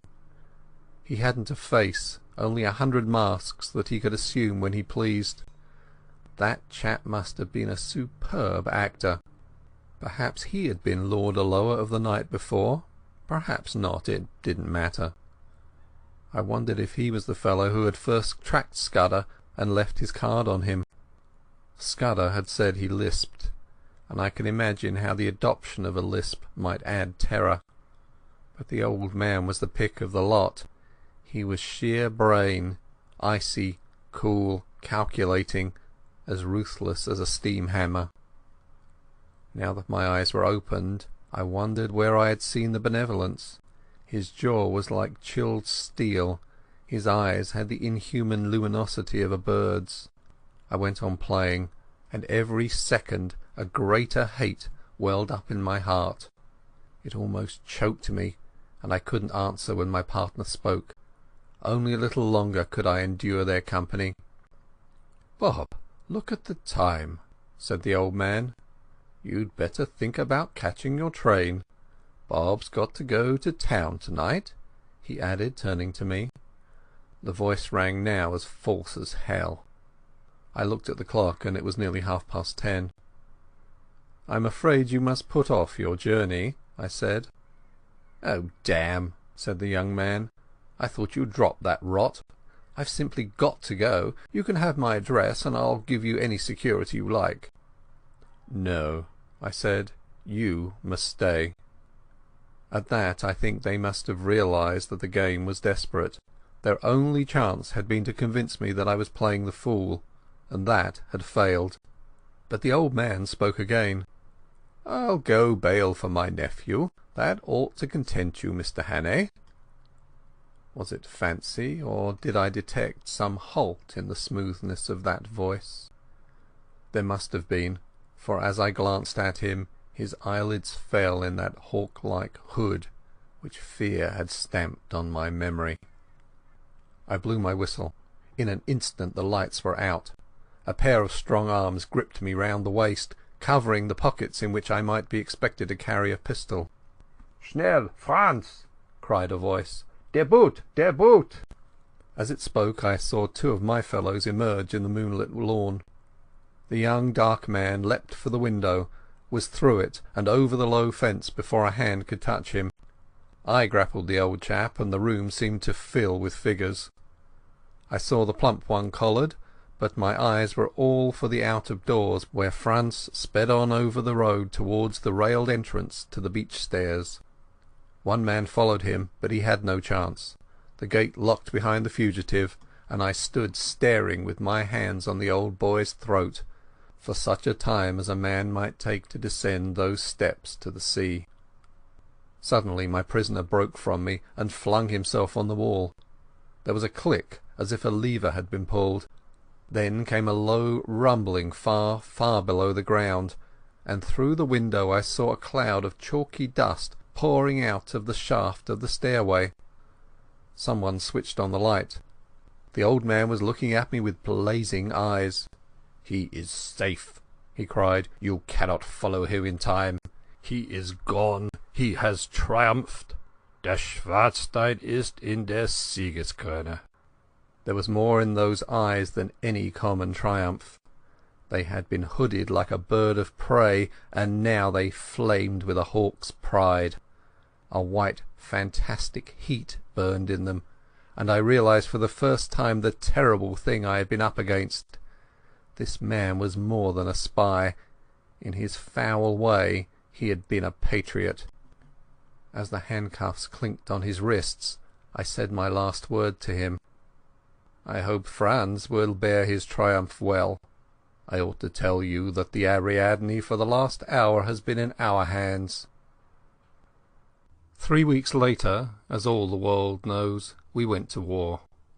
I joined the new army the first week, and owing to my Matabele experience got a captain's commission straight off. But I had done my best service, I think, before I put on khaki.